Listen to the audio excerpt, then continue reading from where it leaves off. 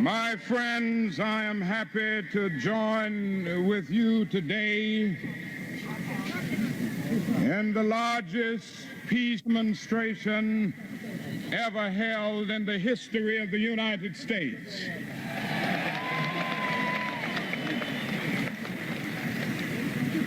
I understand an hour ago the estimate was more than 125,000, and thousands of people are still in the park trying to get here. And I think this is a magnificent expression of the outpouring of concern and dissent concerning the unjust, immoral war taking place in Vietnam. I come to participate in this significant demonstration today because my conscience leaves me no other choice. I join you in this mobilization because I cannot be a silent onlooker while evil rages. I'm here today because I agree with the poet Dante that the hottest places in hell are reserved for those who in a period of moral crisis maintain their neutrality.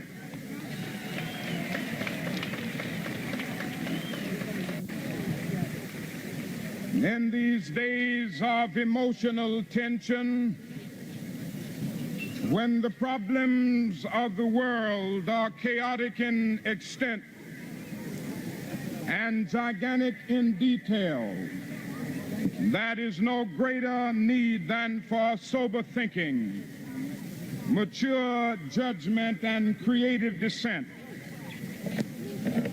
In all our history, there has never been such a monumental dissent during a war by the American people. Polls reveal that more than 10 million Americans explicitly oppose the war. Additional millions cannot bring themselves to support it, and those who do assent to it are half-hearted, confused, and doubt-ridden. Tens of thousands of our deepest thinkers in the academic and intellectual community are adamantly opposed to the war. Distinguished church and theological leaders of every race and religion are morally outraged by it. And many young people in all walks of life believe it a corruption of every American value they have been taught to respect. Let no one claim there is a consensus for this war. No flag waving, no smug satisfaction with territorial conquest, no denunciation of the enemy can obscure the billions of Americans repudiate this war and oppose the war in Vietnam because I love America.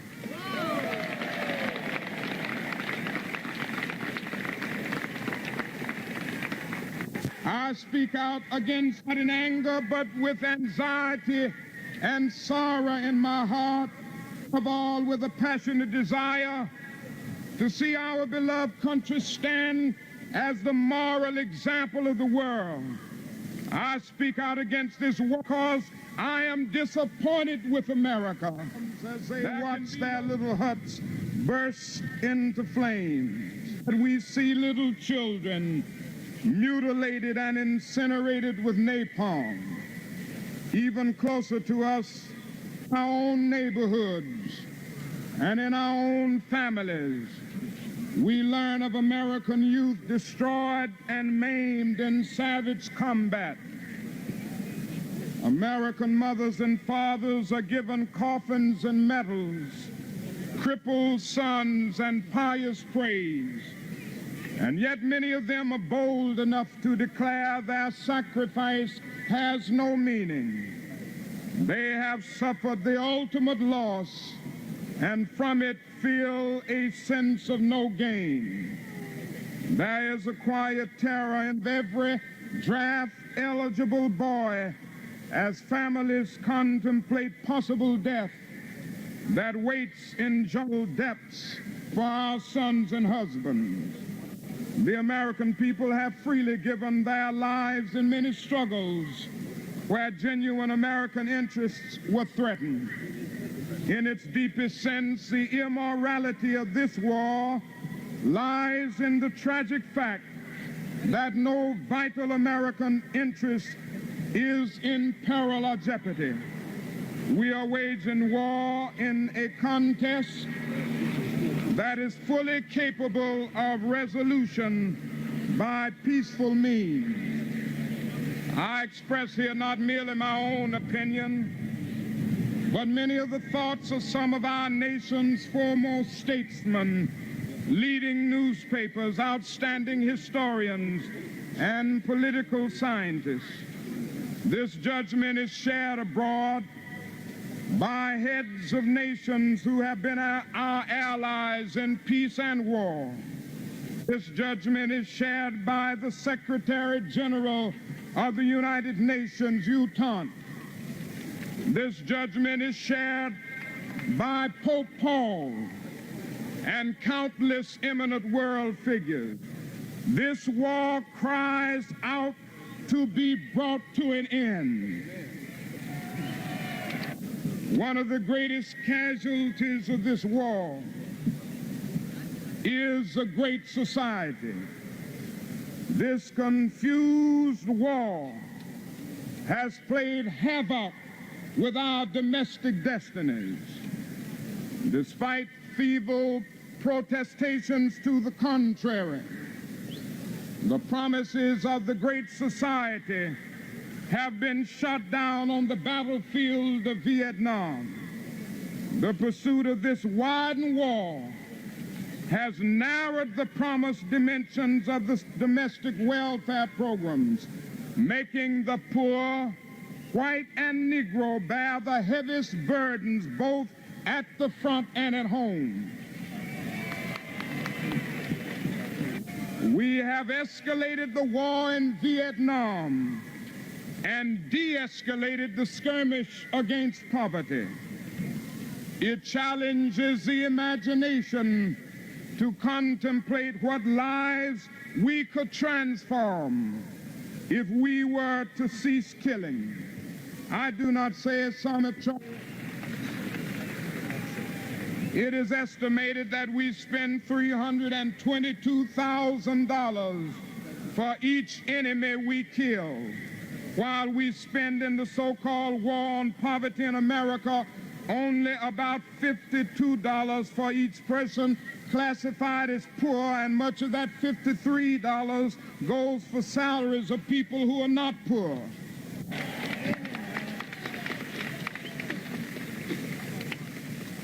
And yet we are told it must be continued because in some mysterious manner, if we make a move toward peace without significant concessions from Hanoi, a catastrophic world defeat awaits us.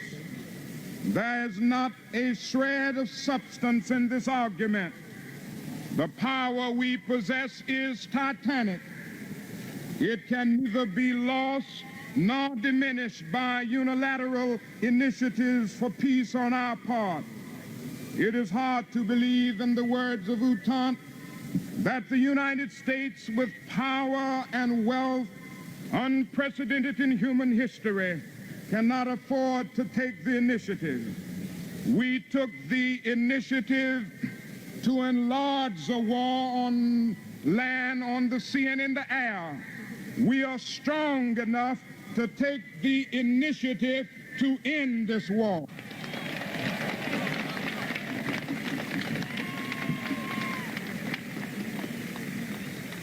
I am not absolving Hanoi nor the Viet Cong of their responsibilities, nor do I condone certain rigid attitudes. I am not naive enough, however, to think that they will come to a conference table while clouds of bombs are driving them into bomb shelters. As an American, my duty is to speak to my government. Even if my philosophy is not welcome in another country, I must constantly strive to make it welcome in Washington. Soldiers from some 10,000 to 500,000 and launch bombing in the North on a scale as vast as that in World War II. All of this reveals that we are in an untenable position, morally and politically. We are left standing before the world, glutted with wealth and power, but morally constricted and impoverished. We are engaged in a war that seeks to turn the clock of history back and perpetuate white colonialism. The greatest irony and tragedy of it all is that our nation, which initiated so much of the revolutionary spirit of the modern world, is now cast in the mold of being an arch anti-revolutionary. Now, as a civil rights leader, I want to mention another thing that this tragic war is doing, that our nation cannot support both war and adequate anti-poverty programs. We can do both, but I warn that it is inevitable that the men of power...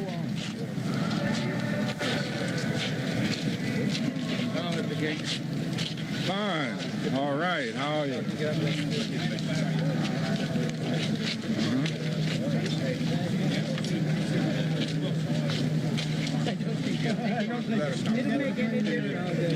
Ladies and gentlemen of the press, we have just had a meeting with Dr. Ralph Bunche, and I would like to mention the persons who served on the committee: Dr. Benjamin Spock.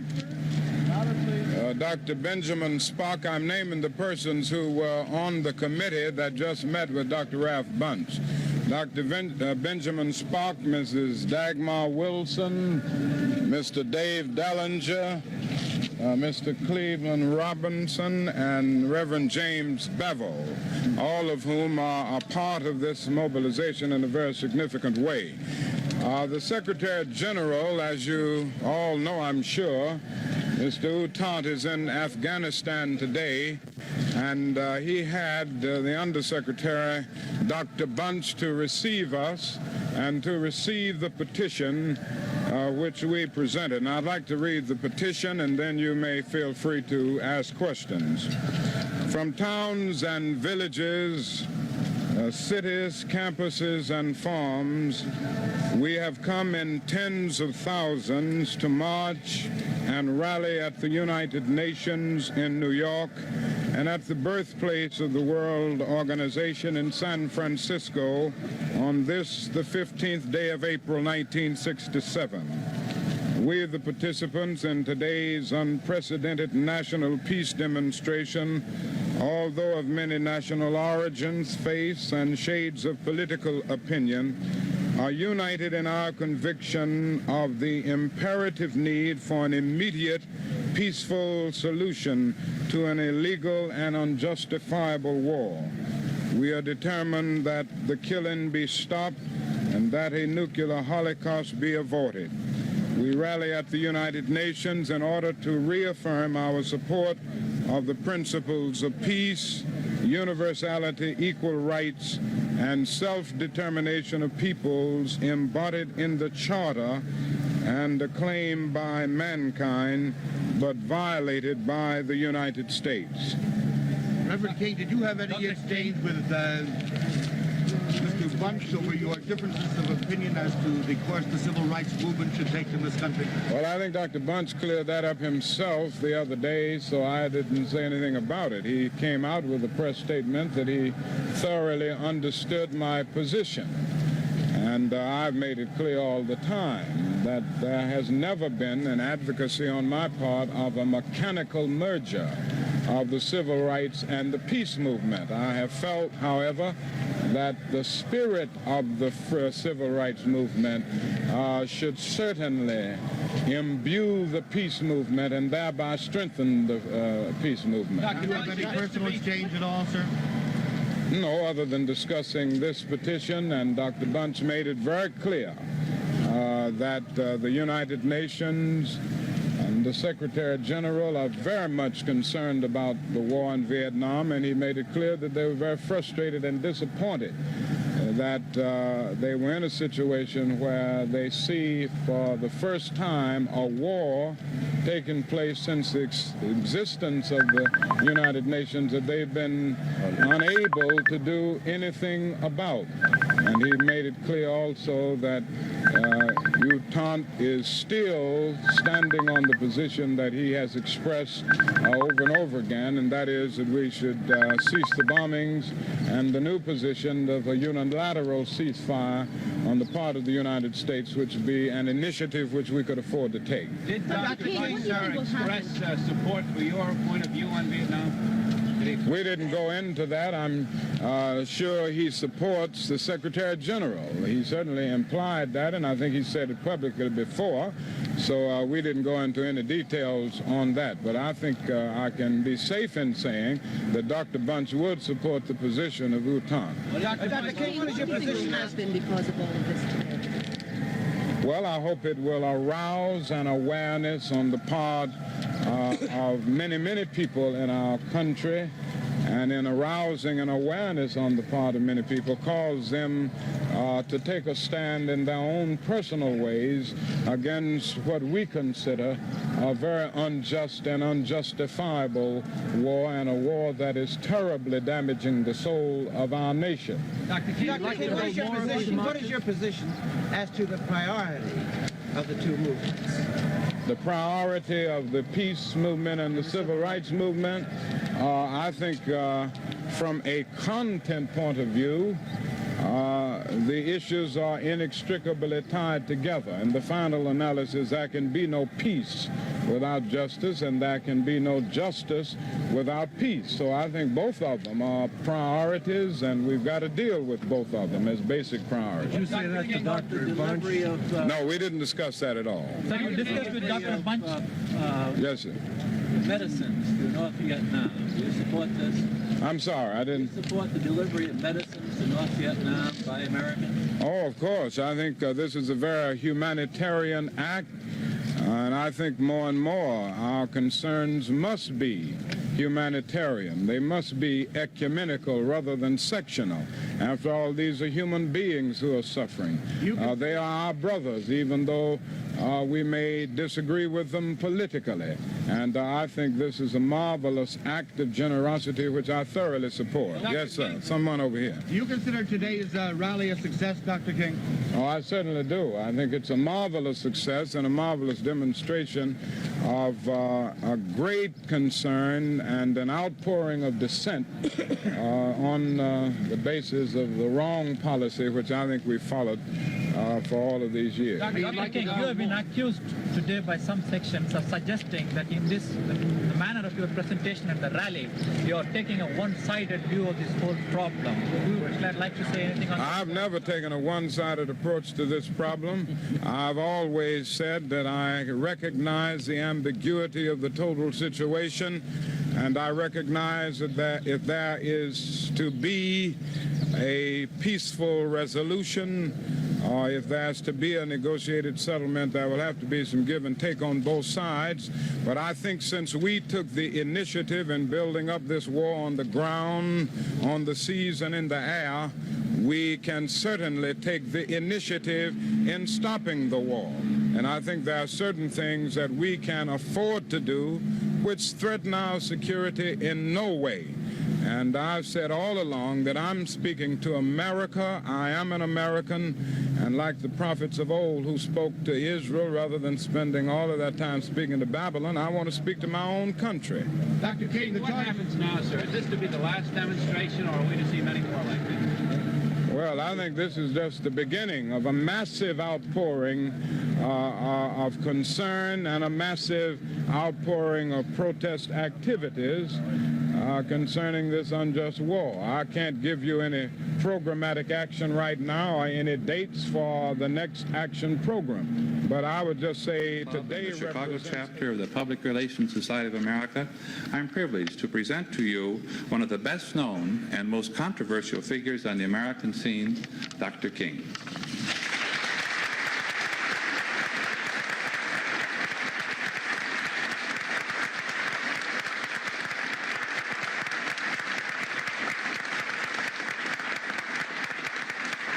Estimated that we spend about $500,000 to kill every enemy soldier in Vietnam. And when we think about the fact that we spend only $53 a year per person for everybody that's considered poverty-stricken, and half of this is spent for salaries of persons who are not poor, it means that we have to rethink our priorities. And it is my deep conviction that if our nation can spend $35 billion a year to fight what I consider and will continue to say is an unjust, ill-considered war in Vietnam, and $20 billion to put a man on the moon, then we can spend billions of dollars to put God's children on their own 2 feet right here on earth. And I'm convinced that our government is more concerned at this point about winning the war in Vietnam than about winning the war against poverty right here at home. Used for this purpose is now being used in the killing process. It's made for great problems in the civil rights movement, but it's made for great problems in poisoning the soul of our nation. And so as we go on in the days ahead, it seems to me that it is vitally necessary to see that the problem of the Negro will not be solved until billions of dollars are available to get rid of poverty, to make a guaranteed annual income a reality for every American family. Now let me say finally, and I guess this moves in the realm of is the mutuality of the destinies of white and black Americans. We are tied together whether we realize it or not. The Negro needs a white man to save him from his fear. And the white man, we are faced with the fierce urgency of now.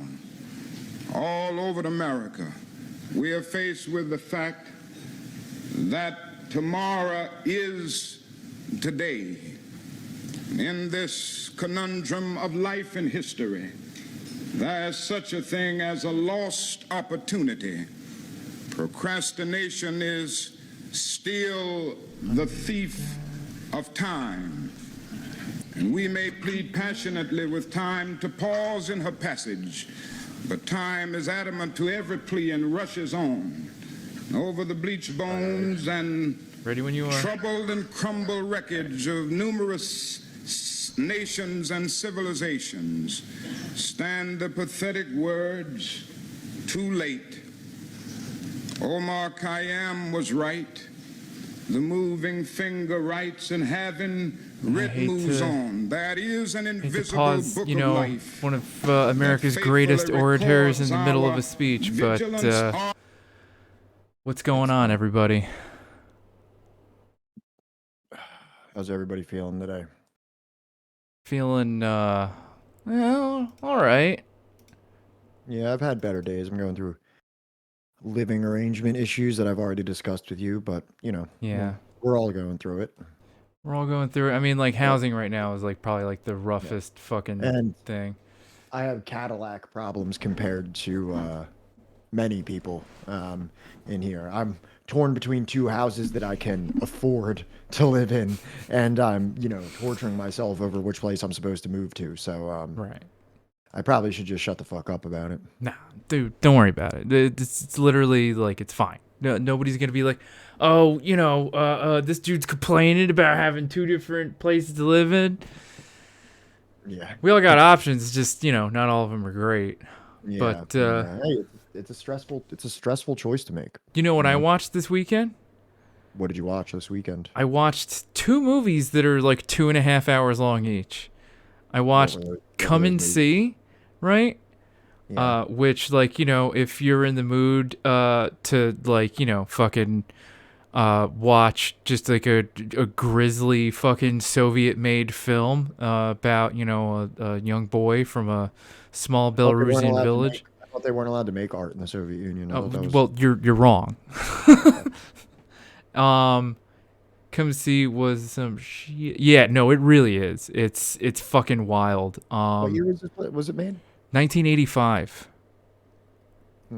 Yeah, no, it's pretty wild. Like, you know how, like, you've often described, like, World War II as, like, literally, like, the end of the world? I've described it as that? Yeah, like, it was, like, the end of the world for people living in the Soviet Union.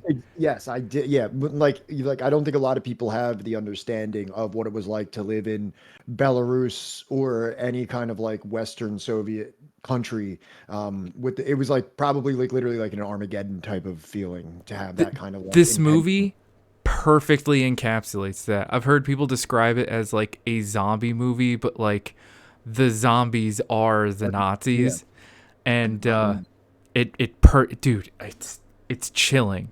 All right, so I watched that, and then and then I also watched what the fuck is it? The remake of All Quiet on the Western Front with the wife. Yeah, that was just out recently, right? That's another one. I was really like nervous that like, are they gonna fuck this up and somehow like not understand that All Quiet? Have you ever watched the original, the black and white one, made in like 1932 or something like that? No, I have not. I was scared that the people at Netflix were gonna fuck it up and misunderstand it. Like, no, this is an anti-war movie. Like, this is a movie that, like, you know, literally was banned in Nazi Germany, right? I think not only because I believe the director was Jewish, but, you know, it. What year did it come out? This was the original. Yeah. Yeah. No, this is like a black and white. It's about World War I. Oh, okay. We also watched a Soviet necro-realism film, which was in the style of very bleak Soviet horror black comedy. And when you think about the context of how horrible World War II was, it makes a lot of sense that they'd produce that. Yeah, right. Like, you know, Freak Museum, shout out to Freak Museum. They show great TV movies, you know, all the time on their channel. You know, I was watching a little bit of it last night. What the fuck is it? So All Quiet on the Western Front, the remake, perfect. It literally, like, it bookends, you know, Come and See, pretty decently. Yeah, I gotta watch those. Speaking of the situation that you referred to it from the first movie, if anybody's interested in a really good book that goes over the situation in Belarus, there's a book called Marching into Darkness by Wade Bjorn. I think I'm pronouncing the name right. I think it's actually a German individual that wrote it. It is a extremely graphic and disturbing, but historically accurate description of what went on in Belarus, and more than that, it is actually a refutation of the claim that the Wehrmacht weren't like complicit in the Holocaust. You know, that they were kind of like, we're just the foot soldiers. It was the SS that was doing all that. You know what I mean? It's funny that you mentioned that, because in Come and See, there's a scene that, like, you know, that comes up in. I don't want to spoil it for you, but like, Right. it's also, again, it's like, it's really rough. I'm not gonna lie, there were parts where like I was just like dumbfounded. And this isn't like some kind of like, you know, this could get construed as some kind of like a weird conspiracy thing, because I'm sure there's some like, you know, parallels from this to that. But I think a lot of times there's an over fixation, and I'm not saying without reason, Yeah. on the Holocaust for its anti-Semitic elements, Right. which there certainly was. And I'm not saying that they should ever be discounted, but in a lot of our Western interpretations of World War II, we completely discount the like anti-Slavic sentiment Yeah. of the Nazis, and we talk about the 6 million Jews that died in camps, which absolutely, we not to forget about that, but people don't know about like the murder pits of Belarus, you know, which obviously they were targeting Jews there as well, but this was not simply like a, where are the Jews around here? This was like, no, this is like, we're exterminating your entire country. We are marching your women and children into, we don't even have concentration camps because we don't even have time to erect them. We're not here for we're not here for a good, we're not here for a good time. We're here for, or I'm not even going to Fucking say. Christ. Yeah, You know, don't, because like when you see Come and See, you're going to be like, oh my fucking God. We're not going to set up a prison here or anything. We're going to dig a hole and we're moving on. Like that's like, it's like when people talk about the millions of people that died, they don't always highlight like how, Right. I think they actually undercut what Yeah. the Nazis did quite a bit Yeah. by just like talking about something like 6 million or something like that. Cause there's many more additional millions Yeah. of Slavic and Russian people Yeah. that were wantonly had their entire villages burned down and mass graves filled. Freak Museum brings up an excellent point, but here's the thing, Freak Museum, is if you outnumber, right, as the slave race, you know, for the prospective Aryans, right, you're not going to be that manageable for them. So they have to, you know, And yeah, again, it's a dark movie and it's rough, but I watched it finally for like the first time, and you know, yeah, it's a very well made film. That and you know, the remake of Come and See, you know, like I said, I'm glad that they got the point across that like this is an anti-war film. War is not good. War is not cool. And I think that like, you know, it kind of you know, I think in the U.S., you know, even amongst like and I talk about this fairly often, but I just want to bring it up again. I think we get kind of caught up in like, you know, the history of like wars, right? And we think of it as like this like cool thing, especially, have you seen the ads for that new movie coming out, Susie or whatever? It's supposed to be like, I don't blame you. I've only seen the ads for it, but like it's allegedly supposed to be like, you know, John Wick, but with Nazis instead of, you know, the Russian mob. And, you know, it's, guess where it's set? Poland. No. So go one better. Ukraine. No. That'd be way too topical. That'd be way too hot. Pick one more. Belarus? Nope. Name a country that had like weird relations with, Argentina. No. It's set in Finland. Oh. Right, and I feel like a movie like that, it conflates like war as like this like cool thing, you know, and I get that everybody wants to see like, you know, fucking like Inglourious Bastards type shit where it's just like cartoonishly like murdering Nazis in Looney Tunes fashion, right? Yeah. But that isn't the reality. You know what I mean? Like, do you remember that movie that came out like a while ago? It had what's his name that plays James Bond? I probably don't know it. Fuck. I'm like really bad at seeing new movies. No. This is like a couple years old now, but like, you know, it's supposedly. I promise you, I'm really bad at seeing. When I say new movies, I think I mean like anything that's come out after like 2007. And anything that's not prestige TV from HBO and like, you know, that's newer than 20 years old. I think the last time I left my house to go Daniel see a Craig. movie was for Judas and the Black Messiah, and Right. like you needed a Fred Hampton movie for Yeah. me to actually leave my home. And and I think before that, it was like Once Upon a Time in Hollywood was Right. the last movie I saw before that. So Did you watch Black Klansman? no. It's not bad. heard It's propaganda, especially near the end, but it's all right. But yeah, the movie with Daniel Craig where he's playing like resistance. I think they are supposed to be like Jewish resistance fighters in like probably Ukraine or something, like out in the woods or whatever, or in like Belgium, one of those fucking countries. I don't know. But again, it's one of those things where it makes it seem a lot more like cool than it is, and I feel like that's another thing that Come and See did really well, where it was very realistic in that like you're not getting to a whole lot of shootouts with like this invading onslaught enemy, like you're running for your life a majority of the time, and you're like starving and like you're in a constant state of panic. Yeah. This is the reality. It's not like a game of tag. No. Where you know what I mean. Like everybody's It's not Red Dawn. You know what I mean? It's not Red Dawn where it's just like, you're this like heroic ragtag fucking like, set of misfits, resisting against like, the enemy. Yeah, Wolverines. No, it's more like, you are frightened out of your mind and like, you're in a constant state of shock because like your entire family and most of the people that are like gone. And you have no idea like who's still alive and who isn't, and yeah, it's a lot. It's very emotional. It's very heavy. See it if you want. If you're in a good enough place, because who isn't? Well, speaking of long and brutal presentations. Now I remember. The whole reason why I even brought up Come and See, right, is because I think there's very few communities in America that can kind of understand that fear. They can kind of understand that sort of trauma. One of them, as this book has brilliantly, illuminated to us, is, Black people in America, Indigenous people, which we'll be going over like in the next chapter.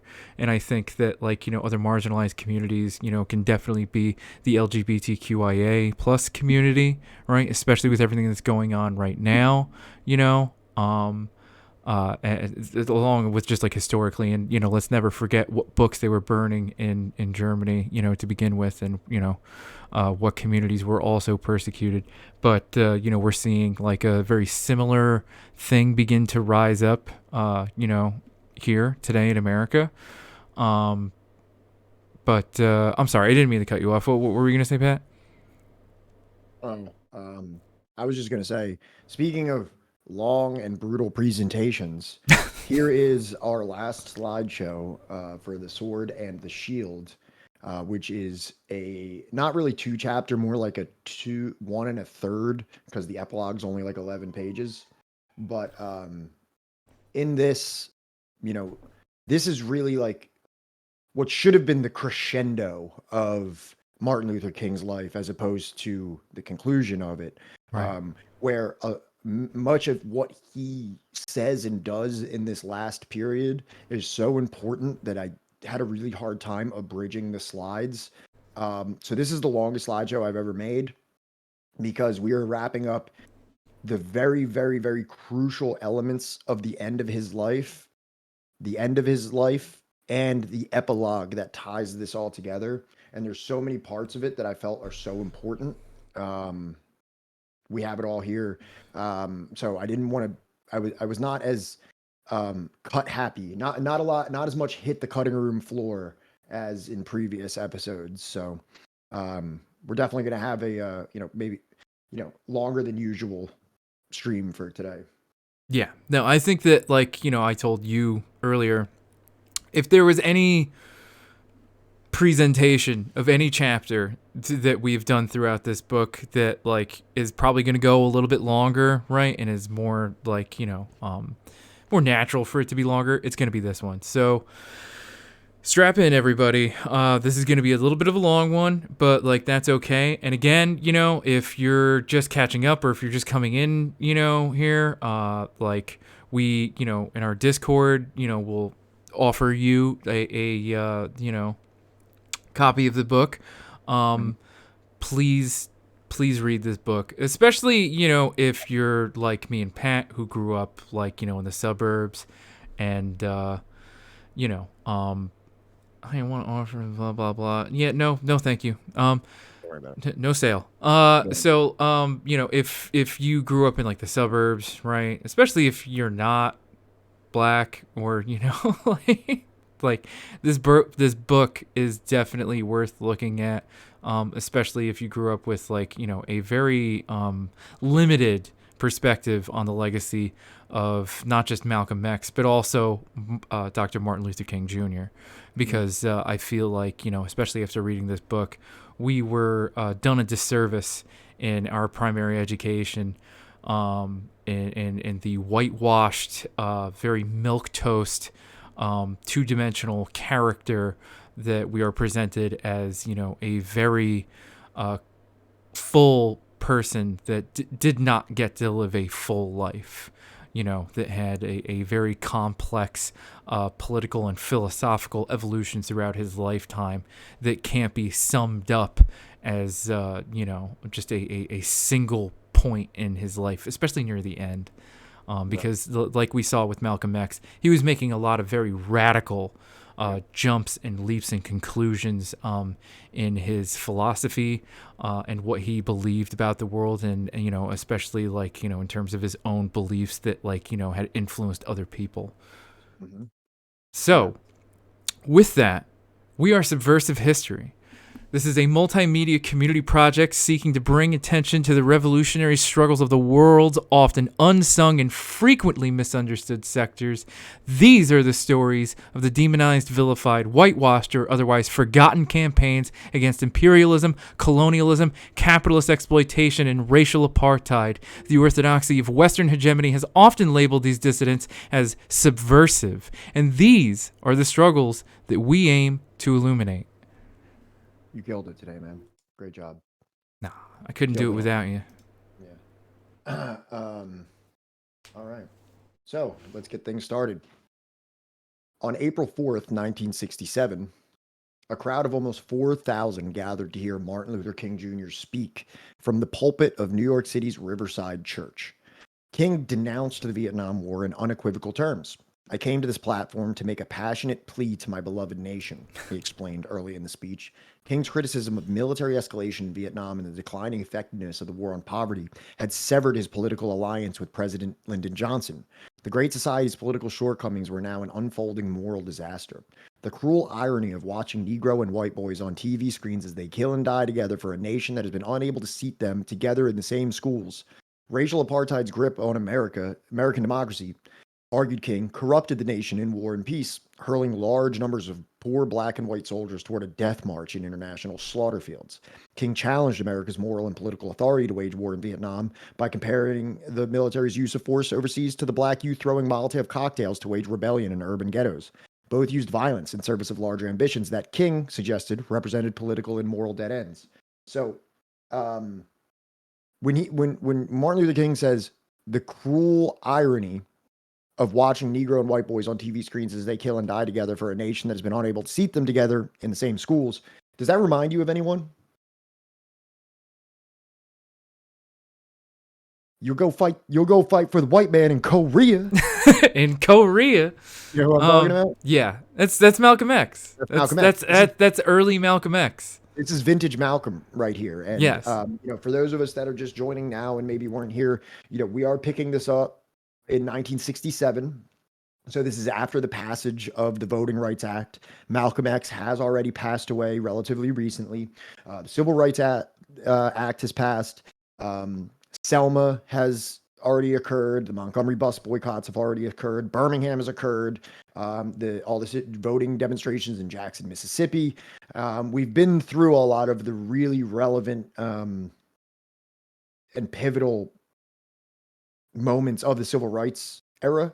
Right. And now Dr. King, as we can see from this excerpt right here, and which will be furnished by the further quotes that we have, is becoming a bit dismayed with the approach that he has tried so many years, and he has been enduring some of the most vile racist opposition everywhere he goes.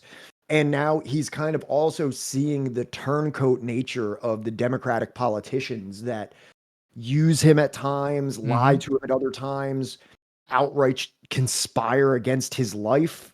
On the other hand, using the FBI and Hoover. So Martin Luther King is becoming more aware of all this, and he's a little bit fed up because he has really demonstrated a steadfast moral position throughout all of this.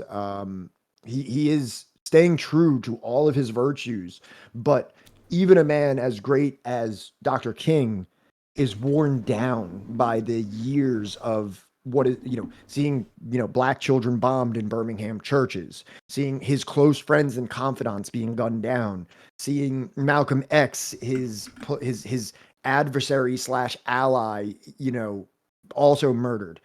Seeing JFK like, you know what I mean? Like everything now, he's really sitting on the precipice, and now the war of Vietnam is really like the capstone of this whole situation. Right. And it's also shouldn't be lost that like it's not as if the people fighting to liberate Vietnam, the people of Vietnam, weren't also aware of the kind of like racial apartheid that America was experiencing. Have you ever heard of Hanoi Hannah? Yeah. I believe I showed it to you. Like they were literally like over PA systems set up in the jungle, just like literally like telling them like you're gonna fight for this. You're going to, like, fight us who have never done anything wrong to you. You're going to go home to, like, an America that hates you. Again, Malcolm X is proven correct time and time again, because Malcolm X is talking about this since the 50s. Yeah. Since the 50s, Malcolm X is being like, why are you over fighting in Korea? Well, he went far. He was like, why are you even fighting Germans? Like, you know what I mean? And like, that's definitely a little bit more of a nuanced take, because I'm not necessarily against some type of a military intervention against Nazis if it was done for the right purpose. But, I could also see why someone in Malcolm X's position is like, we're being terrorized right here. We're living under apartheid right here. What the hell are you doing going over into fucking Germany to fight for somebody when, you got an enemy right here. Right. And, we're all, red-pilled here, and the right kind of red-pilled that, like, we all know, right? Real red pill. Most people in chat probably are already aware that, like,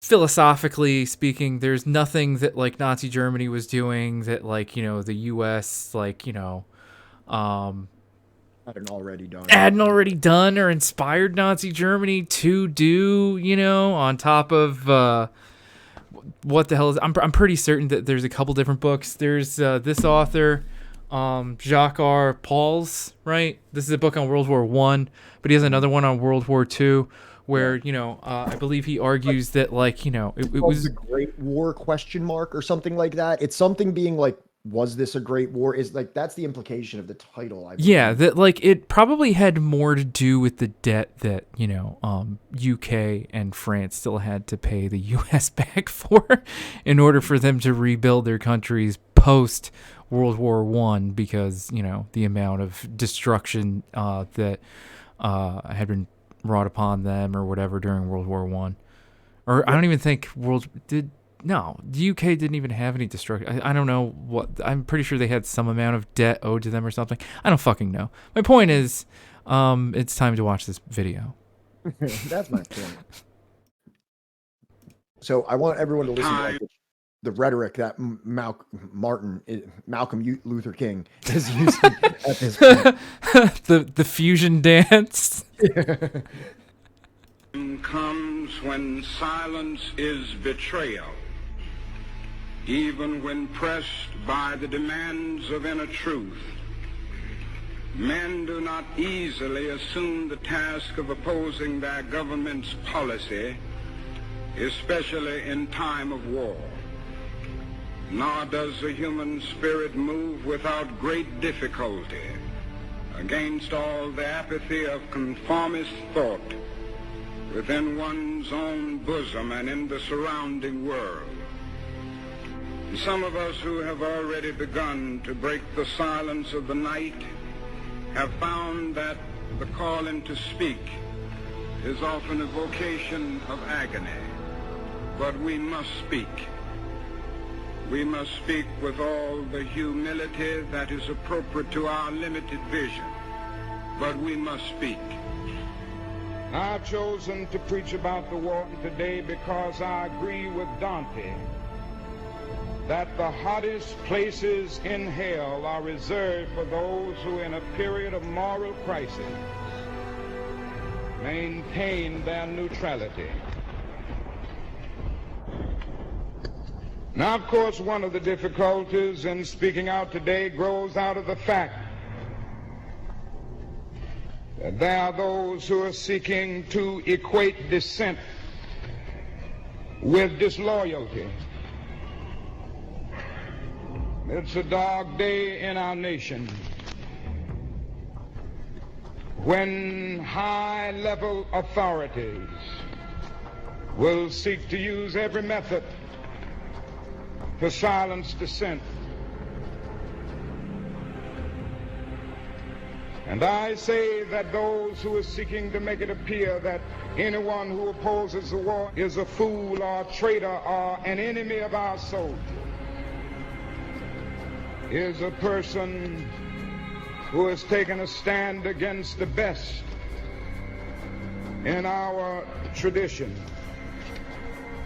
There will be no meaningful solution until some attempt is made to know these people and hear their broken cry.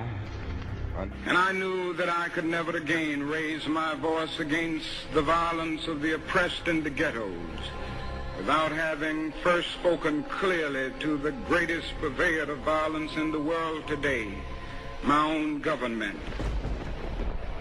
We are called to speak for the weak, for the voiceless, for the victims of our nation, and for those it calls enemy. For no document from human hands can make these humans any less our brothers. We are met by deep but understandable mistrust. To speak for them is to explain this lack of confidence in Western words, and especially their distrust of American intentions now. Now that is little left to build on save bitterness. The world now demands a maturity of America that we may not be able to achieve. I am as deeply concerned about our own troops there as anything else. For it occurs to me that what we are submitting them to is not simply the brutalizing process that goes on in any war where armies face each other and seek to destroy. We are adding cynicism to the process of death, for they must know after the short period there that none of the things we claim to be fighting for are really involved. And the more sophisticated surely realize that we are on the side of the wealthy and the secure while we create a hell for the poor. Somehow this madness must cease. We must stop now. This way of settling differences is not just. A nation that continues year after year to spend more money on military defense than on programs of social uplift is approaching spiritual death. I speak as a citizen of the world, for the world as it stands aghast at the path we have taken. I speak as one who loves America, to the leaders of our own nation. The great initiative in this war is ours. The initiative to stop it must be ours. Wow. I forgot how much was covered in that video. Damn, that was so fucking. Let's see if we can summarize some of that. You know, it's one thing to object to the war in Vietnam. Like, there's a very clear surface level reason why somebody and many people, like even like hippies and shit like that, are like, man, we shouldn't be over there. But Martin Luther King is not only indicting the United States for being in an unjust war, but he is accusing, the United States of being the greatest purveyor of violence in the world.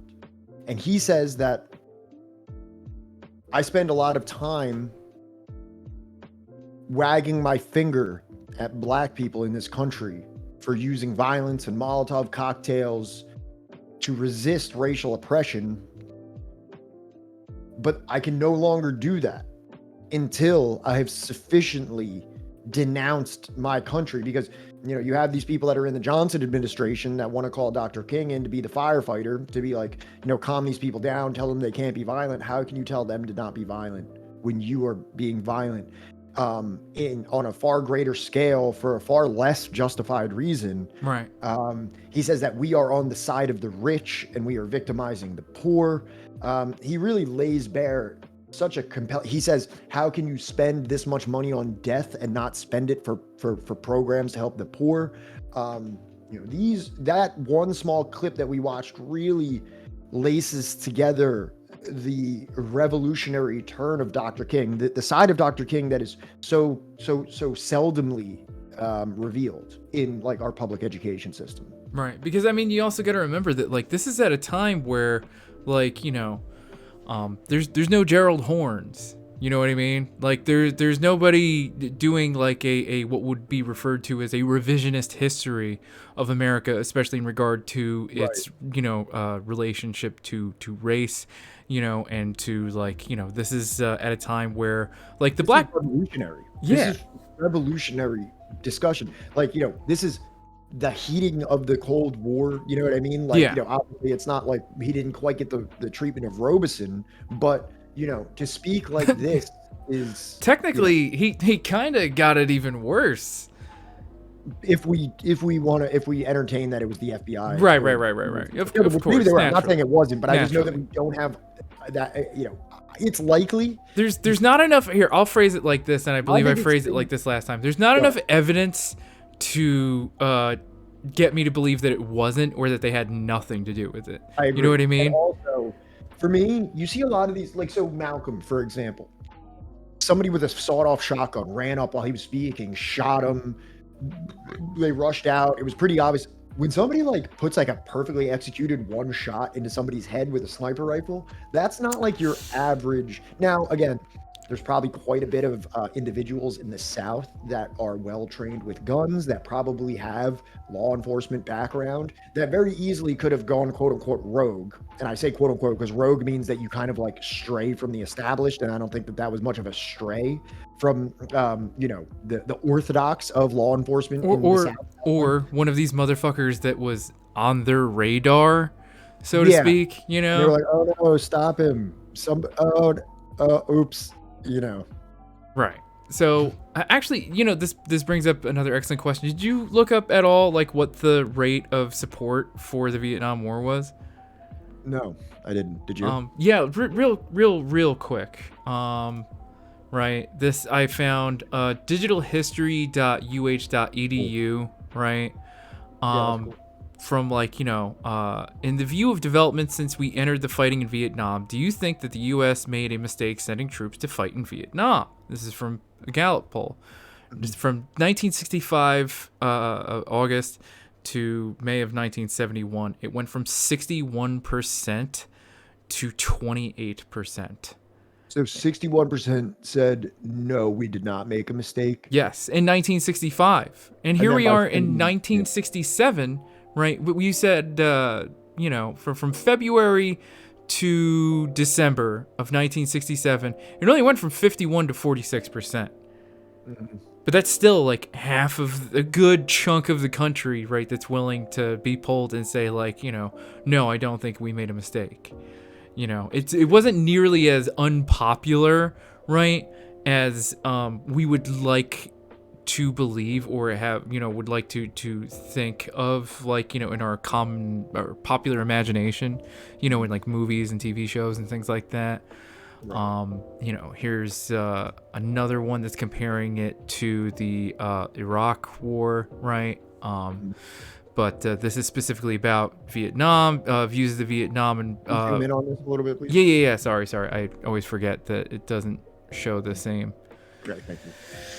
All right. Wait, what is the blue? Oh, okay. Yeah, this is a great deal of confidence in military leaders went from like over half of the population down to like 27% just like by halfway through 1971. So if you go to like 1967, it's still half the country. Great deal of confidence is a very loaded thing. Just like you can have great deal of confidence without support. You know what I mean? Right. It's like that's almost like asking, do you love them or do you like them? Well, look look at where the light blue line says the war in Vietnam was a mistake. So literally at a time where 50% still thought that like they had a great deal of confidence in the military leaders, almost half of the country was like, fucking no, this was a mistake. We shouldn't be doing this. Right. And this is using the same Gallup polls, the information from before. Here's another views of, this is Iraq, but like, all right. But yeah, no, I just wanted to, No, that was definitely relevant. So, in a preemptive strike against critics who... Did I skip a slide? Yeah, I did. Okay. Riverside marked King's transition from a civil rights leader into a political revolutionary, one who refused to remain quiet in the face of domestic and international crises. The speech represented the boldest political decision of his career. Despite King's proclaimed belief in the roots of American democracy, he publicly assailed the hypocrisy behind the country's posture as liberty's surest guardian around the world. In the months before his death, Malcolm X too had discussed the Vietnam War, marveling at how courageous peasants with nothing but sneakers on and a rifle were defying the world's greatest military power. But even as King decried America as pursuing a catastrophic trajectory rooted in greed, violence, and racism, he found optimism in the potential for a democratic transformation. At Riverside, King assumed Malcolm's previous role as Black America's prosecuting attorney, publicly denouncing the war in Vietnam by offering a political seminar on American imperialism, racism, and economic injustice that announced his formal break with mainstream politics. So I'll take one note from this, right? And it is that Malcolm X, I don't believe, is going to have the kind of information necessary to be able to say that, like, these aren't just peasants with, sneakers and a rifle. These are people that have been resisting for decades at this point. Not just the French, but also the Japanese, and even the Chinese before that, right? And that, like, these are hardened, organized, very politically aware people. I believe Luna Oi has a video that attacks that stereotype specifically, where like people kind of like use that to be like, oh, these are just a bunch of like uncivilized farmers that don't have shoes. That it almost makes it like, look how incompetent the U.S. was that these subhumans were able to beat them in a way. Like that's kind of like how it's like phrased. And I think she has a really good video where she's like, these are not just like some unsophisticated community that didn't know how to defend themselves. These were like sharpened revolutionaries over decades of resistance. So yes, it's unfair to the Vietnamese people who fought against them. And yes, Freak Museum, a lot of anarcho-primitivists like to repeat the very racist line because anarcho-primitivism at times is the most unhinged, psychotic shit I've ever heard of. Yeah, and a lot of times, I'll throw this out there too, you know what I mean? A lot of times when referring to the individuals, the National Liberation Front, the NLF, they'll refer to them as the Viet Cong, which is a derogatory term, which I have heard is equivalent to a slur to those people. Like the Viet Minh was, but the Viet Cong was created by like the United States, and they never refer to themselves as the Viet Cong. They are the National Liberation Front, the NLF. Right. Okay, so in a preemptive strike against critics who would accuse him of confusing his civil rights leadership with foreign policy expertise, King cited Langston Hughes, the Black Bard of Harlem, explaining that America was never America to me. If America's soul becomes totally poisoned, reasoned King, part of the autopsy must read Vietnam. King was squarely confronting American political hubris by characterizing the war in Vietnam as the nation's Achilles heel. He considered foreign policy analysis to be a substantive part of his role as a civil rights leader. Domestic and international struggles for justice and equality were never mutually exclusive, but on the contrary, intimately connected in a manner that demanded forthright criticism. For King, America remained, at its best, a country filled with unrealized unrealized potential, as Hughes' poetry brilliantly evoked, but whose promise receded the further the nation strayed from its core values of liberty, freedom, and democracy. King characterized American soldiers in Vietnam as the victims of our nation and strange liberators who ravaged peaceful villages, killed innocents, and impoverished peasants. His anti-war criticism echoed and amplified Malcolm X's denunciations before his death when he characterized Vietnam as the struggle of the whole third world against Western imperialism. You know who else had a sentiment similar to that? Malcolm X? Well, they just said that. They say he amplified Malcolm Okay. X's Che Guevara. Right, yes. You know, he called for many Vietnams that this would be the precipice. It's interesting. I was thinking about that while I was reading this whole time. Like, this is all like pretty much going on through like the mainstay of Che Guevara's life also. True. You know what I mean? Yeah. So it's interesting that parallel to all this happening throughout the 60s, you know what I mean? Like, Che is embarking on his life's journey through Cuba and Africa and Bolivia. I forget, the Black Panther Party is just starting, right? Yes. Yeah. So there's a point in time where Martin Luther King, the Black Panthers, Che Guevara, Paul Robeson, Langston Hughes, like all of these people are still alive. Funny you bring up Langston Hughes. I wanted to share some of his poetry. So if you go forward one slide, the one that they referred to is this here, "Let America Be America Again," which I thought was it's kind of a cool video, and I just kind of wanted to shine some light on Langston Hughes because I think Langston Hughes is a pretty well-known name in the Harlem Renaissance, but I don't think a lot of people really know about Langston Hughes and what he was about. So I want to kind of like illuminate that side of the Harlem Renaissance and Langston Hughes, who I'm a huge fan of personally. Same.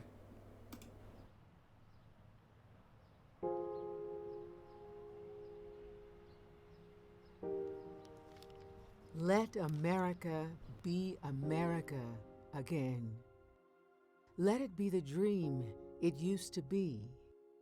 Let it be the pioneer on the plain seeking a home where he himself is free. America never was America to me. Let America be the dream the dreamers dreamed. Let it be that great, strong land of love, where never kings connive, nor tyrants scheme that any man be crushed by one above. It never was America to me. Oh, let my land be a land where liberty is crowned with no false patriotic wreath, but opportunity is real and life is free. Equality is in the air we breathe. Say, who are you that mumbles in the dark? And who are you that draws your veil across the stars? I am the poor white, fooled and pushed apart. I am the Negro bearing slavery's scars. I am the red man driven from the land. I am the immigrant clutching the hope I seek and finding only the same old stupid plan of dog eat dog, of mighty crush the weak. Oh, let America be America again. The land that never has been yet, and yet must be. The land where every man is free. Sure, call me any ugly name you choose. The steel of freedom does not stain. From those who live like leeches on people's lives, we must take back our land again. I think he's America. talking about landlords. Oh, yes, I say it plain. America never was America to me. And yet I swear this oath. America will be.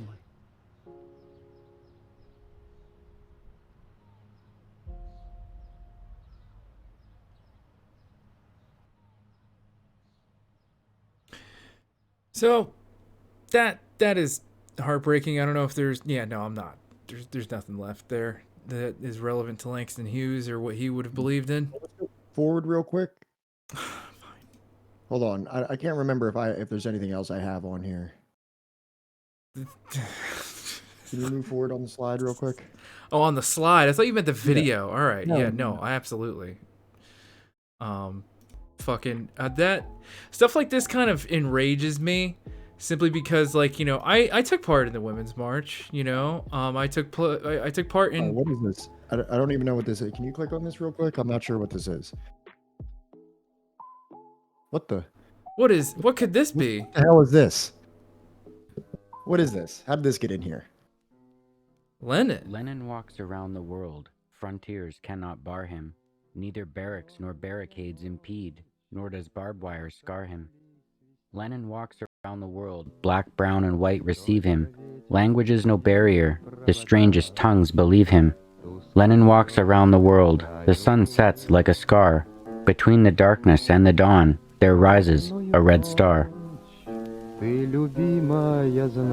I don't know how that ended up in here. Yeah, really must have been a glitch in the system. Really strange. That must have been a different Langston Hughes. I took part in plenty of fucking protests, like, you know, like the Women's March was like the largest protest, like, you know, one of them on record, right? And yet when Roe v. Wade, right, got overturned, where the fuck where was everybody? I was actually in a huge protest in Philly. But you know what I'm talking about? That, like, we had like the largest protest with zero demands, with zero, like, you know, anything. Like, I think if the Women's March literally could have been like, you know, they could have surrounded the White House with that amount of people and been like, you will either like expand the courts or you will codify Roe v. Wade or any such other fucking thing, right? Yeah, no, I know, chat. I know. All right. Yes, women's marches, libs. Yeah. I get it. Listen, I was trying to find I was just getting a video with America Was Never America to Me by Langston Hughes, and that one actually had footage of Dr. King in it. Like, all the other ones is just like weird theater guys like reciting it on a stage and like dancing around it. I thought that one was cooler. Like, it doesn't need to be like, it wasn't like some big endorsement of the Women's March or anything. No, I know. But people will always try to, you know, what's the word? Kind of like use and what? Nitpicky. Like to defang stuff like that, and for the sake of aesthetic.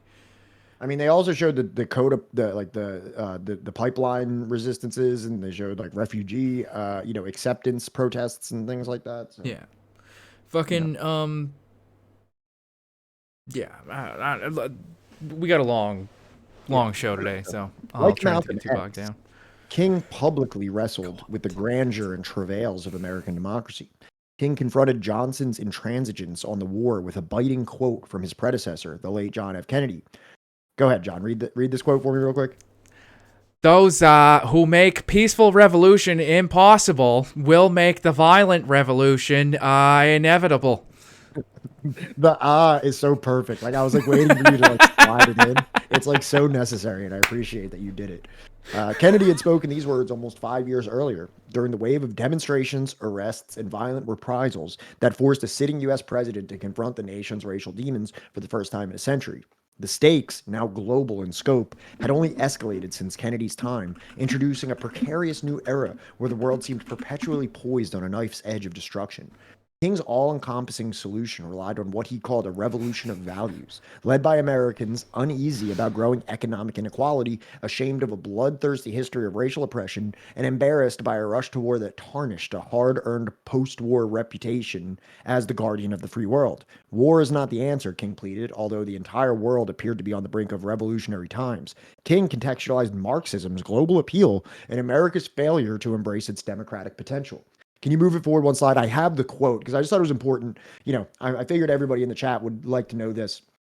This is what King said. Dr. King was never necessarily a Marxist. No. He never was a communist. No. He was a self-described socialist. I think I agree with many of his takes on the economy.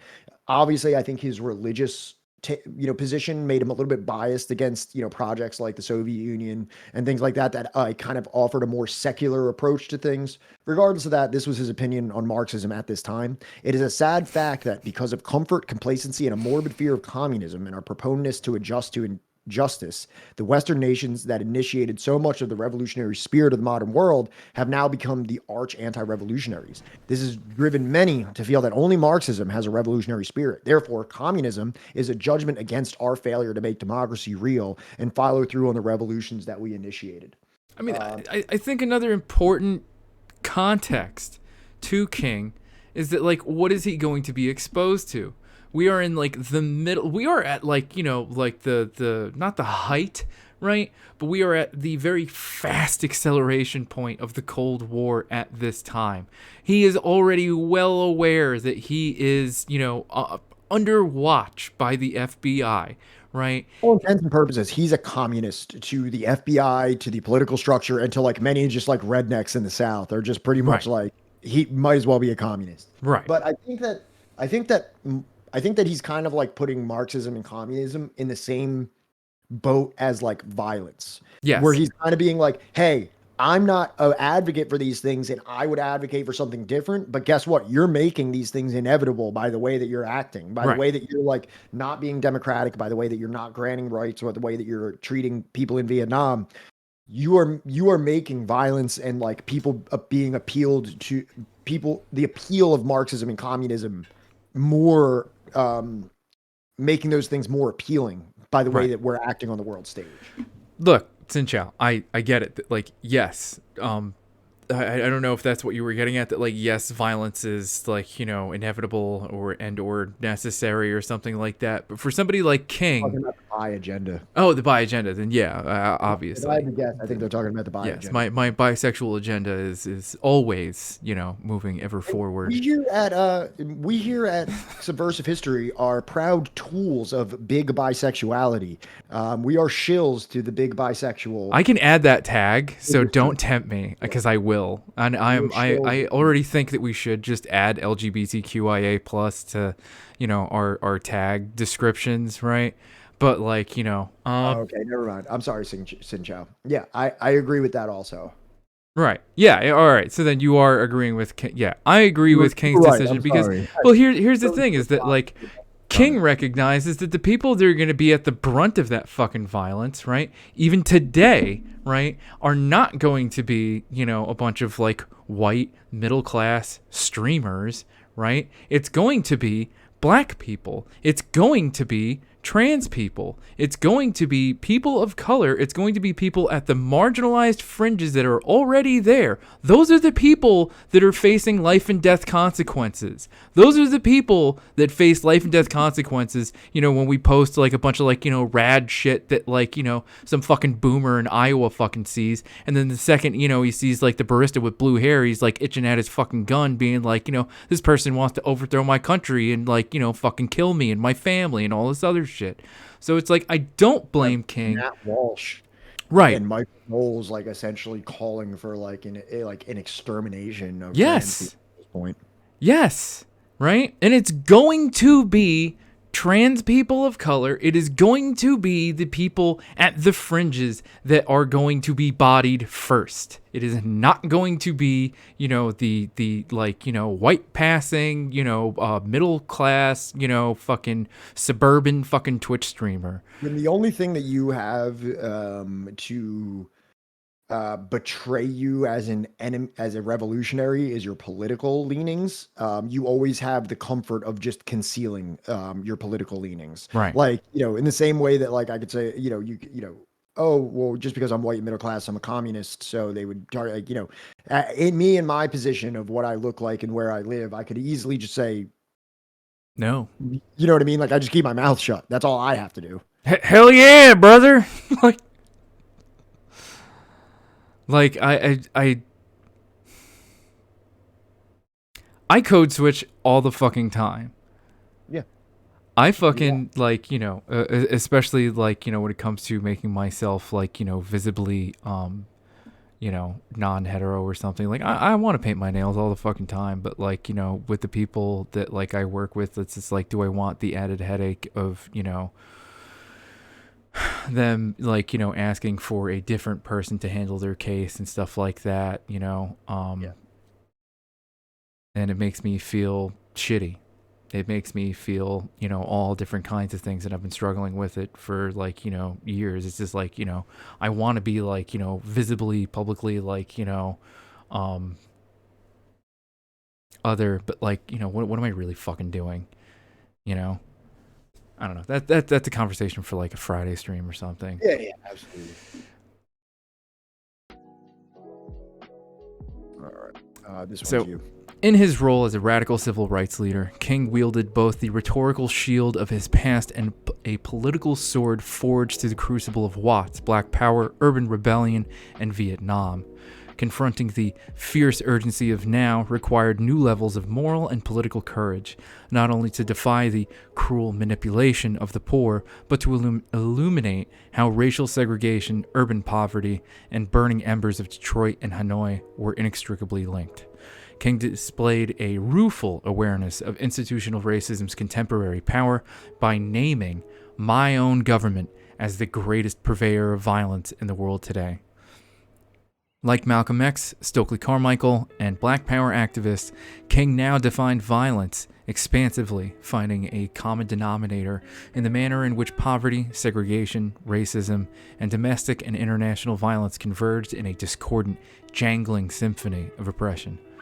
Now, tell me, like, you know, and I think this is like another thing that everybody should be keeping in mind while we're going over this. I want you to keep like the perspective of like your like average educated and sincere leftist. And I say that because leftist is very broad, but I think like when I talk about like what are like people in this chat and me and you, like interpretation of what a leftist is, the thing that is so commonly decried is like a radical agenda by like conservative media, being that like racism is a structural, systemic apparatus, and that capitalism and racism, economics and racism are intertwined, and white people have like a special seat at this racial table where they benefit from. You know, this is like considered like, you know, these things are like kind of adjacent with Black Lives Matter and things like that, like are looked at as like new and radical and like, you know, extreme. But what I want everyone to be aware of is that Dr. King is essentially, not even essentially, is like directly making all of these same assertions in 1968. Right. Or 67. And, wait, wasn't Stonewall like a year later? I'm not sure. I'm sorry. No, it's okay. It's okay. I don't blame you. Yeah. Let me just double check that, because I'm pretty certain that Stonewall was in 69. But you know what I'm saying here, though? It was 69. Jesus Christ. This is like literally like the most active decade for everything to be going fucking down. But yeah, no, I do understand what you're saying. That these positions that are deemed as like radical and new and like this is the new, you know, strain of racial theory, you know, no, this was this was happening. Dr. King may have been the loudest public spokesperson for these things in American history. Yeah. And, you know, I think like that stream we did. What's that? I might have messed up here because I didn't realize that first video that I did has that. Can you just play this? Because I think that this is another short snippet of the speech that really is the basis of this whole chapter. So even if it does touch on some of the same stuff, I think we're obviously not going to listen to the whole hour-long speech. So I think it's good to just hear the man speak some of these things. So I was increasingly compelled to see the war as an enemy of the poor and to attack it as such. Perhaps a more tragic recognition of reality took place when it became clear to me that the war was doing far more than devastating the hopes of the poor at home. It was sending their sons and their brothers and their husbands to fight and to die in extraordinarily high proportions relative to the rest of the population. We were taking the black young men who had been crippled by our society and sending them 8,000 miles away to guarantee liberties in Southeast Asia, which they had not found in Southwest Georgia and East Holland. And so we have been repeatedly faced with the cruel irony of watching Negro and white boys on TV screens as they kill and die together for a nation that has been unable to seat them together in the same schools.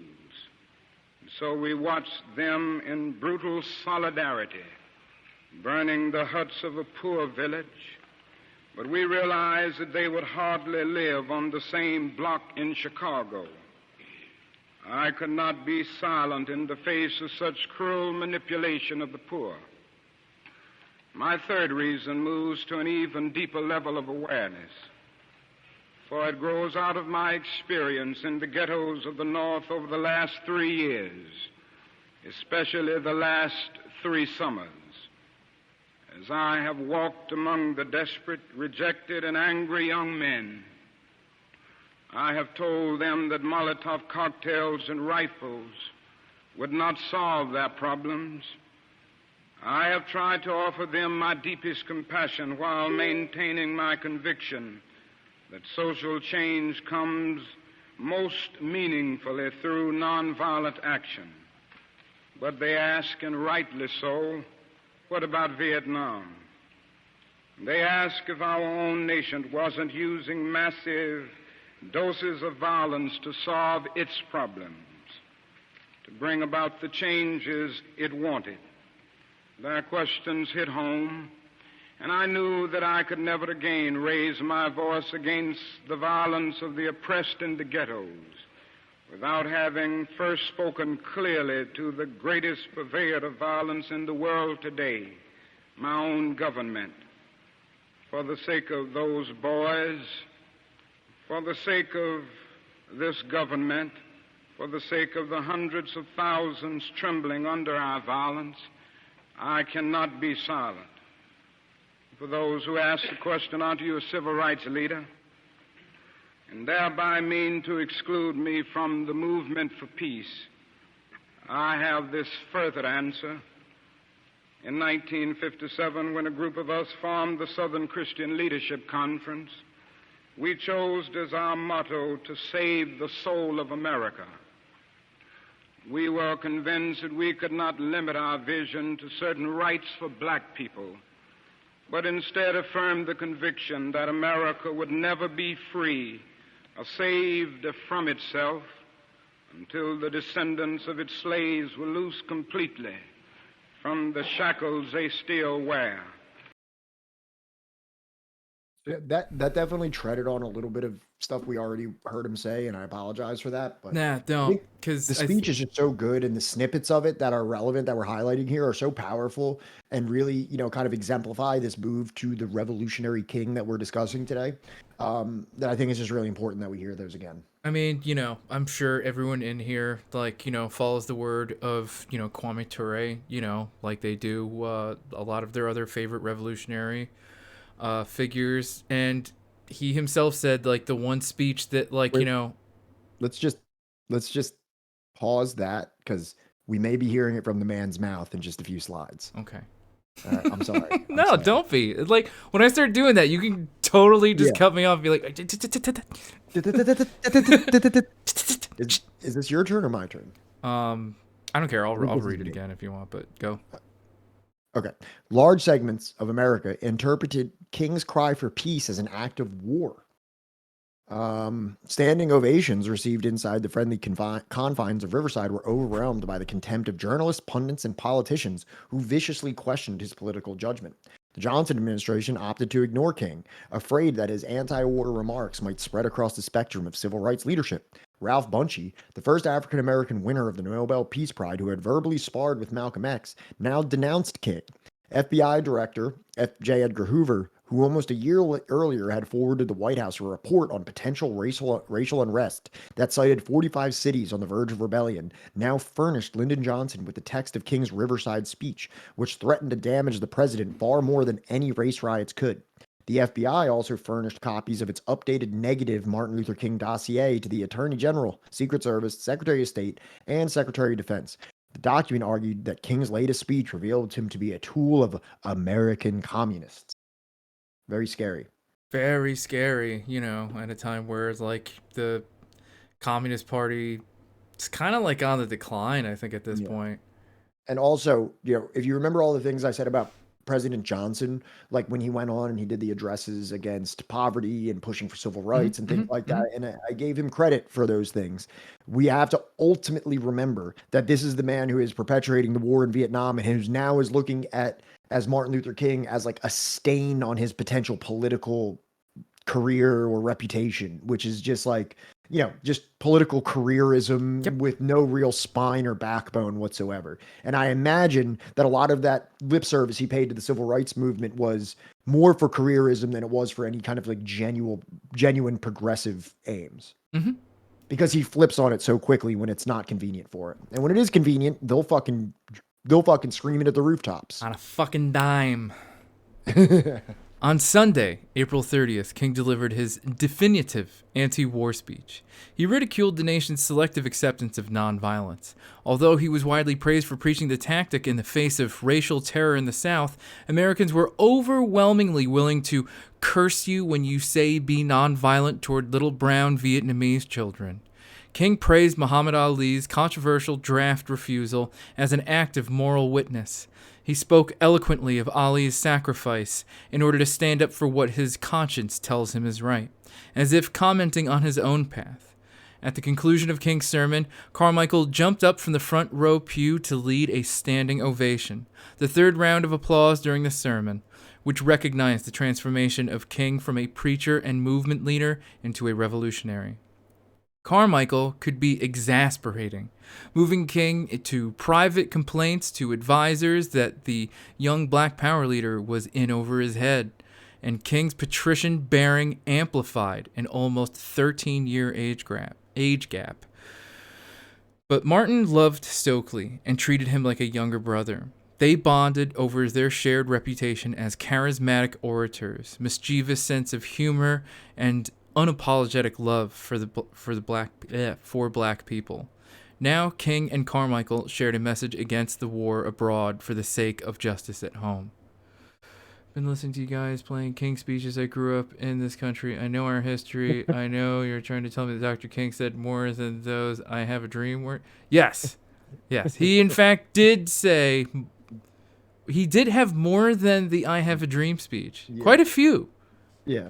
That's and I love that comment because Ken Tsai just pretty much just described essentially everything that we're trying to do on this stream is to break that stereotype that they're, you know, obviously sarcastically referring to there. Yeah. And obviously, can you just pause this real quick? Yeah. You know, we were talking about the relationship between Stokely Carmichael and King, and obviously Stokely Carmichael took a more radical messaging than King did. But it's interesting to look at that dynamic, like the little brother, big brother, and at times Stokely was a little bit of a liability to King in terms of his political relationships and stuff like that. They'd be like, "Hey, King, you're great, but you know, right. What about this kid? He's a little bit of a firebrand, huh?" And like, it's cool that King is a little bit like, you know. That's still my guy. You know? I think we skipped over the one paragraph in like a chapter or two ago where it's like their first like march or something together, and like the cops harassed them trying to fight the cops. Yeah. Like Stokely was like about to fight the cop, and King literally was like, somebody lay on him. Yeah, somebody lay on him, and he's like, do you not understand? We have other shit we gotta do still. Like, you can't be getting arrested at like, the first cop that says something racist. Yep. Yeah. So I think that dynamic in that relationship is really interesting, but kind of like what Johnny was alluding to earlier, and just kind of like that slide really referred to their relationship. It's interesting to hear Kwame Ture reflect on this retrospectively, obviously, because he was able to, live a lot more of his life than Dr. King was. I'm trying to figure out what year this is from. I don't know. No, I think he was dead by then, right? I think he got hit with the cancer gun. But since you do not go out and look for your history, you take which is given to you, and you think what is given to you. This is kind of refers to what you said too. The enemy will never give you the truth, and certainly will never give you your history.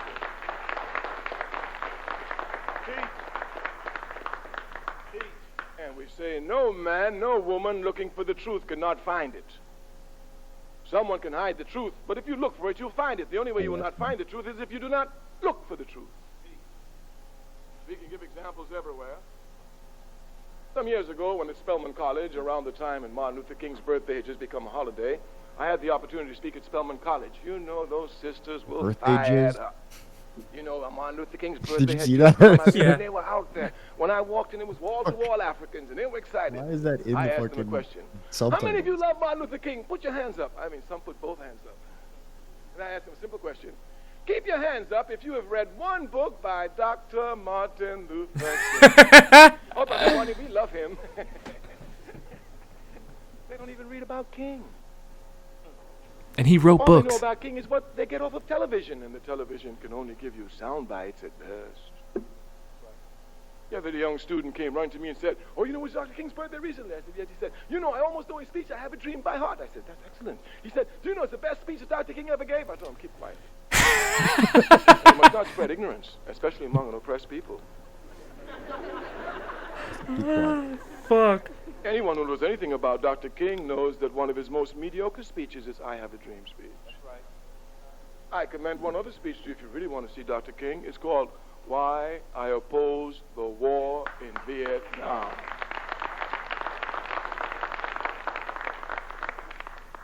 It is here that you will come to see truly something about Dr. King.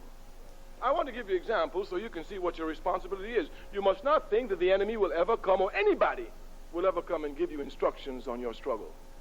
It is only you yourself who must find the thread of your struggle.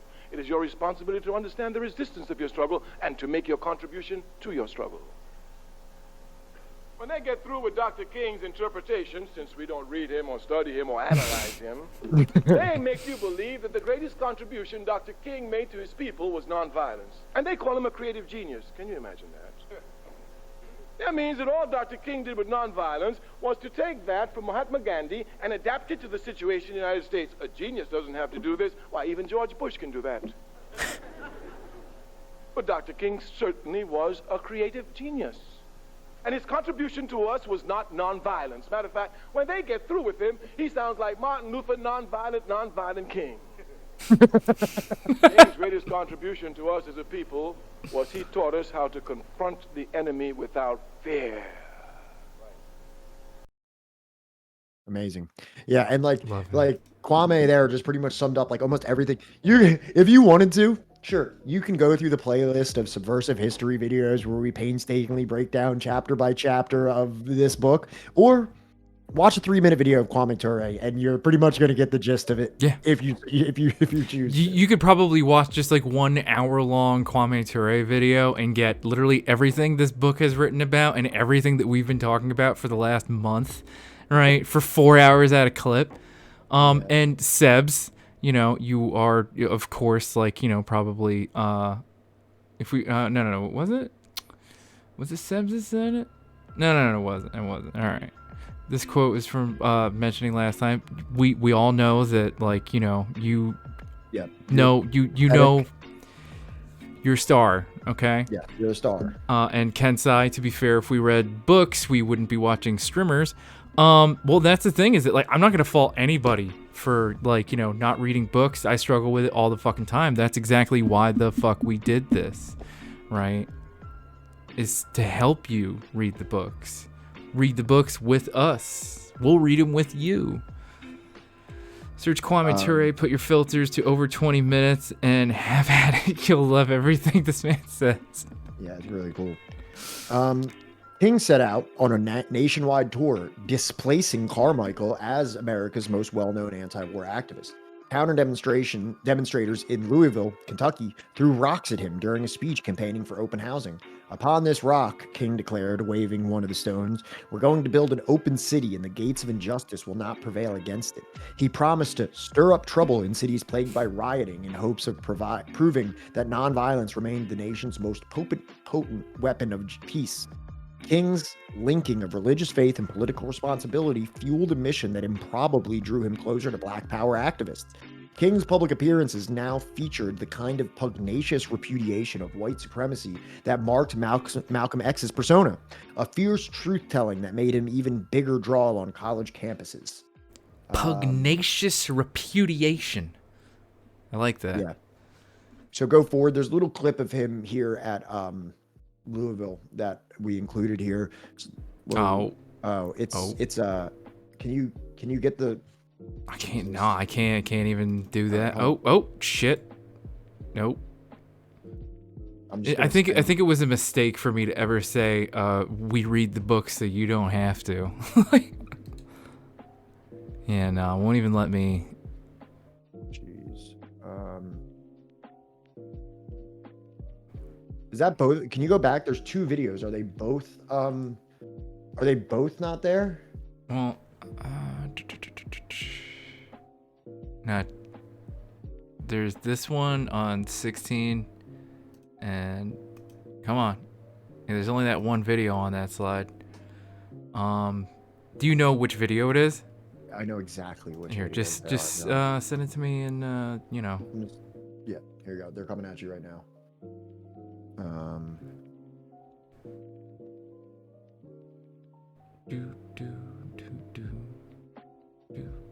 Just can you use your Facebook up? Mm-hmm. Okay. So there's the first one. Just put that on, and then I'll send you the other one. All right. All right, guys. The this is what happens when the CIA interferes with your stream. Do you want to start from the beginning of it? Yeah. Sorry. Okay. Just No, you're good. You're good. Yeah. Oh, Hash Coach, thank you so much for the bits. Thank you as always. The angel of Hash Kush coming to bless us. When people will march and stand by the thousands in cold and inclement weather, Thank you, Anarchist Tech Support. expressing their aspirations and longings for human dignity, I find myself saying the day is not far off from the time that the Negro will have his freedom and the Negro will have justice. And so you are to be commended for turning out in such large numbers. Nor do we believe that we can long tell Americans to practice nonviolence at home, while our nation is practicing the very essence of violence abroad in this morally and politically unjust war. Therefore, the Board of Directors of SCLC recognize that the voice of the poor in America cannot be heard over the sounds of battle. Our primary thrust is still to secure equal rights for all men in this land, rather than have the American dream slain in the jungles and swamps of Vietnam.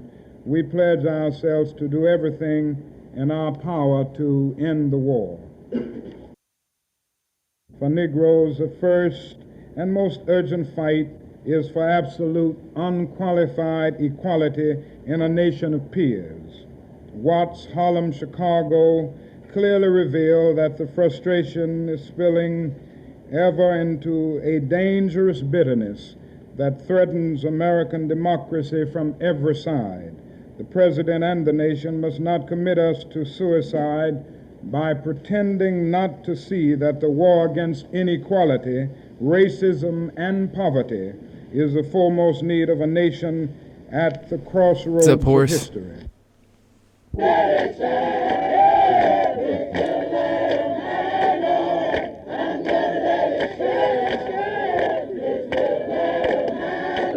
But we are sick and tired of being all cramped up in the West End.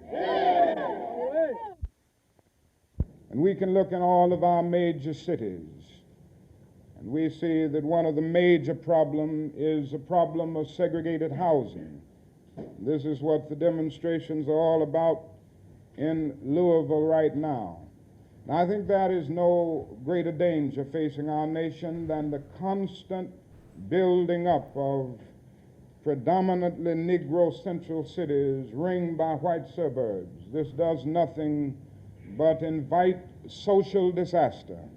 And this is what is happening in all of our major cities in America because of the adamant refusal on the part of all too many whites to make open housing a reality so that persons can live on the basis of their desires in any area and in any community. But all of this reveals that we have a long, long way to go. Hon, Kensai. No. Oh. No, go to. I sent you another video. No. It's super long. We're not gonna watch the whole thing, but I just kind of wanted to like go through a little bit. It's a little bit of like the clan resistance to Oh, good God. Dr. King while he's there. So like while he's giving that speech, this is essentially what's going on. Shout out to Famous Horse. I couldn't find. Yeah, absolutely. Shout out to Famous Horse. I wasn't able to find any like smaller snippets of this footage, which I would have loved to include, but I think it's still cool just to check this out and like see. Is there any like specific part you want me to jump to? To be honest, I barely even went through the whole thing myself. I kind of clicked through it and I was like, yeah, this shows some stuff. So I assume these are all everybody's like shitty grandpas, right? When they were younger. Let us know in chat if you spot your grandpa. We'll gift you a sub if you tell us that, like, hey, that's my shitty grandpa and can prove it.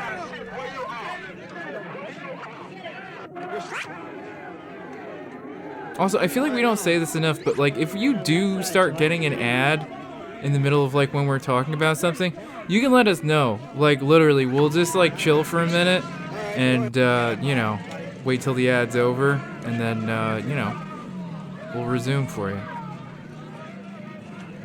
Because the most important thing for us is that, like, you know, you get to learn this information.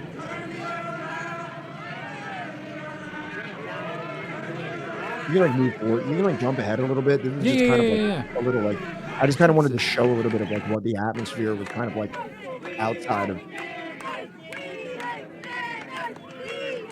Oh.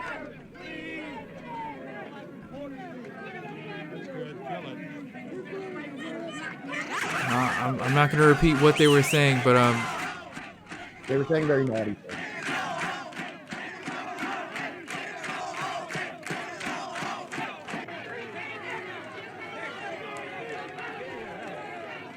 My parents got drafted and called him an opportunity. What are you saying, Pat? I was just reading this first time chat from Nova's Live, and it said my gramps got drafted and called it an opportunity. An opportunity. Very nice.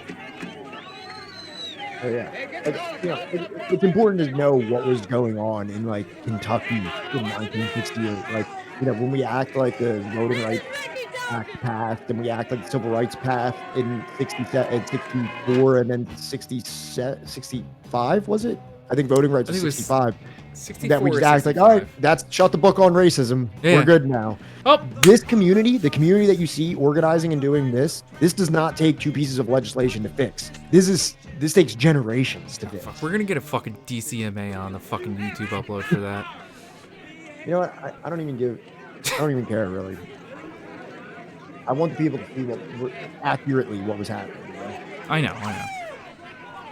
Also, this Hezekiah News has like a lot of great like old footage like this on their channel. Oh really? Yeah, that's the last like 2 really long videos that like we've played, especially for like the openings I got from this channel.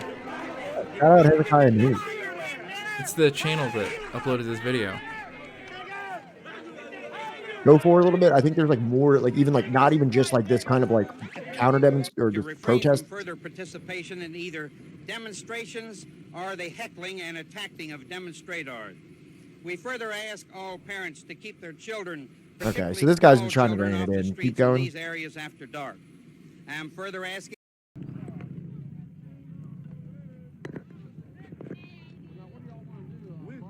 Yeah, we're going this way. Yeah, you can just like click through it a little bit, like you know what I mean. Like we don't have to spend too much time on this. I just wanted to just have a nice little illustration of what was going on in there. There's a lot of shit going on in this video, man.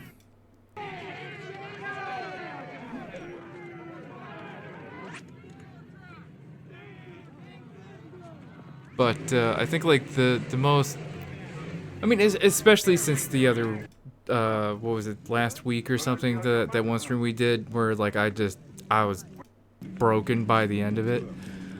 Not much has changed. It's been 60 years and like that was basically the one that nothing. went over the murders of the Freedom Summer guys, the Yeah. activists, and there was the other one too. I forget.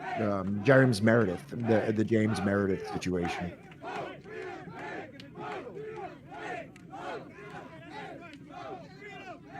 What are they singing, the Ramones? I have no idea, man. Hey, oh, let's go. What is this? Pre-Giuliani, New York? All right, I think we got the gist of, of that situation there. Again, like, you know, check out Hezekiah News. They're good. Them. I think I'm gonna, you know, fuck it. I'll just subscribe just because. Like, Yeah, I'm just gonna fucking subscribe. Whatever. It's the channel's YouTube account. Hope. The Radical King stood tall during a speech at the University of California at Berkeley, where he told a crowd of 7,000 students, many holding King Spock signs, urging him to challenge Lyndon Johnson in 1968, that the next phase of the civil rights movement would require a radical redistribution of economic and political power, a phrase met with echoing applause. He pushed back against white liberals who opposed racial segregation in Birmingham and Selma, but repudiated genuine equality for black Americans. I suppose he's talking about the NIMBYs. King called white backlash a new name for an old phenomenon and indicted the nation for a policy of white supremacy that polluted its democratic aspirations and clouded hopes for black citizenship. Again, throughout the speech, King assumed the form of black America's martyred prosecuting attorney, Malcolm X, by meticulously delineating historic and present-day efforts. Quote, "The fact is," King stated bluntly, "that America has been backlashing on the question of fundamental human rights for its black citizens for more than 300 years. And I think that's something that Gerald Horne just flawlessly, without flaw, fucking covers in basically all of his books and all of his research. And if you come in here and you start criticizing Gerald Horne, like, I'm banning you. I don't think anybody ever has. No one has. But so now we see not only is he, you know, taking a stand against Vietnam, not only is he like, you know, pointing out that the this is an economic issue that we're dealing with. He's also saying ending segregation is not enough. If you thought that was enough, you were mistaken. And also, white liberals and their privilege are the problem, are the ones that are impeding this because they care more about their privilege than genuine integration and genuine equality. So those are the types of sentiments that will not get brought up very much by Ben Shapiro or Steven Crowder when they do their little episodes showing how conservative Dr. King was or something like that. Again, it's been 60 years and, you know, it's not like, you know, Good Morning America or like, you know, any of the other like, you know, fucking CNN or like, you know, Rachel Maddow or any of these other fucking people are going to be saying anything all that fucking different. It's going to be the same shit. It's going to be like, you know, a bunch of, what the fuck would you call it? Like vague platitudes, right?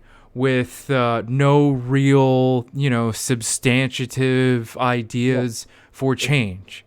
If anything, they're weaponizing the you know the truncated segments of Dr. King's speeches to be able to use it as a antithesis to what he actually believed and what he wanted to achieve. Right. So it's almost even worse than just like offering like a platitude. It's like a more sinister or insidious means of undermining progressive movements.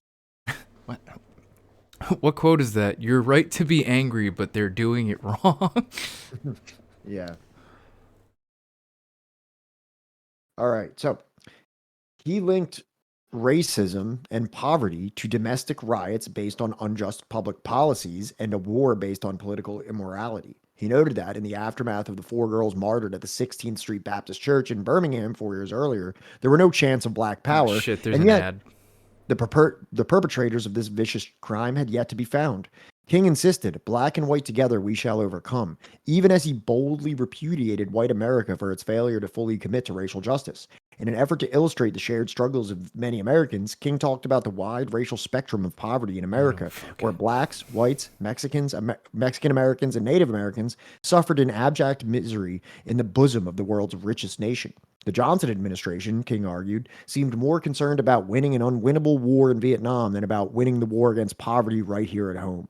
The gigantic miscalculation of the war had only yielded a barren domestic crop of violence, dissidents, and recriminations. King blamed the war on the political and economic power of a country content to perpetuate white colonialism rather than allow global peoples the right to self-governance. It's time to come home from Vietnam, King implored to thunderous applause. He publicly endeavored to mobilize a peace bloc capable of challenging Johnson in the next presidential election, yet he had no intention of personally heading such a third-party ticket. So now, not only that, here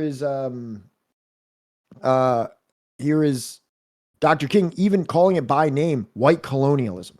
This war in Vietnam, this is colonialism. This is white colonialism. So, I mean, like, even, he is even adopting this type of like radical rhetoric and, not just pointing it as like a military conflict gone awry. He's saying this is imperialism. This is colonialism, what you're doing in Vietnam. Right.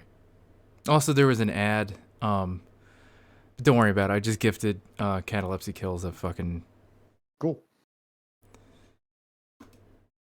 On the ABC program, Issues and Answers, on the third Sunday in June, King spoke passionately about the black freedom struggle entering a new phase, one that required the government spending billions of dollars to eradicate poverty, ghettos, and segregation. While voting rights and public accommodations didn't cost the nation anything, Black America now required a shared measure of sacrifice. Newly emboldened, King challenged Lyndon Johnson to embrace black political self-determination in terms that Malcolm X once framed, noting that African Americans were in the stage of self-assertive manhood, and there is no way for any president, no matter who he is, to avoid this problem. The next day, King amplified these radical sentiments, arguing to a national Today Show audience why it was necessary to disobey unjust laws because non-cooperation with evil is as much a moral obligation as cooperation with good. While the press talked about long, hot summers of racial violence, King spoke of the long, cold winter of discontent, when Congress and the president had ignored the conditions that create riots. And again, 60 fucking years later, nothing has fucking changed, and you've heard me talk about this, but I'll say it once again, right? If the U.S. government honestly just shaved like less than a quarter off of its military budget and used it on infrastructure, healthcare, getting rid of, student debt, and, maybe just implementing like, free, higher education or whatever, along with like the jobs programs that fixing that infrastructure, would create, right? If you do like just those three things, I think that you would probably just literally deflate the entire American left even worse than it already is. I think you'd probably have a number of people that like formerly lived in like, substandard, unfit conditions for, human dwelling, like suddenly like praising and loving America harder than they have since like, the new fucking deal. Yeah. And, this is more of the, what King kind of said in terms of like, he was never an advocate for violence. And I would never misinterpret this man's, virtues, which he was very, very articulate about. But also, it is also important to see that like, that he was like an absolutist in terms of not being able to contextualize violence when it does occur. You know what I mean? Like he was able to say, I believe in nonviolent demonstration against racial oppression, but when it does happen, I'm not going to tell them, I'm not going to necessarily, I understand why it's happening. And if you don't do anything to change anything, this will keep happening. And guess what? I can't keep telling them not to do it while you're engaging in a more violent war in Vietnam, because this is all just hypocritical. And, we'll get to it before the end of this chapter, but I think he also recognizes that, like, rioting, looting is different from, let's say like the racialized kind of terror that like the Klan was doing in the American South. Correct. So, this is me, right? No, you just okay. All right. All right. So King was in the midst of a book tour for Where Do We Go From Here when the unrest began, and he held a press conference with reporters where he revealed the contents of a telegram he planned to send to the president. He challenged Johnson's interpretation of events in Detroit, noting that nothing short of drastic changes in the life of the poor would lead to much sought-after urban peace. Violence plaguing cities was rooted in structures of oppression and the political failures of a federal government unwilling or unable to grasp the full extent of the nation's racial and economic crisis. I propose, read King's telegram, specifically the creation of a national agency that shall provide a job to every person who needs work.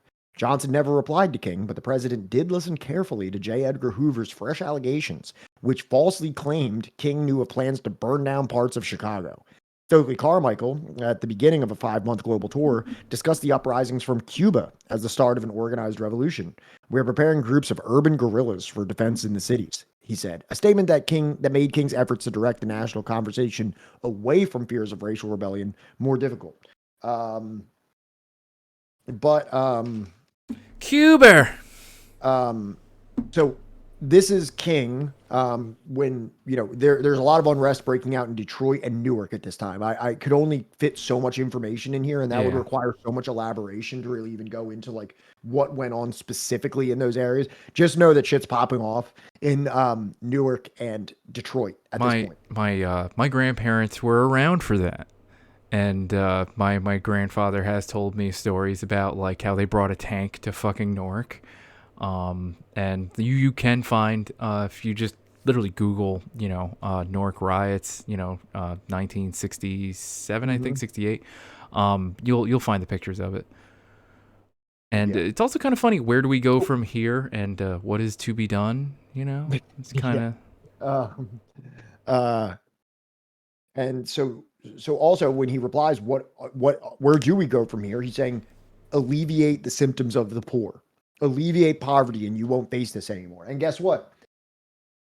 Give it us as a federal jobs program. There should be no one that wants to work that is unable to because of some, what is it called? Like a labor army of reserve. What is it called again? The surplus army or whatever. Yeah, exactly. Yeah. The thing that a commodified labor market, and when I say commodified, I don't mean, what I mean by that is where labor becomes something that is on a market. You know what I mean? I don't mean something that is like, you Reserve understand what I'm Army saying, of right? Labor. You got it, Dave. David knows what the fuck is up. Shout out David Tavarish. Fucking, follow David if you aren't already. But you view things as a market. When you view labor as a market, it necessitates a unemployed section, a significant unemployed section, who suffers to depress wages. Because a desperate person will take a lower wage than whoever was previously working that same job. If the federal government was offering jobs that were decently paying, capitalist owners would have a much harder time of paying poverty wages or less than poverty, unlivable wages to people. Right. Which is another reason begrudging to accept those types of jobs. If there was a federal jobs program to deal with like sanitation, street cleanup, whatever, dirt digging for, various kinds of like maybe like public works situations. If that was available just to every able-bodied individual that felt like working, you would have it would have a very, very dramatic effect on wages. Right. Walmart would no longer be, paying its employees so little that they must go on food stamps. Right.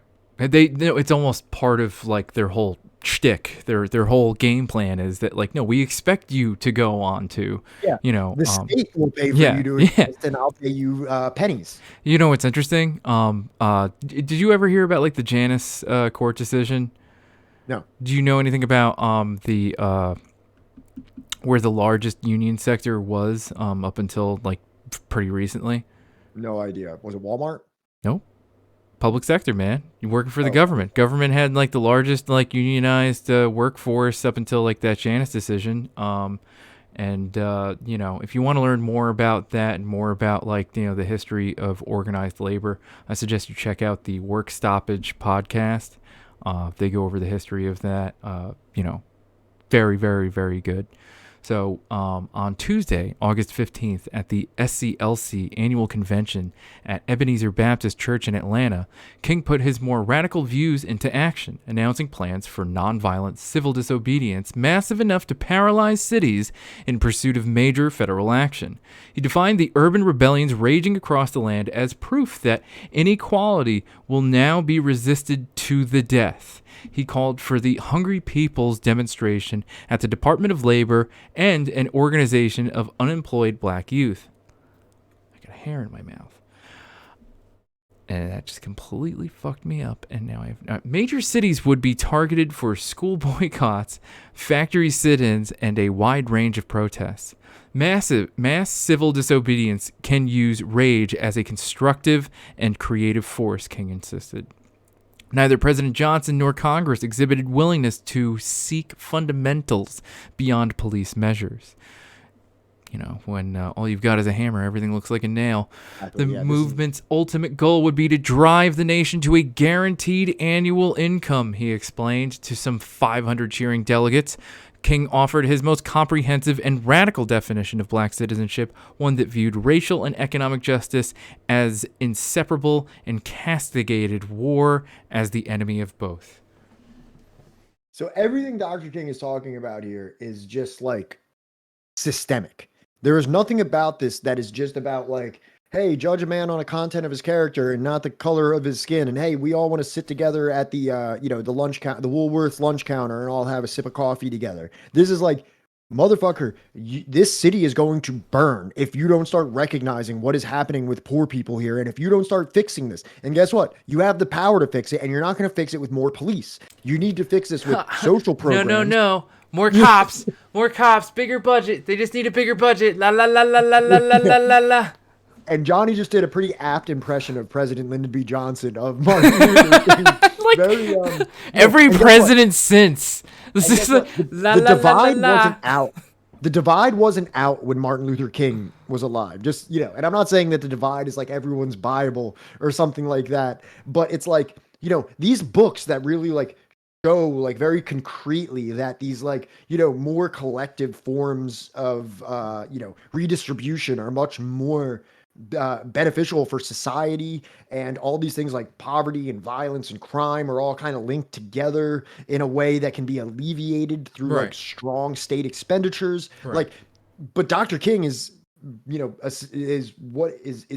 professing what is now like an established fact. It's like all these things are causally linked. I just thought of something, Pat. What do I always fucking talk about when it comes to fucking organizing? Anime? No, not anime. What's the other thing I always talk about? Let's see here. The one thing that prevents all of us from being able to organize. No, not gays. God damn it. Come on. Oh, the native people? What? Fucking damn it. What's the one thing that we all need in order to continue to have a roof over our fucking heads and food in our stomach? Come on. Yes! Cash rules everything around me. Okay. Dollar bill, get the money. Fucking, if we have like a jobs guarantee or just something fucking that puts more money in our pocket, right? So that like, we aren't nearly as fucking desperate all the fucking time, right? Won't that mean that we have like a little bit better of an ability to be able to organize more competently?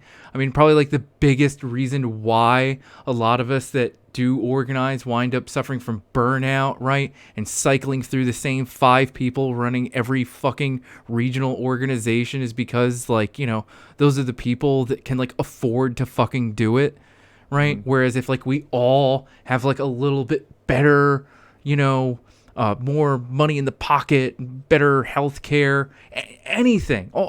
Just the slightest lifting of the boot off of the neck, right, would make organizing that much easier. So for everybody that is always like, that's not going to lead to revolution or some bullshit like that, this, incremental... accelerationists? Yeah, like this incrementalism, that's not going to fix anything. What we need is revolution now. It's just like... I think the accelerationists are people that probably come from a very privileged position where the things that you're referring to might not have that much of an issue with them. Like an accelerationist is essentially being like, I want poor people to suffer Right. more for longer until people are ready to fight. And it's Right. like, all right, you're kind of a sociopath at this Right. point. Right. Because it's like little children, little like, you know, brown children, you know, poor people. Are growing without breakfast, without food to eat, thus like stunting their ability at school and meaning that they are pretty much destined for some like minimum wage, you know, cog in the wheel job. Right. Because you don't want people to have food stamps or Right. something. And it's not as if everybody that's fucking poor turns to like, oh, I'm going to be a communist now. You know, a lot of these people turn into like, you know, fucking like, oh, we just have to like stick to the plan where we go one, we go all, you know, we just need to stick together and we'll make this country great again. Yeah. Is this my turn? Yeah. Okay. As frustrating as his disputes with sectarian black and white radicals could be, there still remained a segment of them who could identify with King's evolving politics. The Second Coming of Martin Luther King, published in August 1967, issue of Harper's, portrayed the former Time Man of the Year and Nobel Peace Prize recipient as a revolutionary who sounded like a nonviolent Malcolm X. Reporter David Halberstam spent 10 days with King, shuttling through airports, press conferences, and numerous meetings with black preachers, civil rights activists, and local people from Cleveland, Ohio to Berkeley, California. King openly seethed at the hypocrisy of white big city mayors, damning me now and calling me an extremist who only 3 years earlier gave me the key to the city and said I was the greatest man of the century. 3 years now measured the distance of lifetimes. I think you got to have a reconstruction of the entire society, King told Halberstam, a revolution of values. For King, this meant radical black citizenship that comprised a living wage, federally guaranteed income, decent and racially integrated housing and public schools, and a wholesale reconsideration of American foreign and domestic policy. It meant leveraging America's financial might on behalf of the poor, ending racism, and obliterating poverty and injustice through guaranteed economic benefits for all, especially those left out of an era of national prosperity. The very man booed in certain quarters as insufficiently radical now candidly admitted that most Americans are unconscious racists. So King is absolutely going in at this point. He is unstoppable. He is a train. He's done. He's tired. You know, he's over it. We see him here saying that, he's sounding more like Malcolm X. He's saying that I was the darling of America 3 years. Dave, fuck it, I'm saying it, dude. Yeah, and he's played political. He's played the optically appropriate game to win the hearts and minds. But this is a man who has inserted himself into the ugliest chapters of American racism in fucking Alabama and Mississippi, which, just as we've shown, we've sat here in our comfortable little chairs and watched the disgusting racists in those towns, screaming the things that they're screaming and assaulting people and killing people. Meanwhile, he actually lived it. He suffered the arrests and the abuse and the violence and the murders, and every single point of it he was on the front lines for. And at this point, he is like going mask off a little bit. Well, maybe not even mask off. He might have evolved to this position. It's not like I do believe that this is the final form of Dr. King. Not something that he believed his entire life and kept a mask on. I think that this is what you got, how Dr. King was forged in this crucible of racial hatred. Right. That now he's on the other end of it. Like, guess what? There's going to be violence. You're not going to fix shit. You're not going to open up the checkbook. There's going to be violence. Expect more riots. If you're not going to give us federally guaranteed income, if you're not going to give us jobs, if you're not going to give us housing and, public schools that are decent, cities are going to keep burning.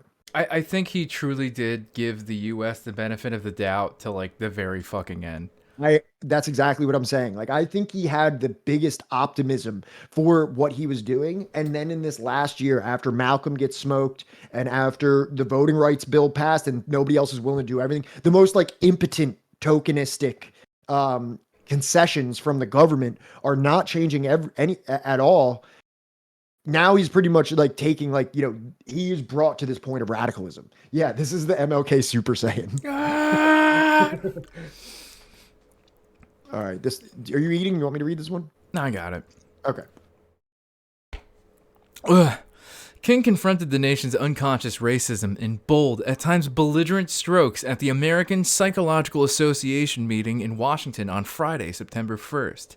There he eloquently articulated the need for radical black citizenship to frequent applause.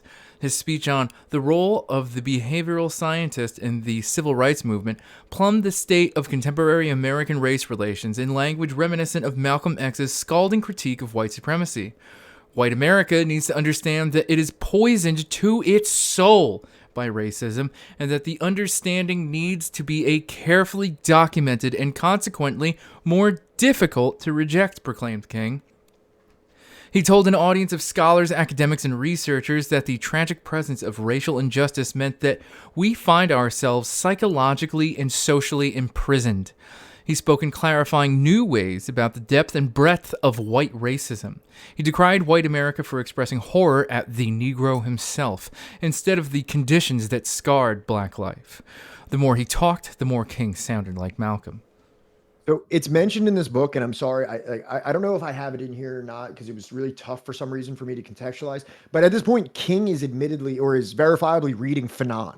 Yeah, no, it says it in the. It mentions it in the book that Yeah. he is reading Fanon at this point, and you can see it, like talking about this, like, you know, the mind of the white person in America is subliminally against the Negro himself, and as a culture, we are subliminally imprisoned by the social conditions of this apartheid system. Like, he's taking a very, very, like, systemic, like, pervasive, like view of, like, what is essentially colonialism. Because, you know, if you take the view of, like, someone like Huey Newton, who says that United States is a colony, we just export the colonized to us. We import the third world into the United States. Like, you understand what I'm saying? So it's like, well, I mean, like, the thing is, it's a system. It's not just like you can get rid of all the fucking racists that you want. You can change as many persons' ideas around race and colonialism and all this other shit as much as you want. You can have the entire U.S. population against it and agree with you, right? It doesn't change anything. Yes. Yeah, Hey, Potato exactly. King. That, you know, and I think that this is a very interesting. Hey, what's up, Potato King? Progression of Dr. King's rhetoric, that he's really taking a very, Fanon-esque view of, like, the way that this colonial mindset affects the minds of not only the colonized but also the colonizer in this, like, sick dialectic of social ill. Do you think I'm on point with that? Mm-hmm. Okay, all right. Do you want me to read this one? You're chewing. I got you. He argued that whites seemed insistent on keeping the walls of segregation intact amid urban rebellions that were rooted in efforts, however misguided, to transform the nation. The white majority, unprepared and unwilling to accept radical structural change, is resisting and producing chaos, while complaining that if there were no chaos, orderly change would come. He said, King characterized the years between the Montgomery bus boycott and the passage of the Voting Rights Act as an era of grand delusion, where the entire nation underestimated the power of black rage and white racism. He called the riots a distorted form of social protest, meant to awaken the nation into radical action to eradicate racial injustice. He considered urban revolts the direct byproduct of white policymakers who perpetuate unemployment, ignorance, and poverty. Black crime, he argued, reflected the greater crimes of white society. This is stuff that if I told you that somebody was saying this, I'm trying to think of, like, who a contemporary, like, this could be Colin Kaepernick or something like that. Cornell West, like, Brother Cornell. This could be Cornell, yeah. But I was trying to, like, think of, like, who's, like, one of the more like Don Lemon. What is it? Don Lemon.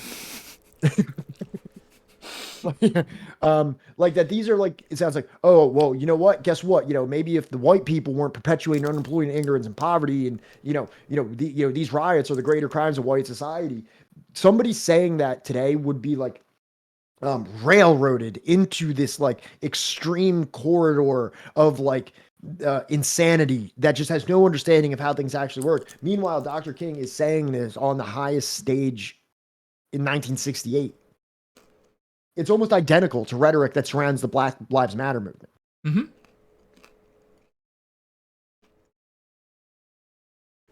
You got it? Yep. Okay. Sorry, I'm just a dirty whore for crab rangoon. Yeah, I actually just ordered Chinese food myself. Nice. Throughout his address, King discussed familiar themes in radically new and unsettling language. He deployed one of Malcolm's favorite words, hypocrisy, when discussing the gap between public concerns for black youth and the soaring rate of unemployment in this community, especially among the poor. He challenged the entire nation to support a jobs program on a bigger scale than the New Deal's Works Progress Administration, a program that had employed laborers, young people, writers, and artists from a wide segment of society. He called civil disobedience the militant middle ground. Between riots and apathy, only a genuine act of massive concern could end urban rebellion, said King, once again highlighting his plans to leverage civil disobedience toward a radical domestic restructuring of society, one that had global implications because America could not fight and win wars against both poverty and Vietnam. Yeah. Moroccan tofu and couscous. God damn, that sounds delicious. I love couscous, dude. How do you do, fellow kids? Would you like to talk about Marx? So we see him becoming more and more like Malcolm. Everything's rooted in the poor, helping the poor. He says that he wants a federal employment program that rivals on a bigger scale of Roosevelt's New Deal. I mean, if it includes black people, it immediately exceeds it. just like strictly is just like boop. Okay, yeah. Let's go forward here. Delivering the moral of his address, King challenged those in attendance to produce relevant academic studies examining the impact of civil rights as a social movement. I have not lost hope, he said. He spoke openly about his personal frustration and the difficulties he endured during these crisis days of political realignment, racial backlash, and riot politics. He placed himself in a pantheon of what he called maladjusted prophets, including Amos, Abraham Lincoln, and Thomas Jefferson, who sought new ways to create more just and free societies. King closed by assuming the role of the historian, discussing the relationship between slavery and the founding fathers, noting that blacks toiled in North America even before the Pilgrims and Jefferson arrived. King's allusion to the Pilgrims echoed Malcolm X's famous line, "We didn't land on Plymouth Rock, it landed on us." Like Malcolm, King now relished a discussion of the legacy of racial slavery. They made cotton king, he reminded the audience. They built the home of their masters in the midst of the most humiliating and oppressive conditions. So, I mean, like, this might as well be like the 1689 project? I'm sorry, I'm tripping. What is it? The 1619. 1619. Mm-hmm. You know what I mean? Like, so this is Dr. King essentially getting up on the pulpit and saying, like, you know, America is built on this. Black people were here before that. Plymouth Rock landed on us. You know, sounding more and more like Malcolm X. And pretty much like they made cotton king and they made us build the masters' homes in the midst of the most humiliating and oppressive conditions imaginable. Well, I mean, like, look, whether you're talking about the 1619 curriculum or Amistad schools, right? The point is that, like, when you actually teach kids, right? The truth, basically, you know, about slavery and race relations in America, especially if they are, you know, young black kids, they excel. They do better.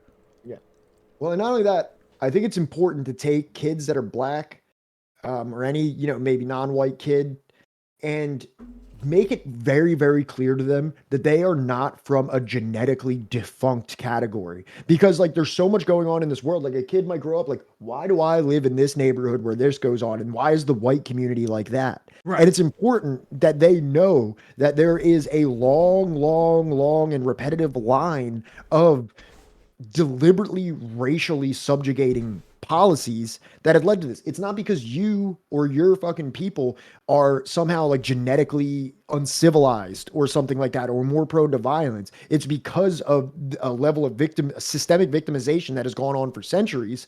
And, you know, your people have produced some of the greatest thinkers that have ever walked in this country. You know what I mean? Like the Paul Robesons, the Malcolm X, the Martin Luther Kings, some of the greatest artists that have existed out of the Western world come from your people. And it's important to know that you aren't just like disposed to like violence and poverty. Like that is not because of your genetic condition. I will say that, like, the only thing that you can truly say that is, like, I don't know, I guess like an American culture, right, is the culture that is created by Black Americans. Yeah. Like music, art, literature, and like all of it, like it is literally the entire culture of American sports.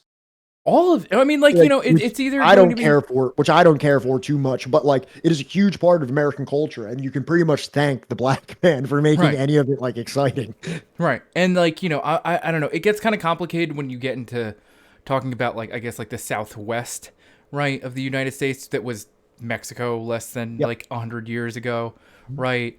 And like that's not to say that like, you know, people of, you know, Desi or South Asian, you know, diaspora haven't contributed anything to American culture or anything like that. No, but I'm like, not saying that either. Right. But I just want to make sure that like my words don't get twisted around on me later. Right. But like for the most part, right, if you want to talk about like American culture, right, Black people are the cornerstone progenitors of like, you know, the entire fucking thing.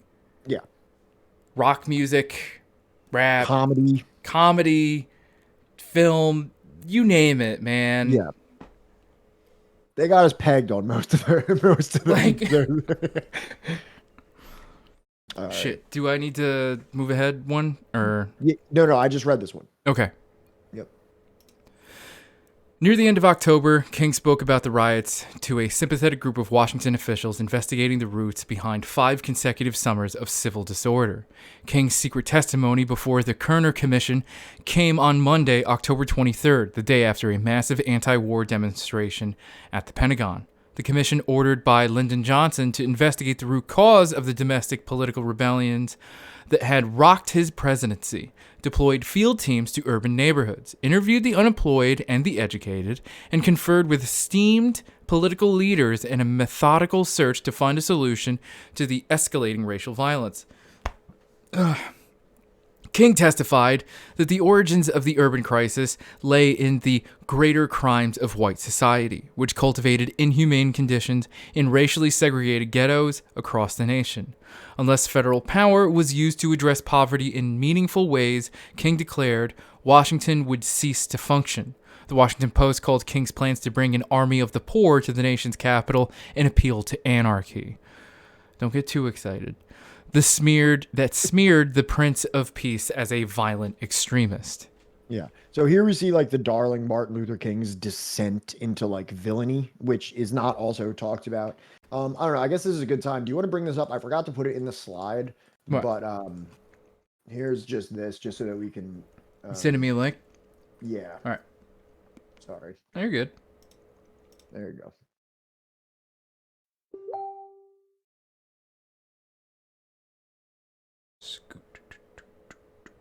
The fuck?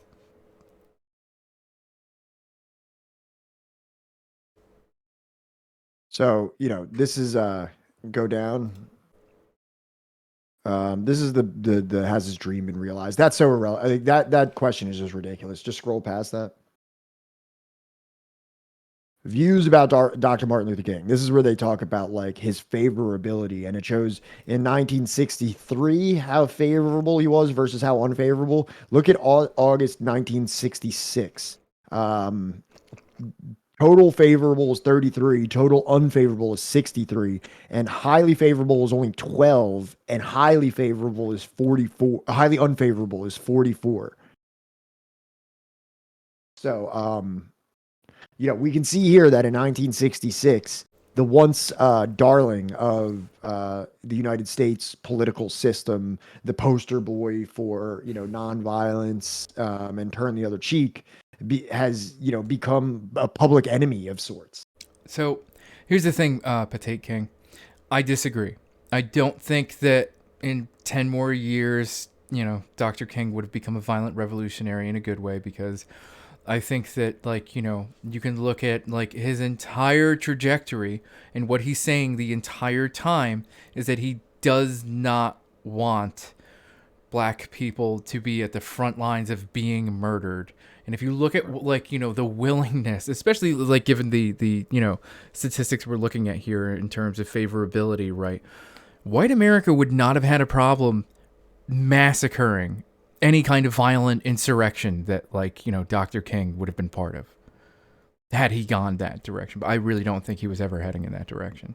I think his entire political tenure, right, is arguing against that because he does not want to see, you know, like a Gonzalo-white, you know, mass line of, you know, poor black and brown people just being massacred. Yeah. All right. Back to the slides. Back to the slides. King spent the weekend in Los Angeles recruiting community activists, grassroots organizations, and church leaders to the poverty campaign. Hot summers are caused by winters of delay, he told the convention. King argued that racial violence remained rooted in collective inaction and neglect by government officials, political leaders, and ordinary citizens, unwilling or unable to confront the depth of the nation's racial crisis. King spoke of the other America, where despair reigned in ghettos and wall-to-wall rats and roaches are more likely than wall-to-wall carpets. No wonder there existed a great deal of bitterness, despair, and anger among people in the other America. He resolved to live in Washington as long as necessary. We are going to stay until we get a response from Congress, King vowed. He continued his strident criticism of white racism, noting during his time in Los Angeles that there aren't enough white people in our country who are willing to cherish democratic principles over privilege. So, Dr. King is calling out white privilege, you know, look at that pretty much directly at this point. And it's funny because, like, the accusations of white privilege that that currently inhabit, that's a new thing.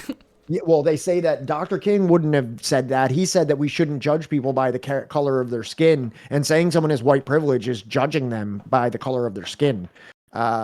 When, you know, this flies in the face, this kind of colorblind mentality flies in the face of every single thing that Dr. King believed in and fought for.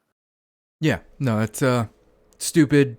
And, you know, you haven't read or listened to anything that Dr. King has said if you think that he did promote any kind of color blindness. Yeah, also, hot summers are caused by winters and delay is a fantastic quote. What the fuck is it? So when he's talking about, like, the housing and stuff and, like, you know, the cockroaches and everything, all I can think of is that one video in, like, the Section 8 housing in Florida where, like, the wall is literally moving with cockroaches. Yeah. Well, he talked a little bit more about that here. King's March 18th trip to Memphis, Tennessee, tied civil rights and labor activism in powerfully invigorating ways. The visit reunited him with James Lawson, one of his oldest movement friends, and an advisor on the practical application of nonviolence to political organizing. 15,000 people turned out to hear King offer words of encouragement to black sanitation workers striking for a living wage. In a few days, you ought to get together and just have a general work stoppage in the city of Memphis, King announced, to massive applause. He presented the struggle for a living wage in the city as part of a larger national movement for social justice rooted in political self-determination, capable of recognizing that if one black person suffers, if one black person is down, we are all down. Buffeted by cheers. King delivered deeper, tying economic justice to a fight for racial equality. By standing together, blacks in Memphis were reminding America that it is a crime for people to live in this rich nation and receive starvation wages.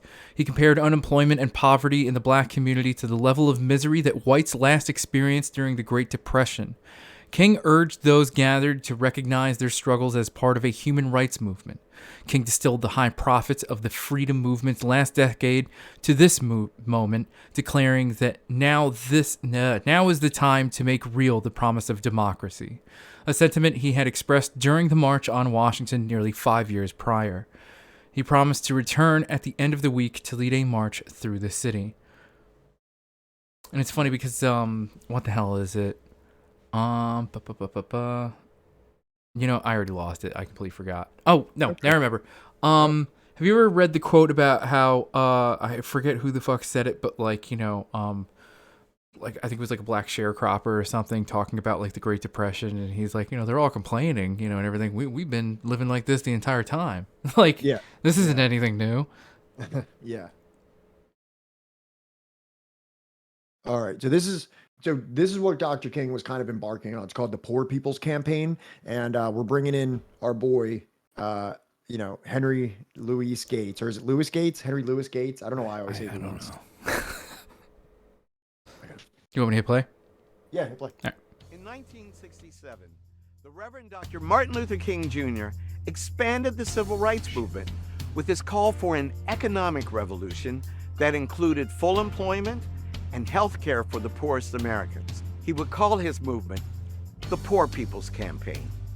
The Poor People's Campaign is an extraordinary effort to bring poor people who are Native American, Mexican American, whites, and blacks to camp in Washington until there's real anti-poverty legislation passed. Tragically, Dr. King wouldn't live to see the campaign through, but it resumed under the leadership of his grieving friend and advisor, the Reverend Ralph Abernathy. And on May 12, 1968, Mother's Day, thousands of women, led by Dr. King's widow, Coretta Scott King, formed the first wave of demonstrators. In the days that followed, thousands more joined them. Together, they built a temporary settlement of tents on the Mall in Washington, D.C. They called it Resurrection City. It rained so much. I should never forget. It was such a rainy, saga period which kind of compounded our spiritual crisis. You have some 20,000 or so people who rally in the nation's capital. 5,000 or so will remain in Sorry, I'm just going to pause it. Hell yeah. Who's that? Atlanta Cop City construction site went up in flames today. That's wonderful. Oh, wow. Resurrection City, and their intention is to stay until Congress does something. Midway through the campaign, demonstrators suffered another painful blow: the loss of a valuable ally. In the middle of all that, compounded by the loss of Dr. King, we get the word Robert Kennedy just been shot.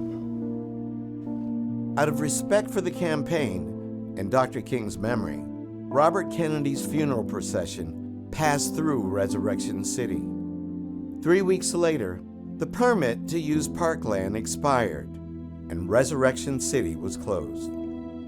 The campaign succeeded in some ways, securing subsidized school lunches in poverty-stricken counties, for example, and acquiring additional funding for programs that promote school readiness for low-income children. But Dr. King had envisioned sweeping, revolutionary economic changes which have not yet been realized. Nope. And so the fight continues, revived in 2013 under the leadership of the Reverend William J. Barber II. We must bring poor people together: black, white, and Latino, Christian, Muslim, Jew, gay, lesbian, straight, around the Poor People's Campaign, a moral fusion movement. We are going forward together and not taking one step back. Man, if only you knew what was going to happen in like 3 fucking years from that moment. Yeah. Man. Man. I'm sorry. So from Memphis, King traveled to Mississippi on the first stop of a 5-day publicity tour for the Poor People's Campaign. It marked a return to the Magnolia State and parts of the Delta that he had last walked during the Meredith March. He traveled by small plane and automobile through some of the poorest counties and towns in the nation. King's appearance in Marks, which is a funny name, a small rural hamlet in Quitman County in northwest Mississippi, exposed the face of extreme poverty in a ramshackle church that doubled as the town's anti-poverty center. King listened to black mothers recount the lack of food, clothes, shoes, and decent education for their children. 100 children attended the event, many of them barefoot and without proper clothes. Visibly moved, King wept as he listened to parents describe fruitless job searches and a brutal level of economic misery that simply overwhelmed him. Black residents of Marks offered personal stories of suffering, accounts of entire families without food or warm blankets, and Andrew Young and Ralph Abernathy watched in quiet astonishment as the tears rolled down King's face. King admitted to being deeply moved by what he witnessed and heard, then invited all who could come to Washington. At one point, a woman called out the president for having failed to deliver on his promise to aid the poor. Johnson said when he came in, he was willing to wipe out poverty, ignorance, and disease, she said. Now, where's our money? King vowed to take them all to the nation's capital to find out. He characterized the deplorable living conditions plaguing the entire county as criminal and immoral. God does not want you to live like you are living, he assured them. King carried the pain of Marx with him through the rest of his tour, offering testimony of his experience there from church pulpits and in interviews. He decided on the spot to originate the poverty caravan to Washington and Marx. So if you move forward one, there's a little video of the Marx situation, I believe. And at the end of this stream, I'll pull up a news article about the Cop City thing. All right?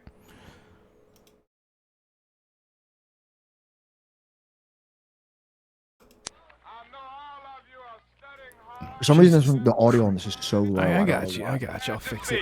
In the last 2 months of his life, Dr. King faced the idea that civil rights alone could not solve the problem of poverty.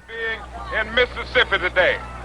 Thank you for coming. Thank you. He roamed the South, trying to gain support for Poor People's Campaign. Its goals: full employment, a guaranteed income, and decent housing for every American. People just don't know, but it's really hard. Not only me, it's so many more in the same shape. I'm not the only one. It's just so many of us right around. Just don't have shoes, clothes. They're naked and hungry. Part time you have to cook your children pinto beans morning, down, and supper. They don't know where they'll get a good meal. You all are really to be admired. And I want you to know that you have my moral support. I'm going to be praying for you. I'm going to be coming back to see you. And we are going to be demanding, when we go to Washington, that something be done, and done immediately, about these conditions. Yes. This was a different Martin Luther King. Just weeks before his murder, in tones suggestive of the Black Panthers, he began to talk about how the government had broken its promise to the newly freed slaves just after the Civil War. At the very same time that America refused to give the Negro any land, through an act of Congress, our government was giving away millions of acres of land in the West and the Midwest, which to the fucking Irish. meant that it was willing to undergird its white peasants from Europe with an economic floor. But not only did they give the land, they built land-grant colleges with government money to teach them how to farm. Not only that, they provided county agents to further their expertise in farming. Not only that, they provided low interest rates in order that they could mechanize their farms. Not only that, today, many of these people are receiving millions of dollars in federal subsidies not to farm, and they are the very people telling the black man that he ought to lift himself by his own bootstraps. And this is what we are faced with, and this is a reality. Now, when we... What? He's just like about to snap. He's had too much. He's just like, he's sounding more like Malcolm in the sense that he might hit somebody or something like that. You're like, Jesus. Next white person I see, I'm smacking the fucking taste out their mouth. I'd be like, oh. Come to Washington. In this campaign, we are coming to get our check.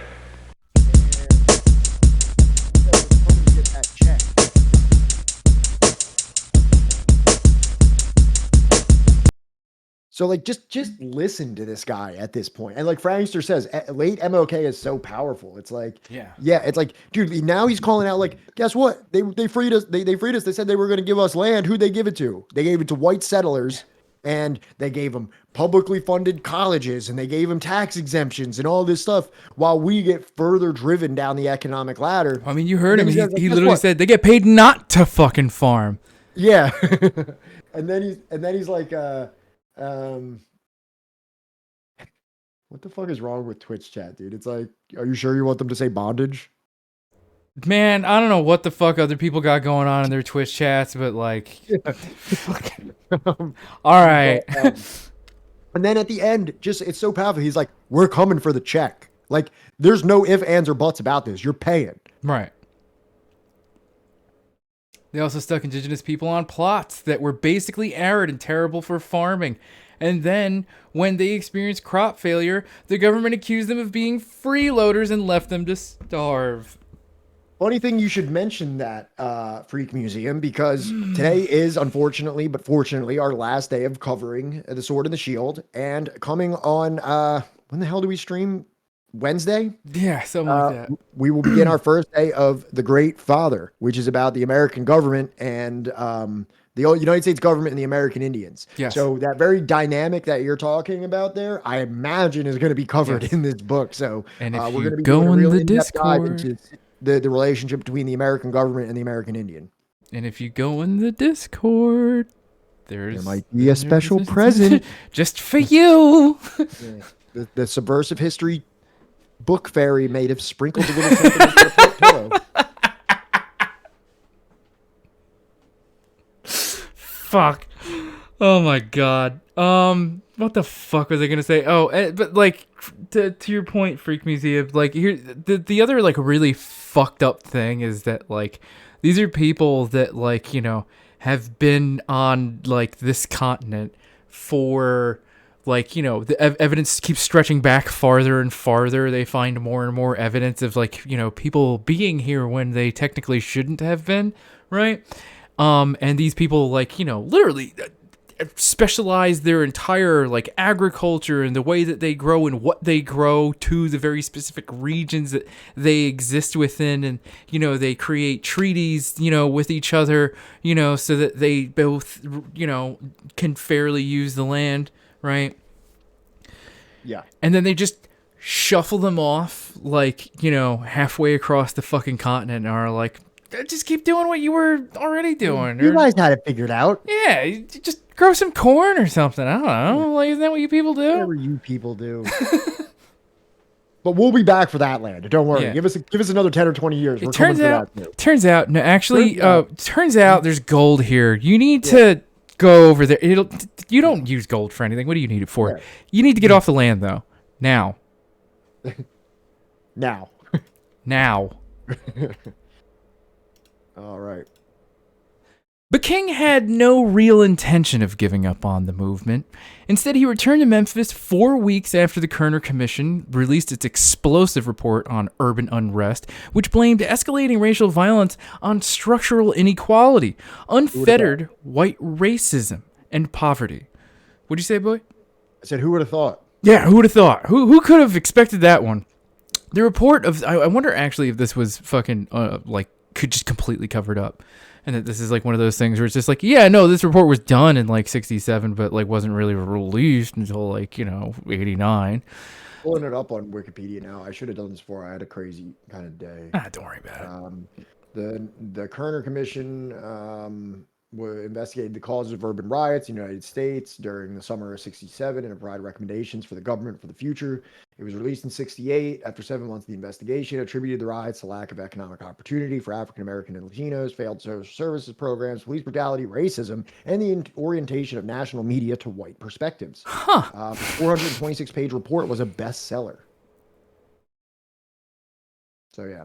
Didn't they even pretend there was gold on Indian land to start a war on them? Oh yeah, all the time. And then like, you know, it gets worse and worse the more you look into like, you know, U.S. history of like indigenous people. Like very early American archaeology was under the assumption that like, you know, all of these like, you know, megalithic structures or like large structures that they had built, you know, like especially down in the southeast, right?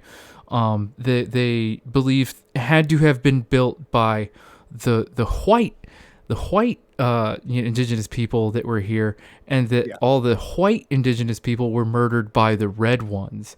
And that's what early American archaeology on indigenous people was like all about. Oh, fucking with megaliths. Yeah, fucking. I knew Matt would fucking, if he was in here, he was gonna hear his ears perking up. Did y'all say megaliths? I'll verify you in a little bit, or Sebs will, because I don't know what the fuck I'm doing. But anyways, let me get back to this slide. The report of the National Advisory Commission on Civil Disorders became an immediate bestseller, but its impact faded after the public had digested the depth of its political inquiry into the national soul. Over 600 pages of analyses detailing urban disorders in over 24 cities crested with the candid admission that white supremacy produced residentially segregated neighborhoods, schools, and communities whose impoverishment, hostile relationship with the justice system, and glaring lack of resources made them racially combustible. Oh my God, who would have thought? Looters who had been blasted as lawless thugs by the president, pundits, and politicians were revealed as Americans desperate for advancement. Rather than rejecting the American system, the report suggested, they were anxious to obtain a place in it. The current report amplified King's call for massive federal expenditures to eliminate poverty, acknowledged Carmichael's observation about black people's lack of political and economic power, and provided sociological and historical keys to unlock the specter of black rage that Malcolm X died trying to harness. So it turns out, right, that we actually do know what causes riots and what causes looting. Yeah. And apparently we've known for like 60 years. The entire fucking time. And it's almost as if this never happened. Yeah. Yeah. I was looking through the wiki real quick. It said like 52% of Americans polled disagreed with it. They were just like, no. That makes me unhappy. I don't like the vibes of that. How are we supposed to spin this? Because how am I supposed to feel good about being white if I acknowledge that everything about it, all of my perceived privileges are because that I've just kind of been handed life on a platter by the majority of us. What's that thing you people are always harping on about? This is systemic racism. Yeah. This is systemic. You're not judging me by the content of my character right now. You're judging me by the system that I benefit from. How dare you?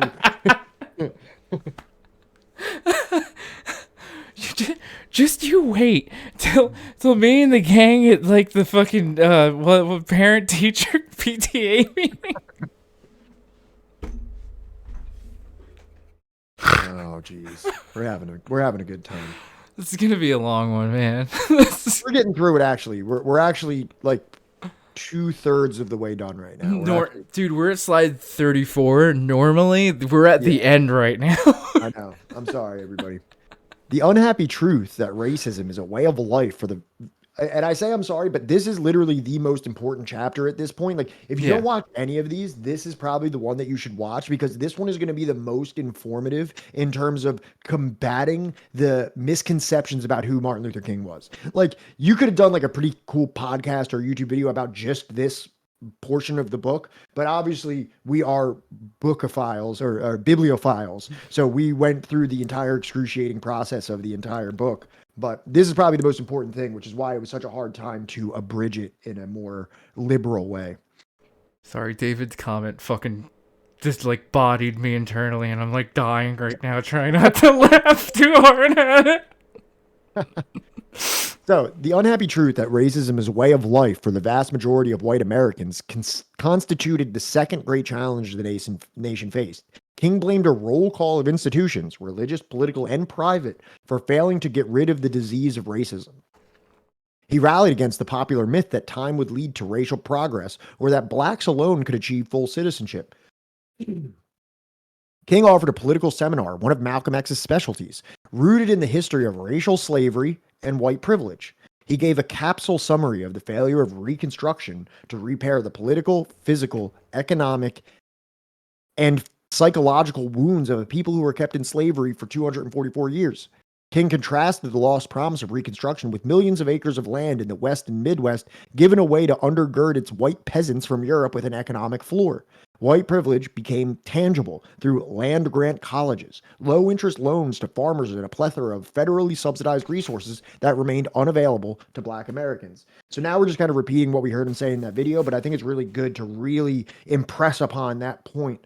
And also, this really is just a continuation of the policies that were described by Gerald Horne in the counter-revolution of 1776, where, obviously back in 1776, during the colonial times, they were very interested about bringing in more and more white people, and they incentivized white people, even like, traditionally non-white, lower class white people, to come just to bolster white numbers against slave populations. We can see this still going on well into the Reconstruction era that Dr. King is referencing here, where white European settlers are being heavily incentivized, financially incentivized to settle and to bolster white populations.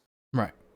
Yeah, Rosie Ozzy. You got to have like 1,500 channel points if you want to debate Pat. But as far as, this is not a debate stream. We don't debate here, unless you have 1,500 channel points, in which case you can debate Pat for like 5 minutes.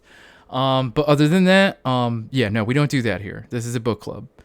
Evening, Wilco. I'm curious what they're is it about Martin Luther King? All right, what the fuck? Why the God damn? Well, at least he's not asking me to fucking throat sing. But all right, debate Pat, I guess. What do you want to debate him about?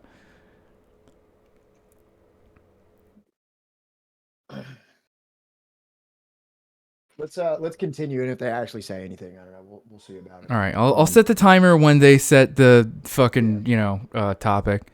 They might not even say it. All right, so go ahead. Jesus Christ, Wilco. On Wednesday evening, April 3rd, 1968, having returned to the South, King delivered his speech in Memphis. He preached a message of defiant hope and resolute political radicalism. Oh, goddamn crab rangoons. At the Mason Temple to a crowd seeking physical shelter from a tornado and spiritual sustenance in a long struggle for black dignity. The local movement, where sanitation workers on strike proudly carried signs reading, "I am a man," reflected a cresting national wave loudly proclaimed by black power proponents as the dawn of a revolution. Amid the tense crowd, King upheld nonviolence as a bulwark. "This issue is injustice," he told more than 1,000 people. "All we say to America is, be true to what you said on paper. The greatness of America is the right to protest for right." King extolled Black Power's call for community control over economic resources in black neighborhoods by advocating for a boycott of several companies. He urged the audience to patronize local black banks, foundational institutions of the city of Memphis. He offered a forward-looking vision of a social and political revolution he might not live to see, while triumphantly recalling how Birmingham's struggles continued to shape the contemporary human rights revolution. "We've got some difficult days ahead," King conceded, speaking as much about the domestic and international political landscape as the local one in Memphis. He concluded his speech by bearing witness to his dual roles as a political and religious leader. He thanked God for allowing me to go up to the mountain, and then acknowledged further gratitude for having seen the promised land. King's admission that I may not get there with you would retrospectively lend his speech its prophetic power. And I have a clip of this speech if you want to go forward. And also, shout out, we have 50 people in here right now. This is the first time we've ever just broken 50 just on our own without a raid or anything like that. So this is pretty cool. Thanks, everybody, for being here and watching.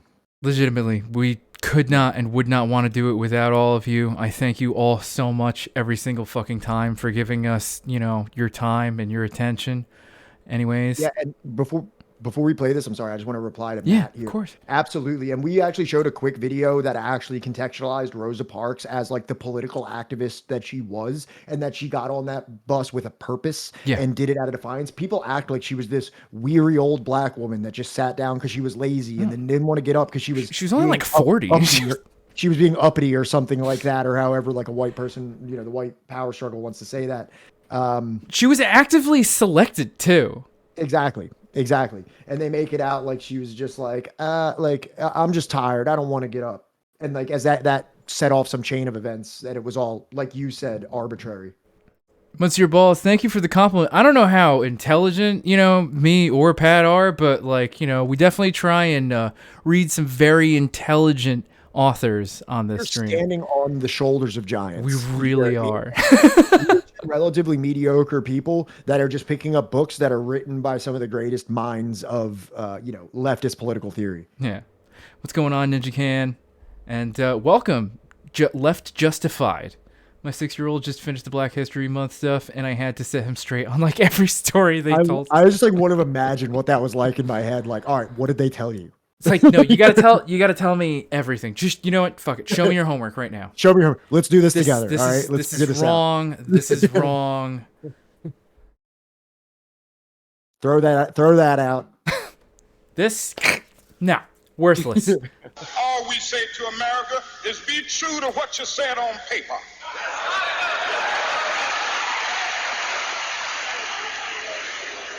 If I lived in China or even Russia or any totalitarian country.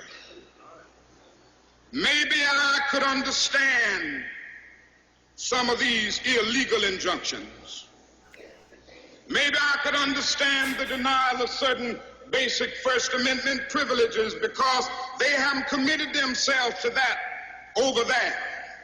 But somewhere I read of the freedom of assembly. Somewhere I read of the freedom of speech. Somewhere I read of the freedom of press. Somewhere I read that the greatness of America is the right to protest far right.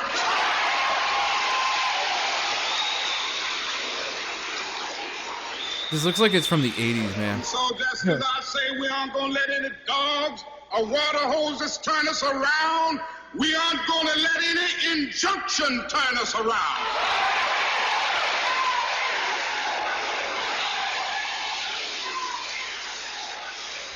Well, I don't know what will happen now.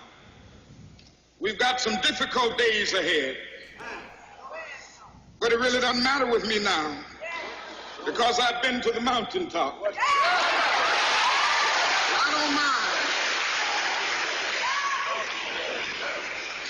Like anybody, I would like to live a long life. Longevity has its place.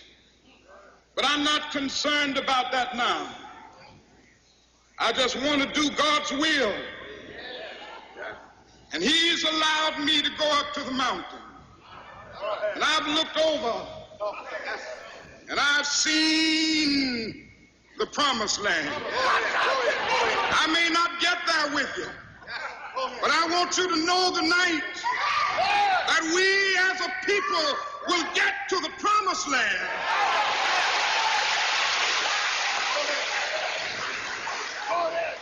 So I'm happy tonight. I'm not worried about anything. I'm not fearing any man. Mine eyes have seen the glory of the coming of the Lord.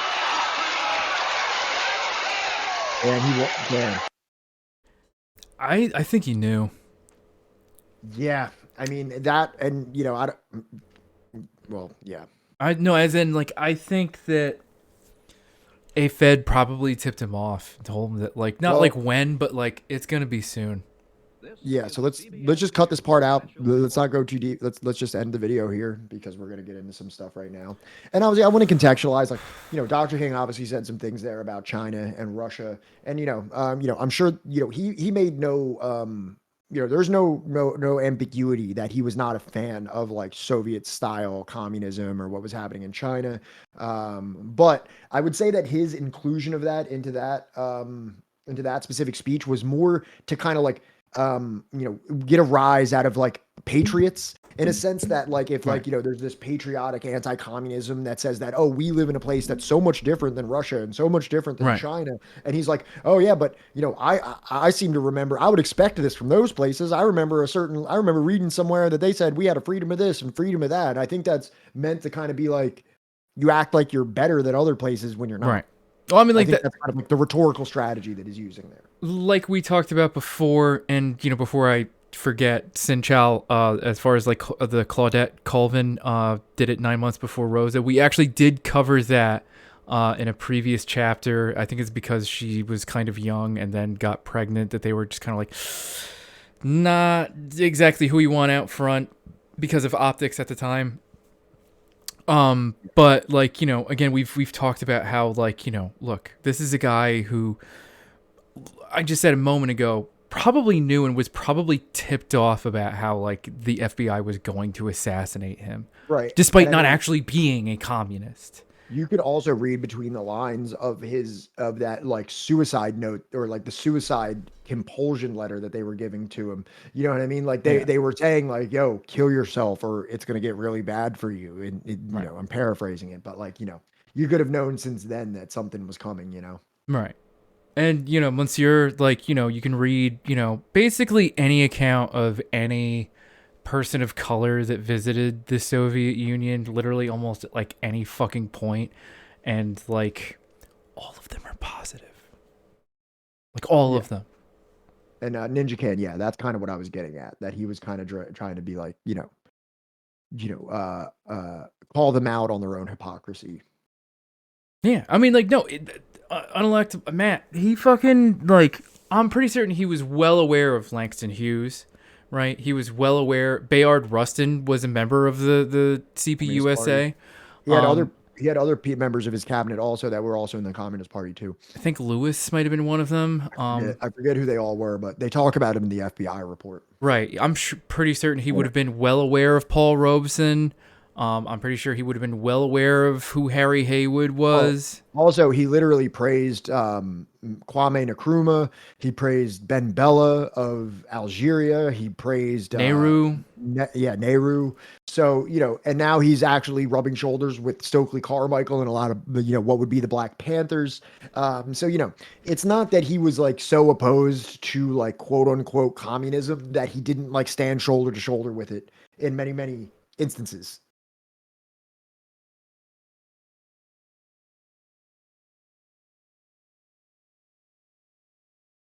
Yeah, no, exactly. like we were just talking about earlier about how he was, and especially in the last chapter, he was kind of like an older brother figure to Kwame Ture. Stokely. So yeah, if you want to read this, I just got to put my food away real quick. No, I'll read it. I think it's my turn anyway. All right. So King awoke on Thursday, April 4th, feeling rested after a good night's sleep. He stayed, along with Ralph Abernathy, in room 306 at the Lorraine Motel in Memphis. Much work remained to be done ahead of the poverty campaign.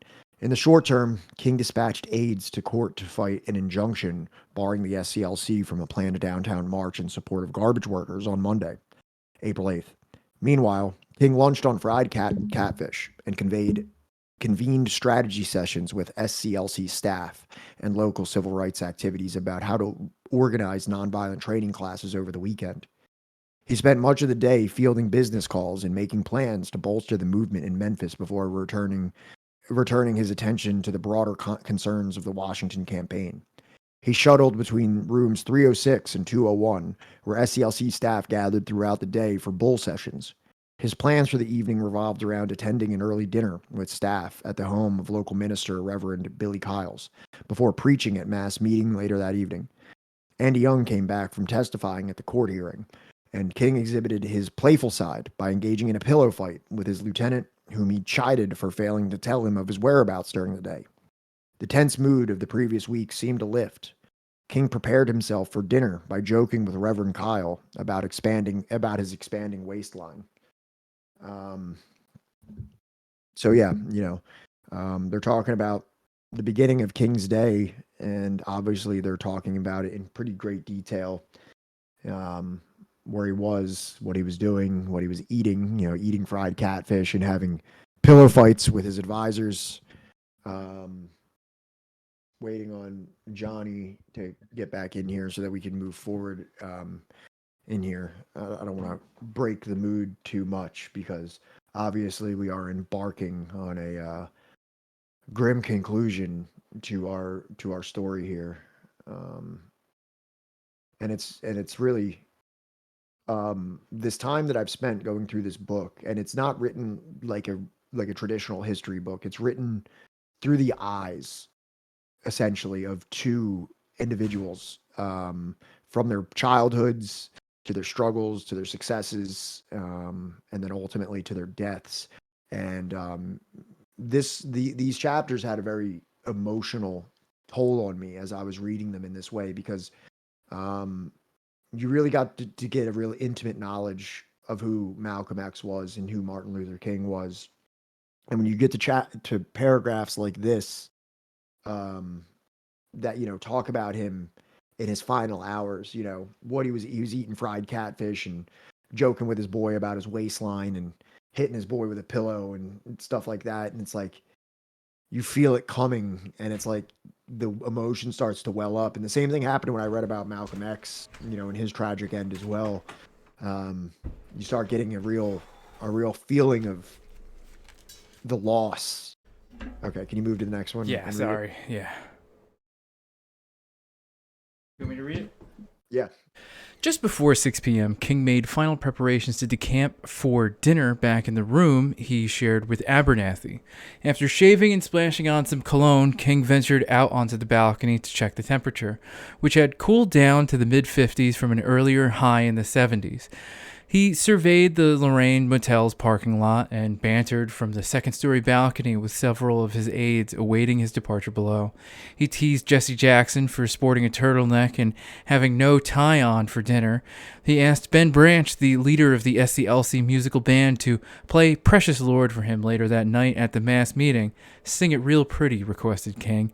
In an instant, a thunderclap interrupted the scene as a bullet hit King's face, severing his spinal cord and hurtling him toward the balcony floor.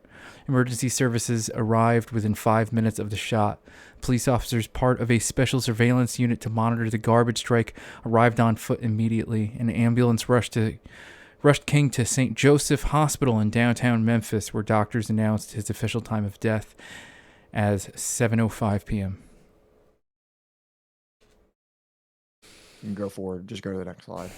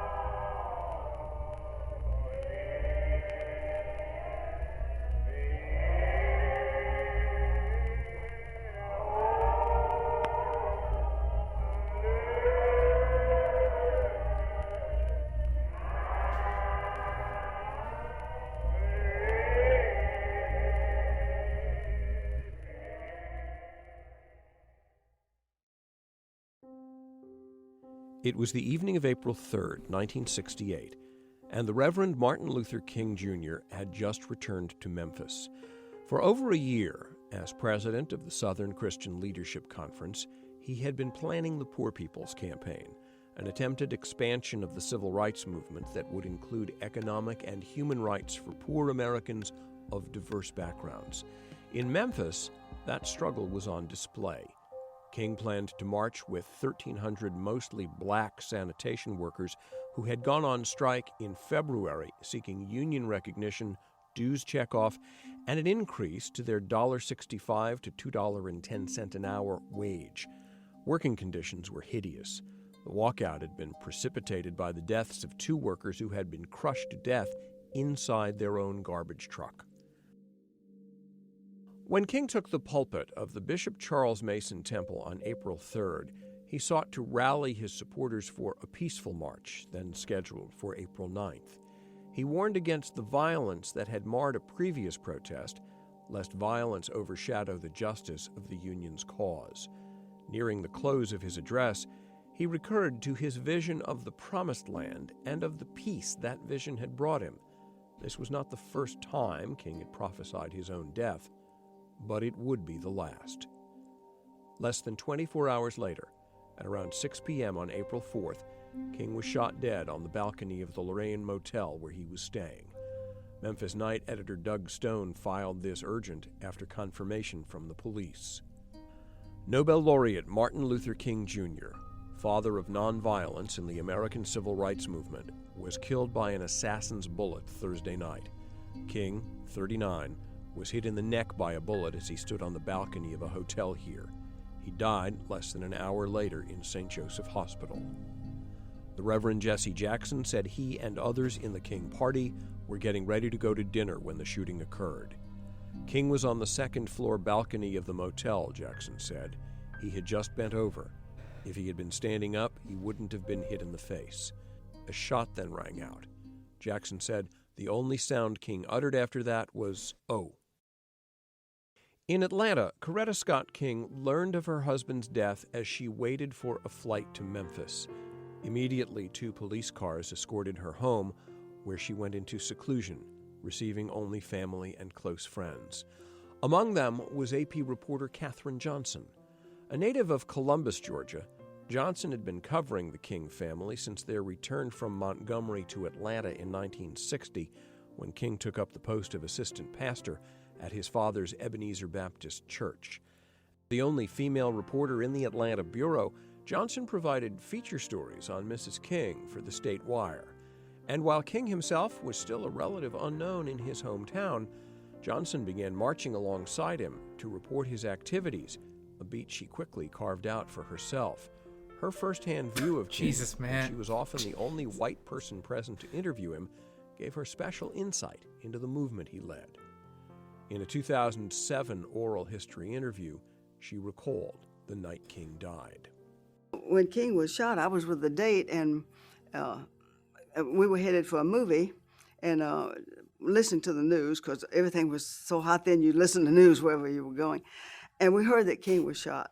Well, we were just stunned, and he turned around the car and went to the King house. And it was pouring down rain on the night he was shot. And I went out in the rain, went onto the porch, and there were a couple of reporters, including a New York Times guy that I knew, and the police officer, and he said, no one is allowed inside, no reporters. And so the door opened and let somebody out, and Coretta was at the end of the hall, and she was recovering from major surgery then, and she was had on a long rose pink robe and a nightgown. And she said, she spotted me, and she said, let Katherine in. So the officer let me in. I was the only one that got in. And she said she was going to go she was going to lie down. Johnson was the only reporter with Coretta Scott King from the assassination of her husband to his burial. On April 9th, at 10:30 in the morning, King's funeral began with a 3-hour service at Ebenezer Baptist Church. It was attended by close family, friends, colleagues of King, and members of the congregation. Following the Mass, Johnson hopped onto the roof of King's waiting. I just want to go back real quick. Bobby. Attended by close family, friends, colleagues of King, and now, if this at all looks like the pensive face of guilt, it's because this man had actually okayed a lot of the wiretapping and surveillance that, Dr. King had. Point 2. Yeah. Like, I don't know if you remember that part. Like, he had a meeting with King where King kind of like didn't like do like all the things that they didn't agree on paths forward. And like as King walked out, he was like, turn the screws up on that motherfucker. Fuck that guy in particular. Yeah, exactly. So yeah. Members of the congregation. Following the Mass, Johnson look, Maverick, there's one day, all right, like we'll do a Subversive History, Unelectable Airwaves, like crossover, episodes on shit like that, like RFK, what did he know too much, was he finally overcome and racked with guilt that he was going to expose a bunch of shit? Free Sirhan.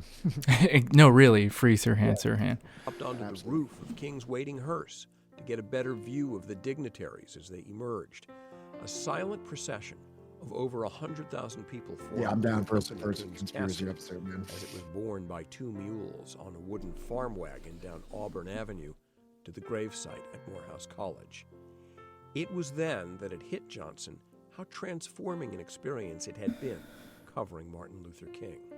When I grew up, as I said, we had a nurse whom we loved dearly, and we had a yard man, and we played with his 2 children. He would bring twin sons when they were growing up, but I did not know any other blacks except as servants. And Dr. King really was so brilliant. My sense of justice and humanity was. What? Did she say servants? Let's go back. I just did you just quickly go over servants there? In covering Martin Luther King. When I grew up, as I said, we had a nurse whom we loved dearly, and we had a yard man, and we played with his 2 children. He would bring twin sons when they were growing up. But I did not know any other blacks except as servants. And Yep, and Dr. King really. I did not know any other black people besides the servants that worked in my home. Yeah, besides the servants. Jesus Christ. I almost didn't even catch that. I was like, did you just say fucking servants? Yeah. That's True. really Yeah, true. Because, like, not only is she, like, a woman reporter, but she's, like, a woman reporter in, like, the fucking 60s. So you better fucking believe that, like, she was connected in some way, right, to whatever, like, It's not even, yeah, exactly, Sebs. It's not even the fact that, like, her family had servants, which I'm sure she might not have had a choice in, but, like, she said it so, like, she knew, like, she was just like, from the from the servants and the nurse like.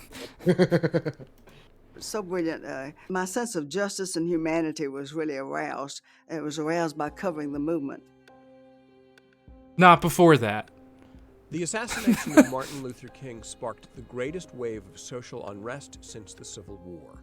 Riots, demonstrations, window breaking, and the torching of buildings broke out in more than 100 U.S. cities, killing 35 and injuring more than 2,500. Fuck, is she Jewish? She was an Atlanta Jew? Ish person? Fuck. Ish person? Fuck.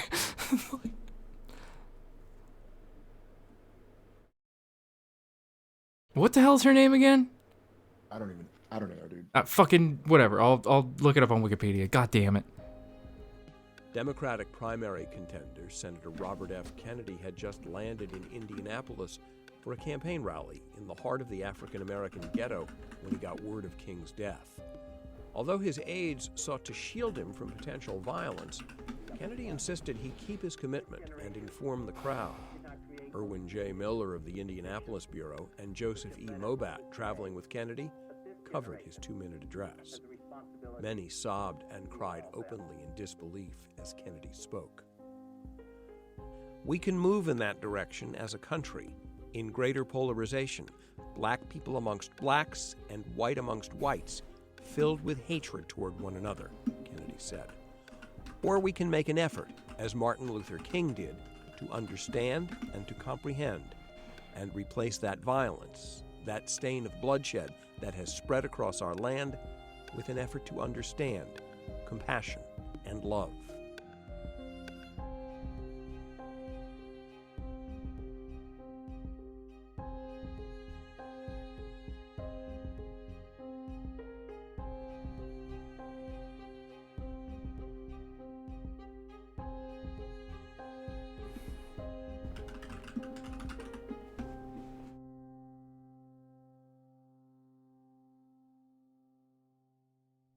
That train is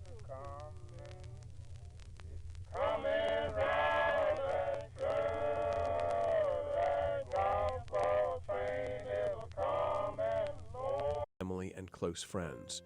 Among them was AP reporter Katherine Johnson.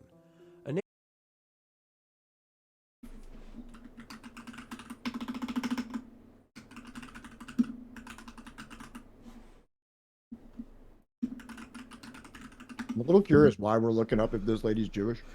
Because I don't want to like say something like that and then like look like why a total are we commenting fucking. on that at all? I don't know. It's kind of my question. I don't know. Why are we talking? Wait, no, this has been Sears' fault. I'm putting it on you. Is she actually Jewish? I just don't think we have to. I don't even understand why it was brought up in the first place. I don't know. I'm now I'm in like fucking. Why don't we just move forward? Anxiety mode. Whatever. I'm moving on. The death of the civil rights icon triggered a national crisis, sparking violent upheavals in dozens of cities. Police searched for an assassin described as a white male by witnesses and eventually apprehended James Earl Ray, an escaped convict whose guilty plea did little to end unproven speculation of government involvement in King's assassination. Rumors that Black Power militants would use King's death to launch an all-out race war ran wild, fueled by reckless speculation by law enforcement officials. Incendiary words from political radicals such as Stokely Carmichael and Public Anxiety. Carmichael warned the nation that a race war might erupt as a consequence of an assassination he blamed on America's collective racist consciousness. White America has declared war on black people, observed Carmichael. Monsieur is saying weird shit in chat. Fucking, you're not answering the question. All right. So, large parts of urban communities seem to agree with him. 125 American cities erupted into open political rebellion after King's assassination, turning the spring of 1968 into a national test of democratic resolve. The presence of 4,000 military and National Guard reservists outside the White House demonstrated the scope and reach of violence that King had spent his life decrying. Riots that broke out along Washington's U Street corridor paralleled the civil disorders in Chicago and provoked the imposition of curfews across the country. The Washington Post characterized King as a militant activist who burned with indignation against racial injustice. In Los Angeles, hundreds of young people marched along Van Nuys? Is it Van Nuys or Van Nuys? I guess, yeah. Whatever. Nuys, I think. Van Nuys Boulevard carrying signs that read, "End white racism," while 2,500 gathered inside the Second Baptist Church on Griffith Avenue to listen to a tape recording of a King speech. 5,000 mostly white residents of the New York City suburbs traveled to the Bronx to sign up for an effort to clean up blighted neighborhoods in honor of King 2 days after his assassination. 70 black soldiers were joined by 5 white Marines for a memorial service for King in Da Nang, Vietnam, where the chaplain called him America's voice for the wisdom of nonviolence. American flags flew at half-staff at military command, and China Beach, the recreational facility just outside the city, closed in honor of King's death. There's a China Beach in Vietnam? Yeah, I'm sure that's just what American people called it while they were there. I doubt that in Vietnam they're like, oh, that's China Beach over there. You know, that's China Beach. I'm sure that's some kind of like, you know, war station or like military station thing that they referred to it as. I watched part of his JFK video the other day, but never finished. A lot of Papa John.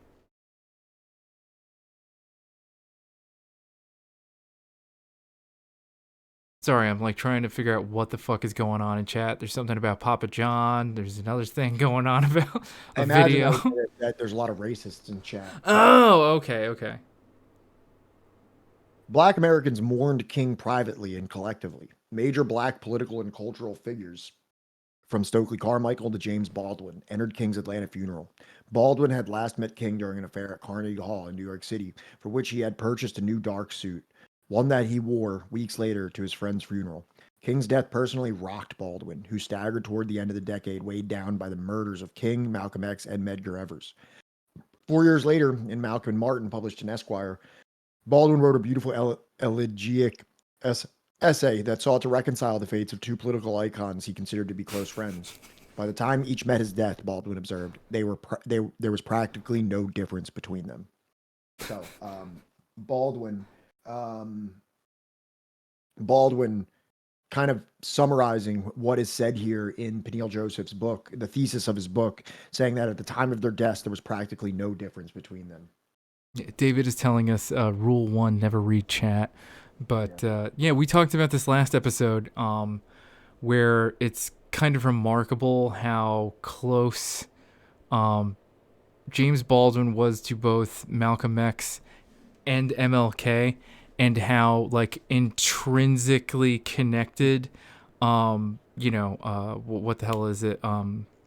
Stokely Carmichael's trajectory is tied to both of them, and that like, you know, he started organizing as like, you know, an MLK supporter, was enchanted by Malcolm X, right? During his debate with Bayard Rustin, yeah, and yet continued to organize with, you know, a faction that worked, you know, more often than not with SCLC, right, than anything else, but like retained a lot of like Malcolm X's politics while working within that.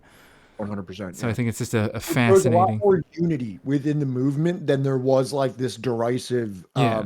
you know, secondhand view of the whole thing. Yeah. What in case it Correct, Contra Balls. Yeah, Baldwin has never really been recognized as one of the great black icons like X and MLK. Same thing with Paul Robeson, in my opinion. It is like absolutely like despicable and disappointing that Paul Robeson, despite being like this literal like Renaissance man that was like an international superstar for theater and singing, and he was an amazing athlete, and he could speak all these languages, and he was just like one of the most well-educated men. And then I can hint as to why. Yeah, I think we can all make a little bit of an assumption why Mr. Robeson does not get the absolute accolades that he deserves. He should be the foremost figure of the civil rights movement. You got to understand, he was doing this shit in the 40s. Right. You know what I mean? Like before MLK, before Martin Luther King, they were kids, and Right. Paul Robeson was heading like civil rights as like a political position to his like utmost detriment. He would have been more familiar with Randolph than any of them, because Randolph had been like organizing since like World War II as well.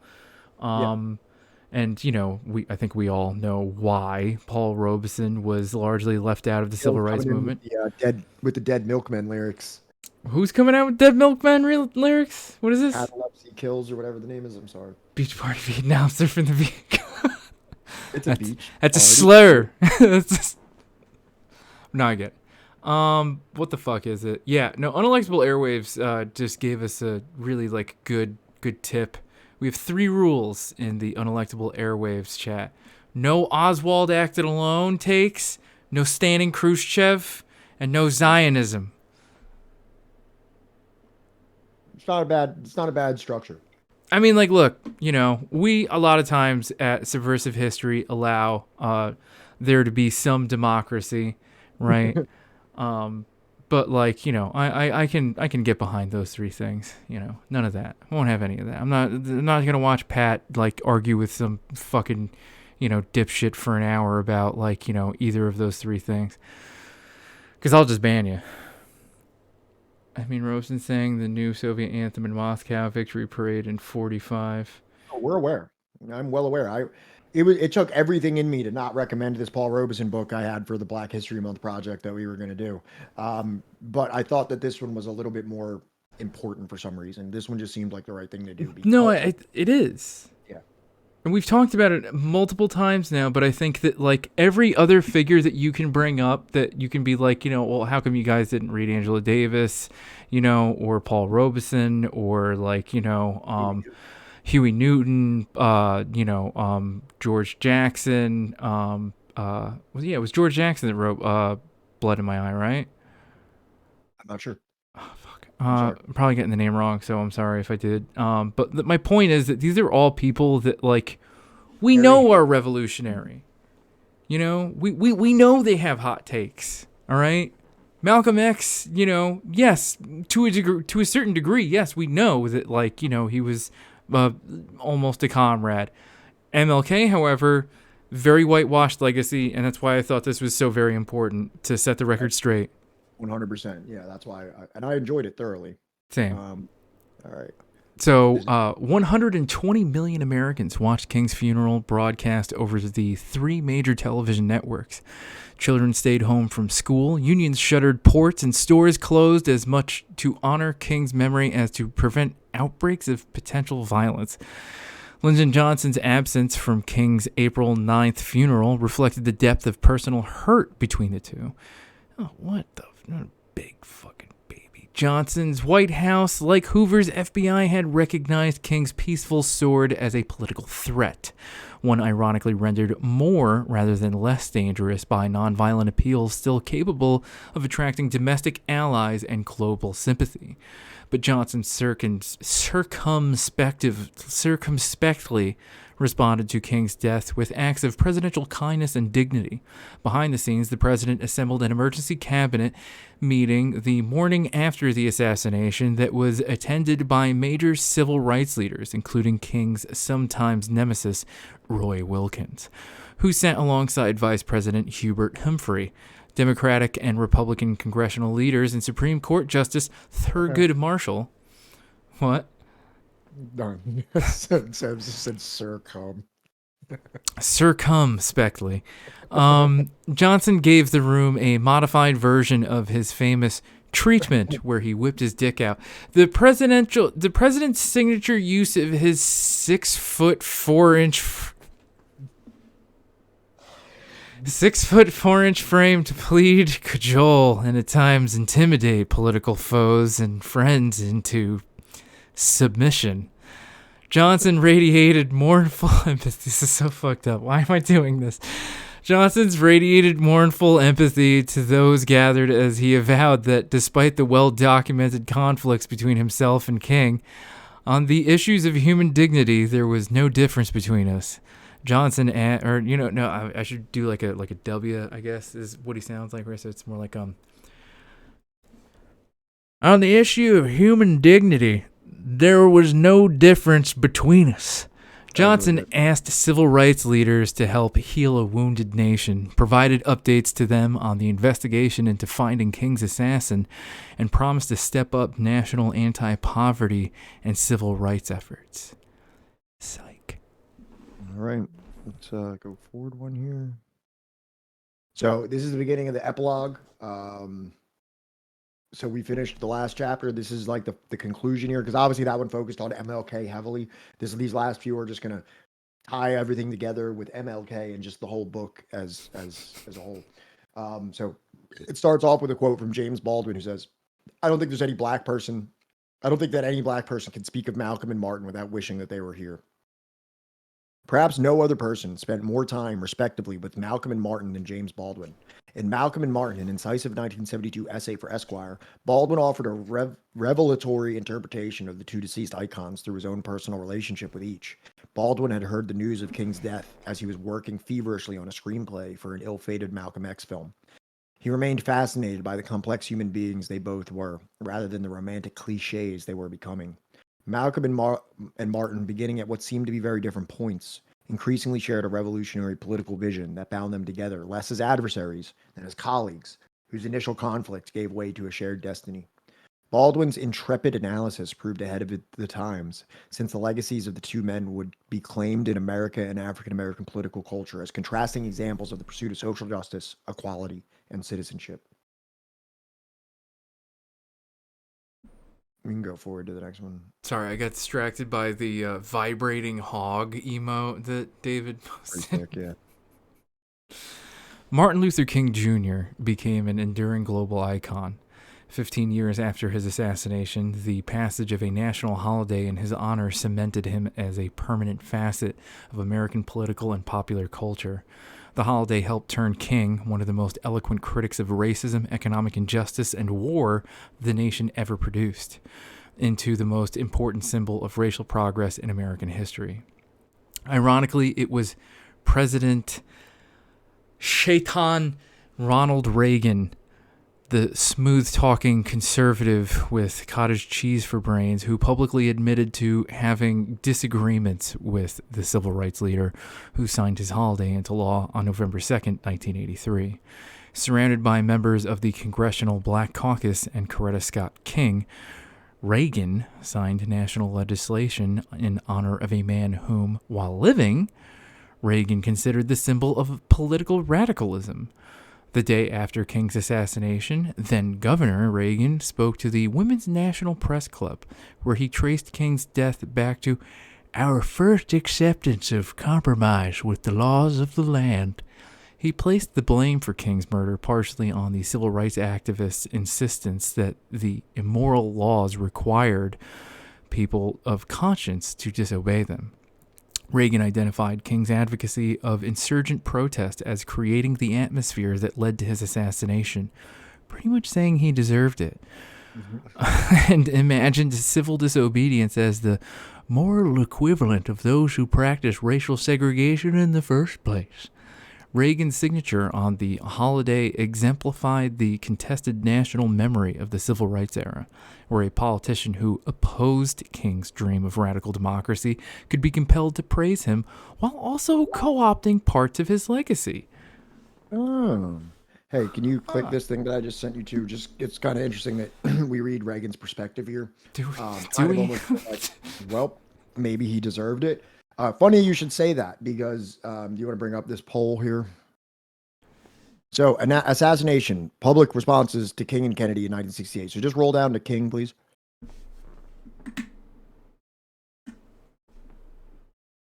Public responses to Martin Luther King assassination. God, Jesus fucking Christ. So the majority here is sadness, which is the correct emotion to feel when Martin Luther King is assassinated. But what is a close second? Oh, I'm sorry. He felt he brought it on himself. So a very, very close second, meaning a almost a plurality of American citizens. It was a neck and neck race, and felt he brought it on himself. They fought hard. They came to play. They came up just short of the number one spot. My favorite has got to be the. I don't know. Like, why? What do you expect from me? Why am I even answering this? What am I doing here? What am I doing here? Filling stuff out. What do you expect me to have opinions and feelings on stuff? Yeah, what are you gonna do? What are you gonna do? It's like the Tony Soprano's father answering the fucking thing. Yeah, they bring Junior Soprano in, and you're like, well, what are you gonna do? All right, let's move forward. I completely forgot to unmute this thing like so long ago. Do you want me to keep reading?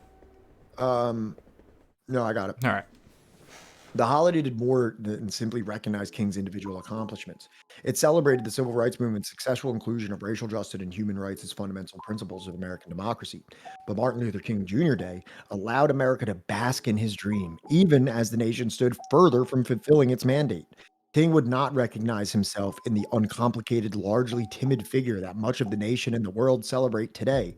The radical king, who gathered an army of the poor to descend upon the nation's capital in defiance of critics, is airbrushed from history. The risk-taking king, who defied a sitting president to protest war, is missing from our popular memory. The revolutionary king, who marched shoulder to shoulder with garbage workers, locked arms with Black Power militants, and lived in Chicago ghettos in an effort to stimulate social change, is forgotten. The king who proclaimed that America's greatness remained the right to protest for right has all but vanished, replaced by generic platitudes about freedom and justice. MLK said to judge me by the content of my character and not by the color of my skin. Me, personally.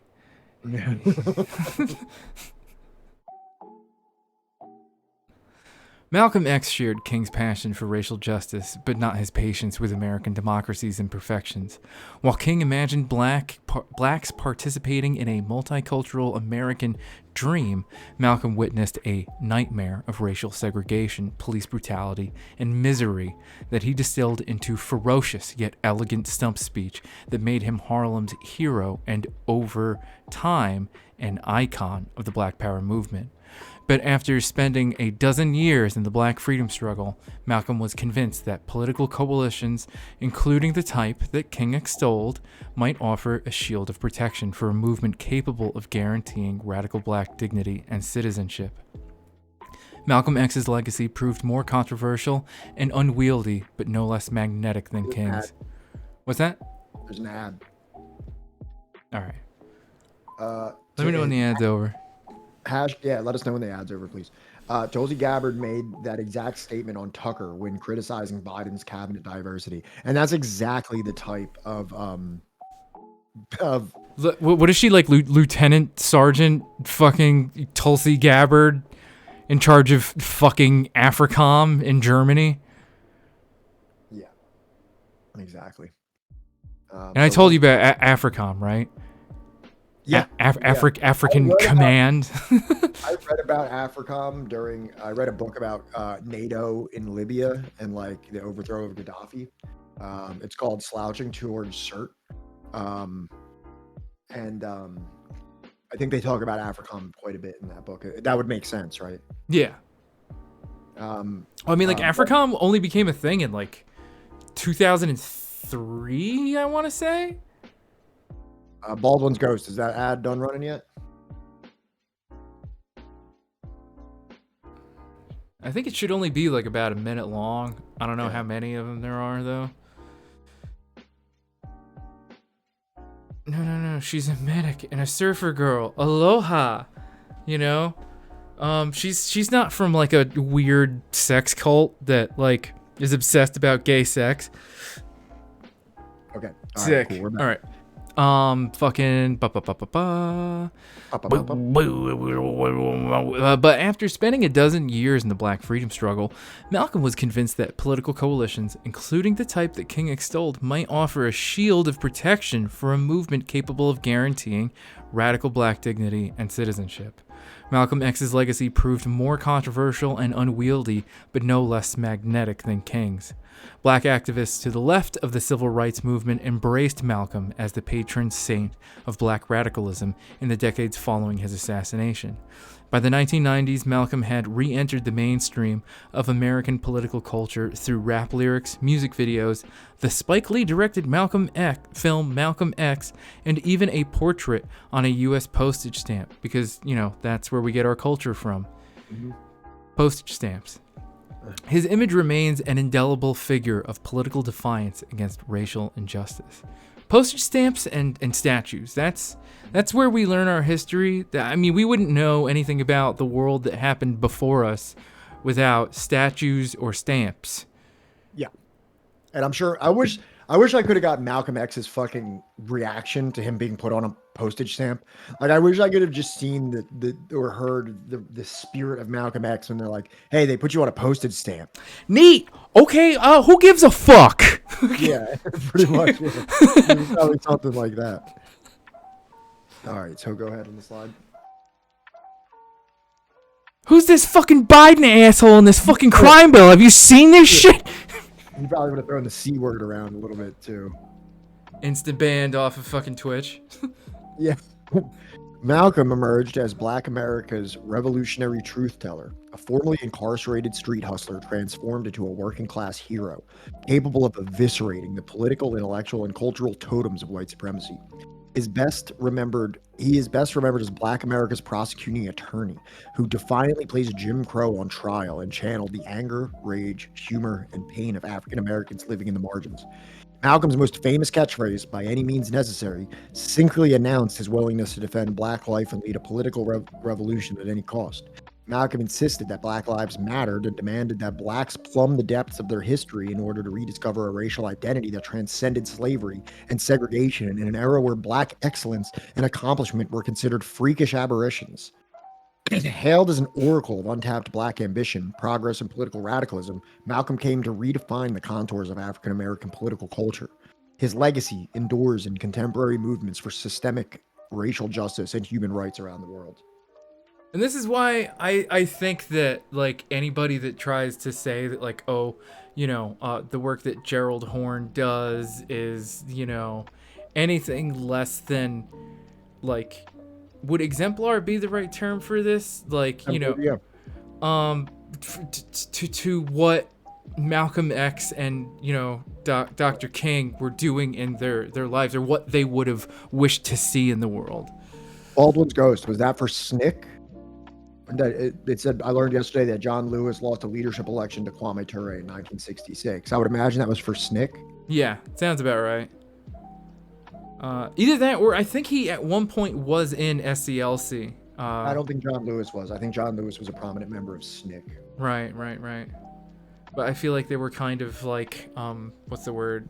They kind of like went either way a lot of times. Yeah, a little incestuous.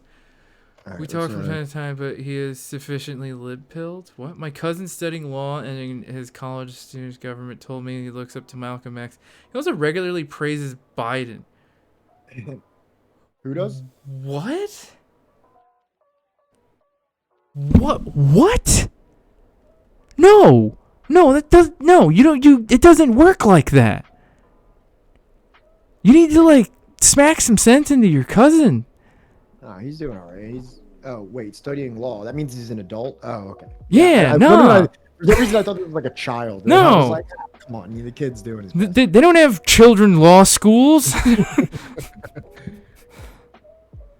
Malcolm. We did this one. All right. Martin Luther King Jr.'s promotion of nonviolence as a shield against Jim Crow's denial of black citizenship sharpened Malcolm's political sword, placing them in a conversation that would continue beyond death. As political antagonists, they verbally sparred over democracy's redemptive capacity. King's diplomatic temperament suited him for the role of Black America's defense attorney, a scholar preacher who defended black humanity to whites with an unmatched depth of compassion and supple intelligence. He assumed the same role before black folk, defending white capacity for individual and collective transformation as the hallmark of democratic progress rooted in his profound faith in Christianity, the black social gospel, and the black church. Wait, Monsieur, are you talking about Malcolm X or are you talking about Kwame Ture? Did Kwame Ture ever go to prison? I don't think so. No, he actually came from like a immigrant family background. I don't think he went to prison, but I also don't think he came from like money. I think wait, he did go to college, so I don't know. He did kind of have a little bit of privilege. Oh, okay. Malcolm X and Martin Luther King Jr. found common ground and a measure of unacknowledged political convergence through their respective advocacy of black dignity and black citizenship. Their lone joint appearance at the U.S. Senate building illustrates their shared belief in the capacity for mass movements to transform democratic institutions. They both came to define America as an empire whose political economy seemed to thrive on racial violence, exploitation of the poor, and war. King's academic study and global travels armed him with an intellectual understanding of world affairs that grew more radical over time. Vietnam turned him into the nation's sharpest and most vocal critic of American imperialism. Like a man possessed, King raged against the triple evils of militarism, racism, and materialism in a style that shocked critics and might have made Malcolm proud. By the end of their lives, both Malcolm and Martin had sought to leverage international opinion, global political and intellectual networks, and the world stage in an increasingly convergent struggle for black dignity and citizenship.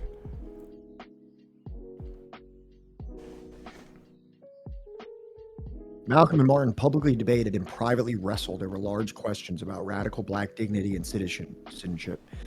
Malcolm's scalding critique of American democracy asked why blacks needed to protest for the citizens' rights constitutionally guaranteed after slavery. Whenever a Negro fights for democracy, he reminded the world, he's fighting for something he has never gotten had and never will have. Where Malcolm identified democratic failure, King saw untapped potential. At the March on Washington, King urged the nation to make real the promise of democracy. He repeated this phrase in Memphis just before his death. Malcolm found tentative hope in the prospects for black political power through democratic institutions, but he hedged, offering words of fire, the ballot or the bullet. If black citizenship was not immediately achieved, King grew increasingly frustrated with the possibility of radical democratic reform, a pessimism that transformed him into a firebrand who publicly questioned the fealty of America's political leaders and the citizens to the nation's founding principles. American strength, King argued, required the nation to actively embrace democratic ideals and not simply congratulate itself for having once expressed them. Yeah, pretty much, which is what we've continued to see well into 2023. Yep. Name me a leader! There is no way to understand the history, struggle, and debate over race and democracy in contemporary America without understanding Malcolm X and Martin Luther King Jr.'s relationship to each other, to their own era, and most crucially, to our time. The presidency of Barack Obama, in many ways, helped to frame the limits of a liberal democratic framework rejected by Malcolm X and vociferously criticized by the radical King. Obama's election offered a romantic, although unearned, conclusion to the civil rights and black power movements without having to examine the underside of the American dream that helped end the lives of Malcolm and Martin. The killings of Sandra Bland, Tamir Rice, Corin Gaines, Trayvon Martin, Eric Garner, Freddie Gray, and Michael Brown represent only the tip of the contemporary racial injustice. America has innovated new forms of racial oppression in criminal justice, public schools, residential segregation, and poverty that scar much of the black community. What Michelle Alexander has dubbed the New Jim Crow, which is another book that honestly I think I want to go over one day, the continuation of a racial caste system through the justice system's disparate treatment of black prisoners, touches virtually every facet of black American life.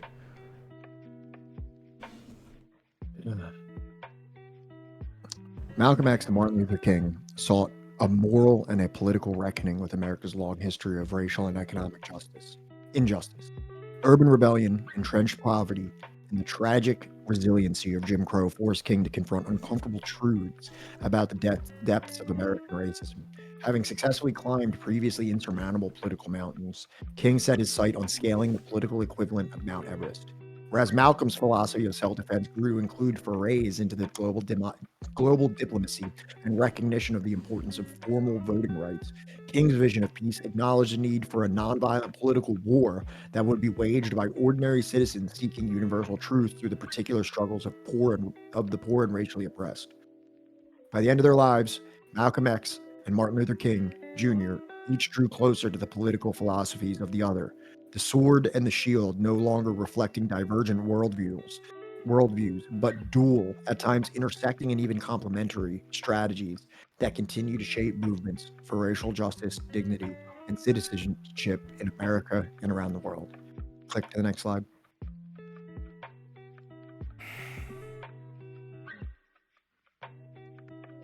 And that's it.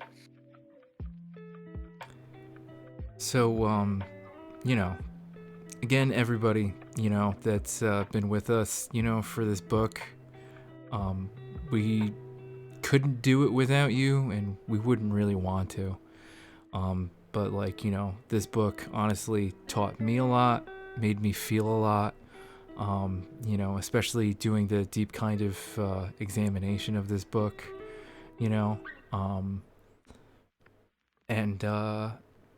it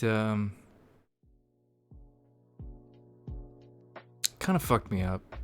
Yeah, and I think we had different parts of us that got fucked up, or maybe I'm sure it was intersecting to some degree. Yeah. But I noticed that you having a very visceral reaction to the more in-depth descriptions of the horrors inflicted on people, and for me, I was almost brought to tears during both the times where you got to Malcolm being assassinated and Martin being assassinated, just when I was on my own reading it, because I had gotten wrapped up in this story so much. It was almost like a reality TV show, or a TV show that you follow or something like that, because even though I knew that their deaths were coming, I was so just caught up in the progression of their lives, and I found them so interesting and their speeches so compelling and all these new layers and folds to their lives and perspectives that I never knew before.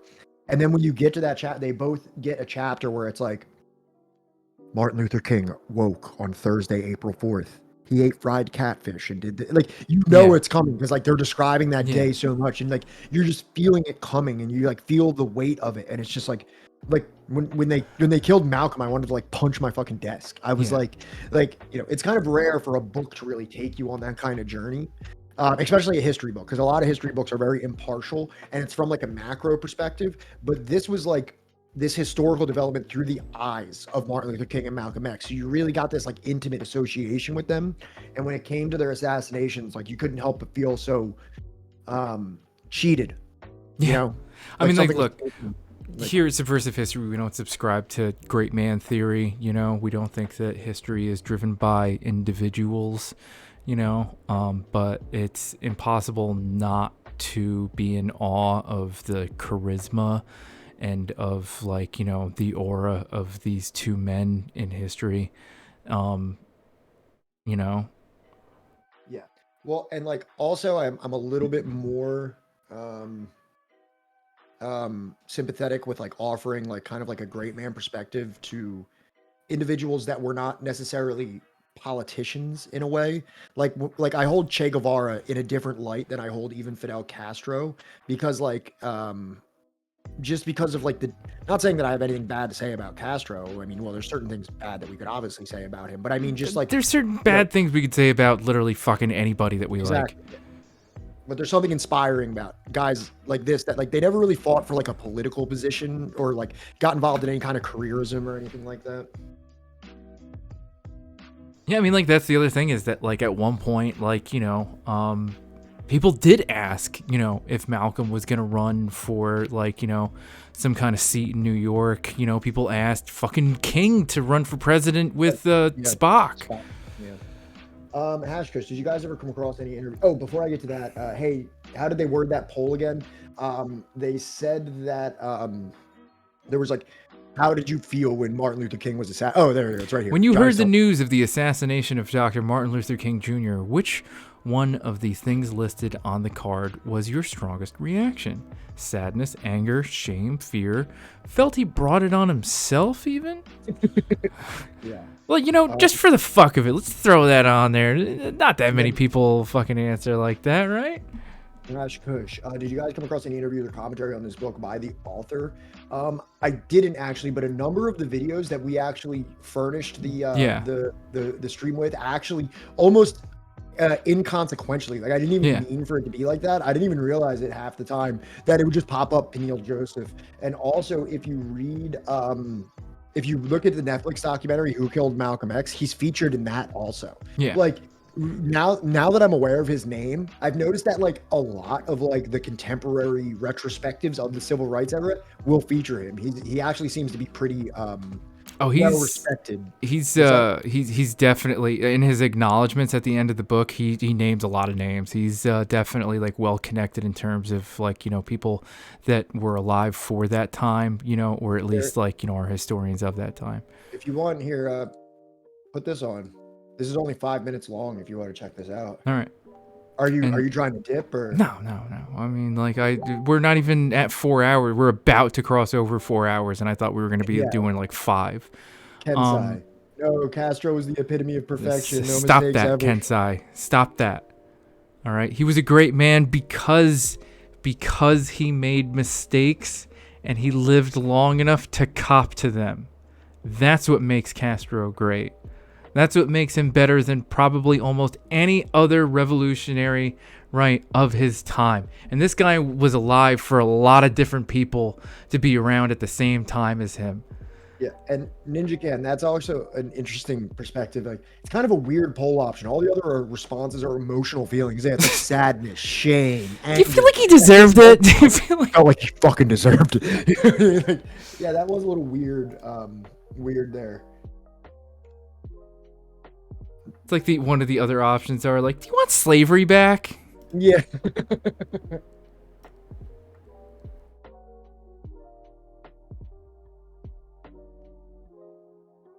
All right. And also a couple different times I was considering throwing up a video of him speaking. So if you just search his name on YouTube, you can find a bunch of videos of him talking. Yeah. But I figured this is a guy that would probably appreciate like us actually like using speeches of King or Malcolm rather than his own words. Which we did extensively, yeah. Yeah.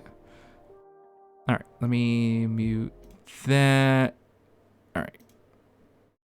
Look at that. Look at that. So this is really a dual biography of Malcolm X and Martin Luther King Jr.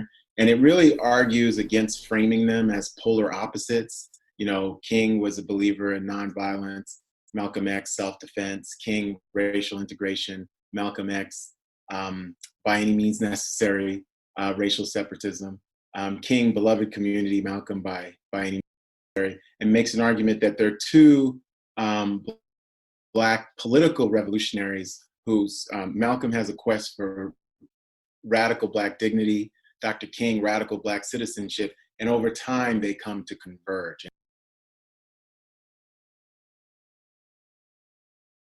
I think what I'm trying to do is get away from this notion you have to be either team Malcolm X or team Martin Luther King Jr., and you can really be both. And especially when you look at the protests that we're seeing now, people are combining both of them. You know, so Dr. King's nonviolent civil disobedience, mass demonstrations, peaceful marches, coupled with Malcolm X's critique of structural racism, policy racism, police brutality, the criminal justice system, making this argument that criminal justice is a gateway to panoramic systems of racial, political, gender, oppression, inequality in the United States and globally. So this idea of reimagining democracy, the idea of a human rights movement that would even impact immigrants, that impacts queer people, LGBT, that we're all in it together. People are combining that, so people want a beloved community that's free of racism, but they're fiercely fighting for it in the way that Malcolm X wanted.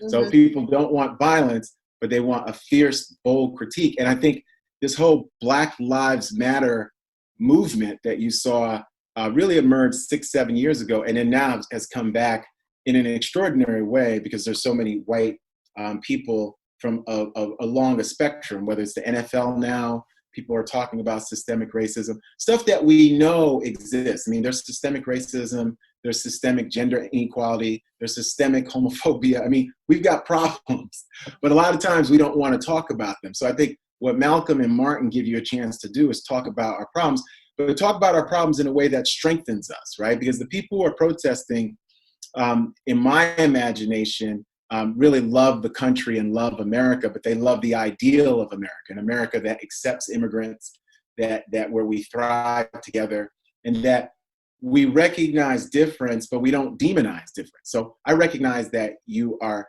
different than me, but it becomes, do I attach some negative connotation to that difference? Whether somebody's white, Black, non-able-bodied, queer, mentally ill, all of it. And so Blackness becomes the lowest common denominator because of our specific history, right?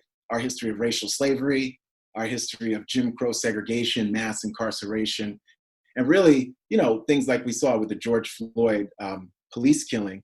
That history is connected to Malcolm X and Martin Luther King Jr.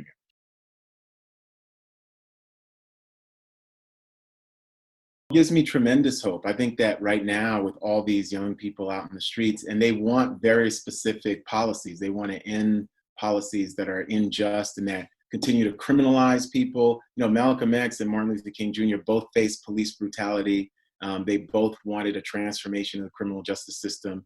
Malcolm X was part of talks with the New York Police Department to stop racially profiling, to stop no-knock and frisk policies. Dr. King, too, in Harlem and Los Angeles, they didn't succeed. So you have this whole other generation over 50 years later, when we've poured so much money as a nation into the criminal justice system, into policing, who's basically saying, we don't want to live like this. We don't want to have this kind of punishment and criminalization at the expense of tens of millions of people. So yes, that gives me hope. And the fact that they realized that something was wrong, and they're willing to speak truth to power. Dr. King said in his final speech that the greatness of America lied in the right to protest for right.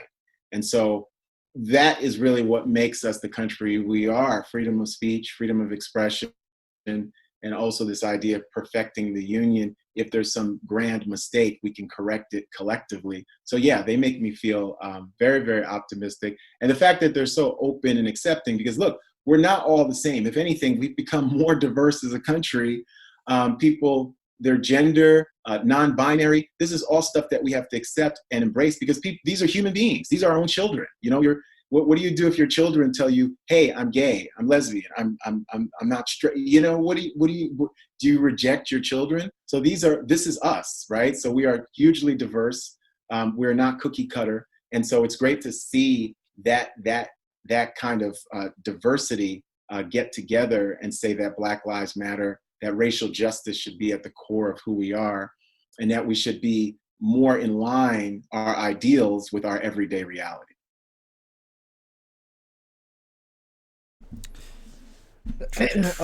Wilco threw out a quick video here that's apparently already pulled it up.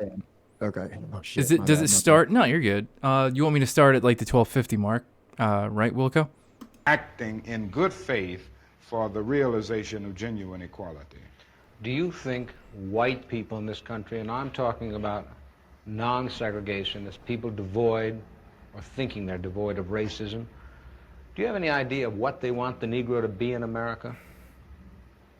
Well, it depends on the level that we are talking here, because I think you have to make a distinction between the people who are genuinely and absolutely committed in the white community on the question of racial equality. And I must confess that I think they're in a very small minority. I think the vast majority of white Americans will go but so far. It's a kind of installment plan for equality.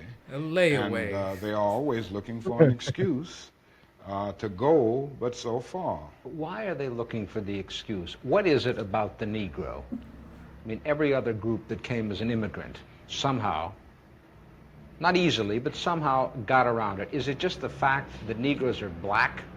That's a part. What? Look at his face. Like, yeah, he's like, how do I dumb this down? Let me imagine I'm talking to somebody in an elementary school. Let me imagine you being kicked in the head by a mule really hard, right in the side of the temple, and then trying to answer this question to you. I'm kind of stuck on the whole mule kicking you in the side of the head right now, but just give me a moment. I'll be ready. Of it, and that grows out of something else. You can't thingify anything without depersonalizing that something. If you use something as a means to an end, at that moment you make it a thing and you depersonalize it. The fact is that the Negro was a slave in this country for 244 years. That was a willful thing that was done. The Negro was brought here in chains, treated in very inhuman fashion, and this led to the thingification of the Negro. So he was not looked upon as a person. He was not looked upon as a human being with the same status and worth as other human beings. And the other thing is that human beings cannot continue to do wrong without eventually rationalizing that wrong. So slavery was justified morally, biologically, theoretically, scientifically, everything else. And it seems to me that white America must see that no other ethnic group has been a slave on American soil. That is one thing that other immigrant groups haven't had to face. The other thing is that the color became a stigma. American society made the Negro's color a stigma, and that can never be overlooked. So I think these things are absolutely necessary. The other thing is that America freed the slaves in 1863 through the Emancipation Proclamation of Abraham Lincoln, but gave the slaves no land or nothing in reality, and as a matter of fact, to get started on. At the same time, America was giving away millions of acres of land in the West and the Midwest, which meant that there was a willingness to give the white peasants from Europe an economic base. And yet it refused to give its black peasants from Africa, who came here involuntarily in chains and had worked free for 244 years, any kind of economic base. And so emancipation for the Negro. And for anyone else who's bad at math, it's only been 158 years since 1865 when, the slaves were freed. So they have still not even been free longer than they were enslaved. Negro was really freedom to hunger. It was freedom to the winds and rains of heaven. It was freedom without food to eat or land to cultivate, and therefore it was freedom and famine at the same time. And when white Americans tell the Negro to lift himself by his own bootstraps, they don't look over the legacy of slavery and segregation. I believe we ought to do all we can and seek to lift ourselves by our own bootstraps, but it's a cruel jest to say to a bootless man that he ought to lift himself by his own bootstraps. And many Negroes, by the thousands and millions, have been left bootless as a result of all of these years of oppression and as a result of a society that deliberately made his color a stigma and something worthless and degrading. Apart from wanting to live better, which all of us want to do, to But back raise to the one's black children in a thing, better I want to way, say because it's to be different because better. they're black, right? It's that, right? He just won't like he says like he talks for 5 minutes and just like breaks everything down in like the most eloquent and structurally sound way, and the guy's like, "But the blackness, they're darker." Can we just talk about that for a moment? And Why is that? Why is that? Does the Negro in America know what he wants to be? I'm convinced that What the almost fuck, man? every Negro in this country, other than those who have been so scarred by the system that they've become pathological in the process, and we all have to battle with pathology. Nobody really knows what it means to be a Negro unless one can really experience it.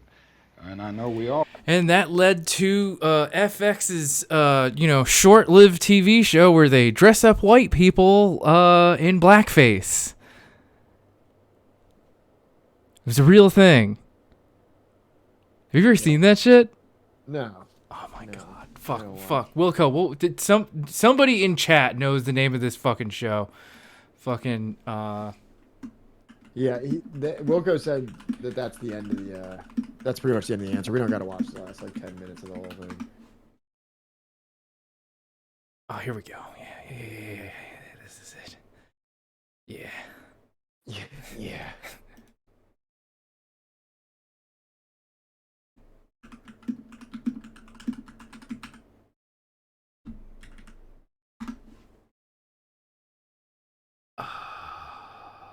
I won't show like a whole episode, but I'm not sitting here for a whole no episode of that. They got Last of Us on tonight. You want to sit here and watch that?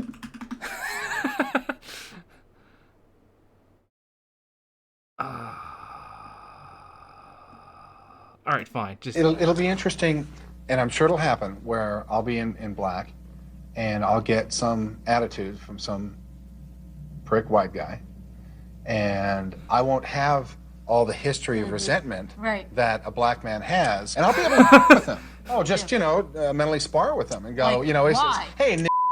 Yeah, I used to work as a doorman at a disco, and if somebody came up intoxicated or didn't have the right dress on, they say, come on, Nick. I'm more hostile than that. This was a real show! Yeah, that's right, I'm Nick. Just... Those focus groups were really eye-opening. I look forward to having someone say, hey, nigga, you're a son of a... I hate you, nigga. You said, you guys are going to get a lot more out of this than I am because, you're going to be black and I'm going to be white. Right. Okay, well, you said it was going to happen. So far, I'm kind of waiting for somebody to go, hey, nigga. Like from literally like the kid's sitting there and going, what the fuck? From like the first 5 minutes in, this guy is like, I can't wait to say it. I can't wait. I get to say it now, right? Like that's like the first. All over the place. They stay in like the same house, and like the first like 10 minutes of him meeting like the black dude that he's gonna be living with, he's like, wait for them to call me. Beep. Yeah, he's like, I get to say it now, right? And they're like, yeah. That's what I know, y'all eat that white stuff and y'all are going to be happy you're a N-word. He's like, so funny. mean this. I think that's to say. That we watch this whole comedy show and everybody's saying, Nick. We get in the car and we go, oh, it's funny when they said the N. All right, I think we get the idea. It on that whole little Pat, project. it's fucking insane. And do you want to know who helped produce it? Bill Mayer. No. Eminem. No. Milo Yiannopoulos. No. Candace Owens. No. She's only our age, dude. How old is it? It's not that old. Ice Cube. Ice fucking Cube helped produce. He's the executive fucking producer. Yeah. He's like, man, I think that guy should be saying the N-word more.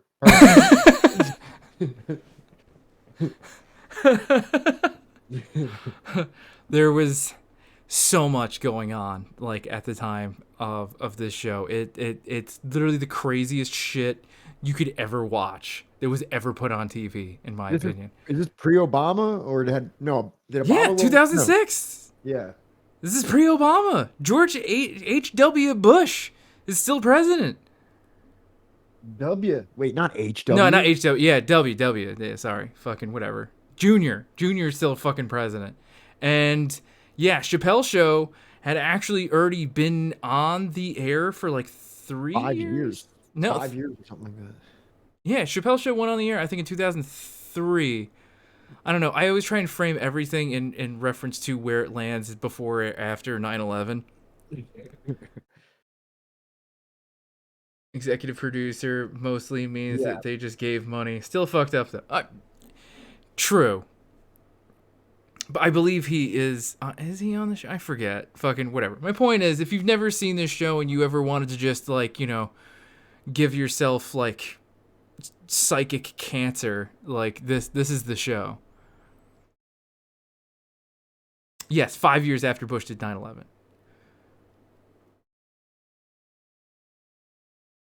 So yeah, all right. I guess you know, Pat wants to go see The Last of Us, and I think we're circling the drain. We are definitely circling. We've moved from like our incredibly integrity based, academically rigorous dissection of a renowned book on the lives of Martin Luther King and Malcolm X and the political situations which surrounded them. Now we are watching FX race bait shows. Well, I mean, like, look. Remember what we said before about how, like, you know, we're not intelligent, but the authors we read definitely are. That is what I was getting at. Yeah, I know. I'm just joking. We're all having fun. Thank you for the bits again, Hash Kush. Hey, fellas, got any more examples of sneaky racism? Like other than the Chappelle Show? So is that racism? I mean, kinda, yeah. Isn't that really like the reason why he like shut down the Chappelle Show? Yeah. Yeah, because a white Read guy laughed second too hard paragraph. at a certain joke and it made him go, I don't know what That's what I remember, even though I've heard other answers since. Despite the show's giving off the impression of all the families were genuine, only the African-American Sparks family were an actual family. Holy shit.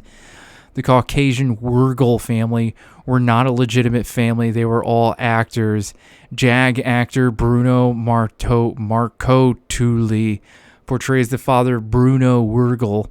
Marco Tully's then girlfriend, casting director Carmen Wurgle, who confusingly retained her actual surname for the program and was also the basis of the illegitimate family surname for the program, portrays the mother Carmen Wurgle.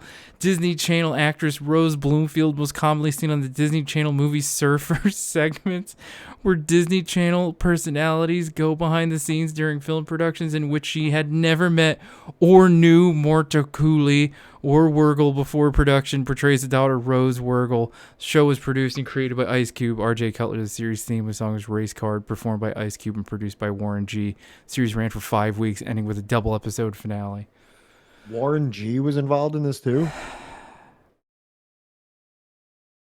Wow. Wow.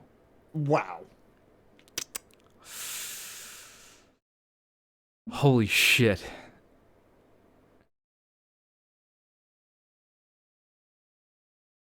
I mean, like, yeah, now they are definitely all works. But, you know, that is wild. Thank you for pointing that out. What was it? Sincho? Yeah, Baldwin's Ghost. Thank you for telling me to read the second paragraph. I was not aware of that. During watching a reality TV meta, I watched the entire show with a streamer. Please take care and don't watch the show. Thank you, Sebs. I'll take your word for it. As far as like ending it on a serious note, I think that, like, you know, this book and, like, you know, Malcolm and Martin's quest for, you know, black dignity and black citizenship should be a 1-2 punch, right? And that, like, they are both necessary in order to get a win. I think that we need to include the quest for indigenous sovereignty. I'm directly stealing a line from Rick. that I believe it's what is it? Indigenous sovereignty, Black liberation, right? And in order for Black liberation to be a thing, and like Malcolm said throughout his life, that like you don't have it, you never will have it, and you will not have it under the U.S. But I think that like under something that centers around indigenous sovereignty and indigenous liberation, that something like Black citizenship and Black dignity can be had. And I think that like dignity and citizenship can be had for all of the people that have been abused, murdered, and used by the U.S. settler colonial state. I believe that like that legacy can be made right under something that centers itself around indigenous liberation and indigenous sovereignty. Yeah, and to kind of parlay that, we are moving directly from the civil rights struggle for Black liberation to a history project regarding Native peoples and the relation to the U.S. government. So tune in on Wednesday. We're going to be going over the first 2 chapters of The Great Father by Francis Paul Prucha. I'll tell you what the first 2 chapters are called. I don't even remember. There is... The Colonial Experience is the name of the prologue, and that'll bring us directly to the Revolutionary War and the years following. So we'll kind of go into like an overview of the colonial situation and then the Revolutionary War times and how the U.S. government related to Native peoples. Fucking, I can do this actually. Oh, wow. Oh, wow. Oh, wow. And if you like this nifty little PDF that Johnny's looking at, feel free to slide on into the Discord and get one for yourself. Mm-hmm. This is the copy that I was able to find. Don't complain to me, that like, I can't highlight anything or whatever, because you can.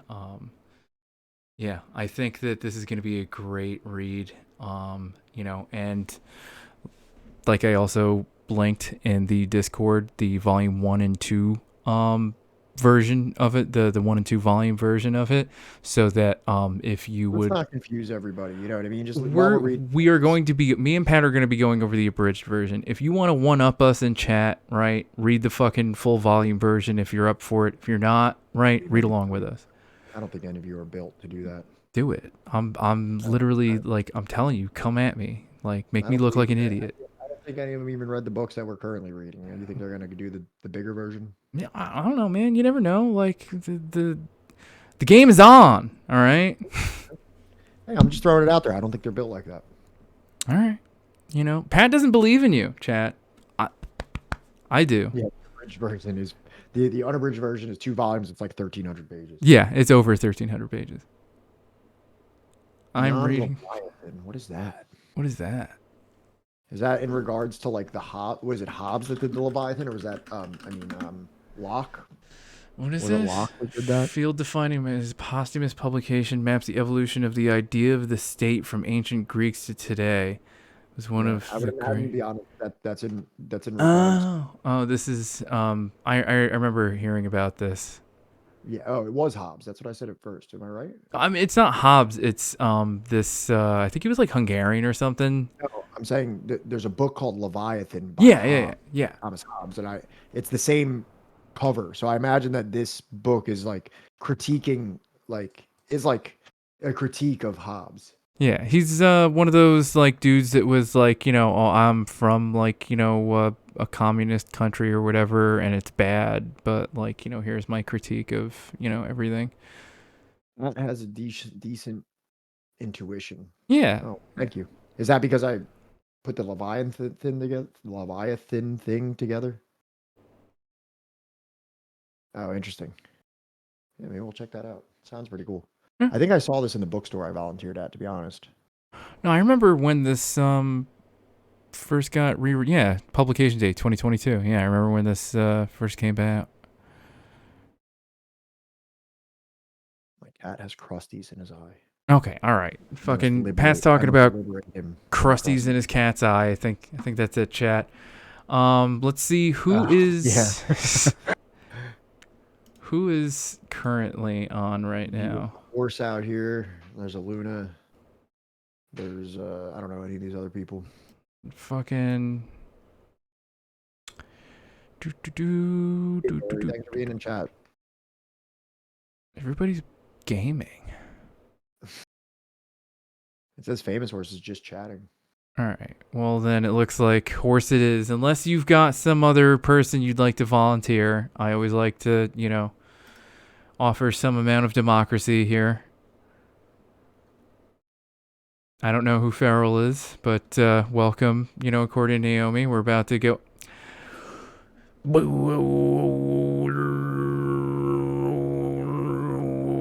do you want to raid out to, chat?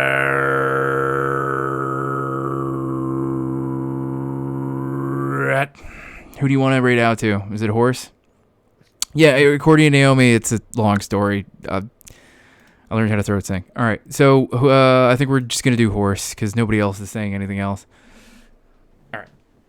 Horse good. All right.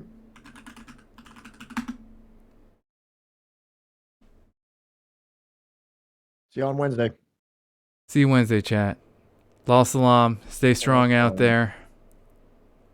Give horse my regards. Send the horse my regards.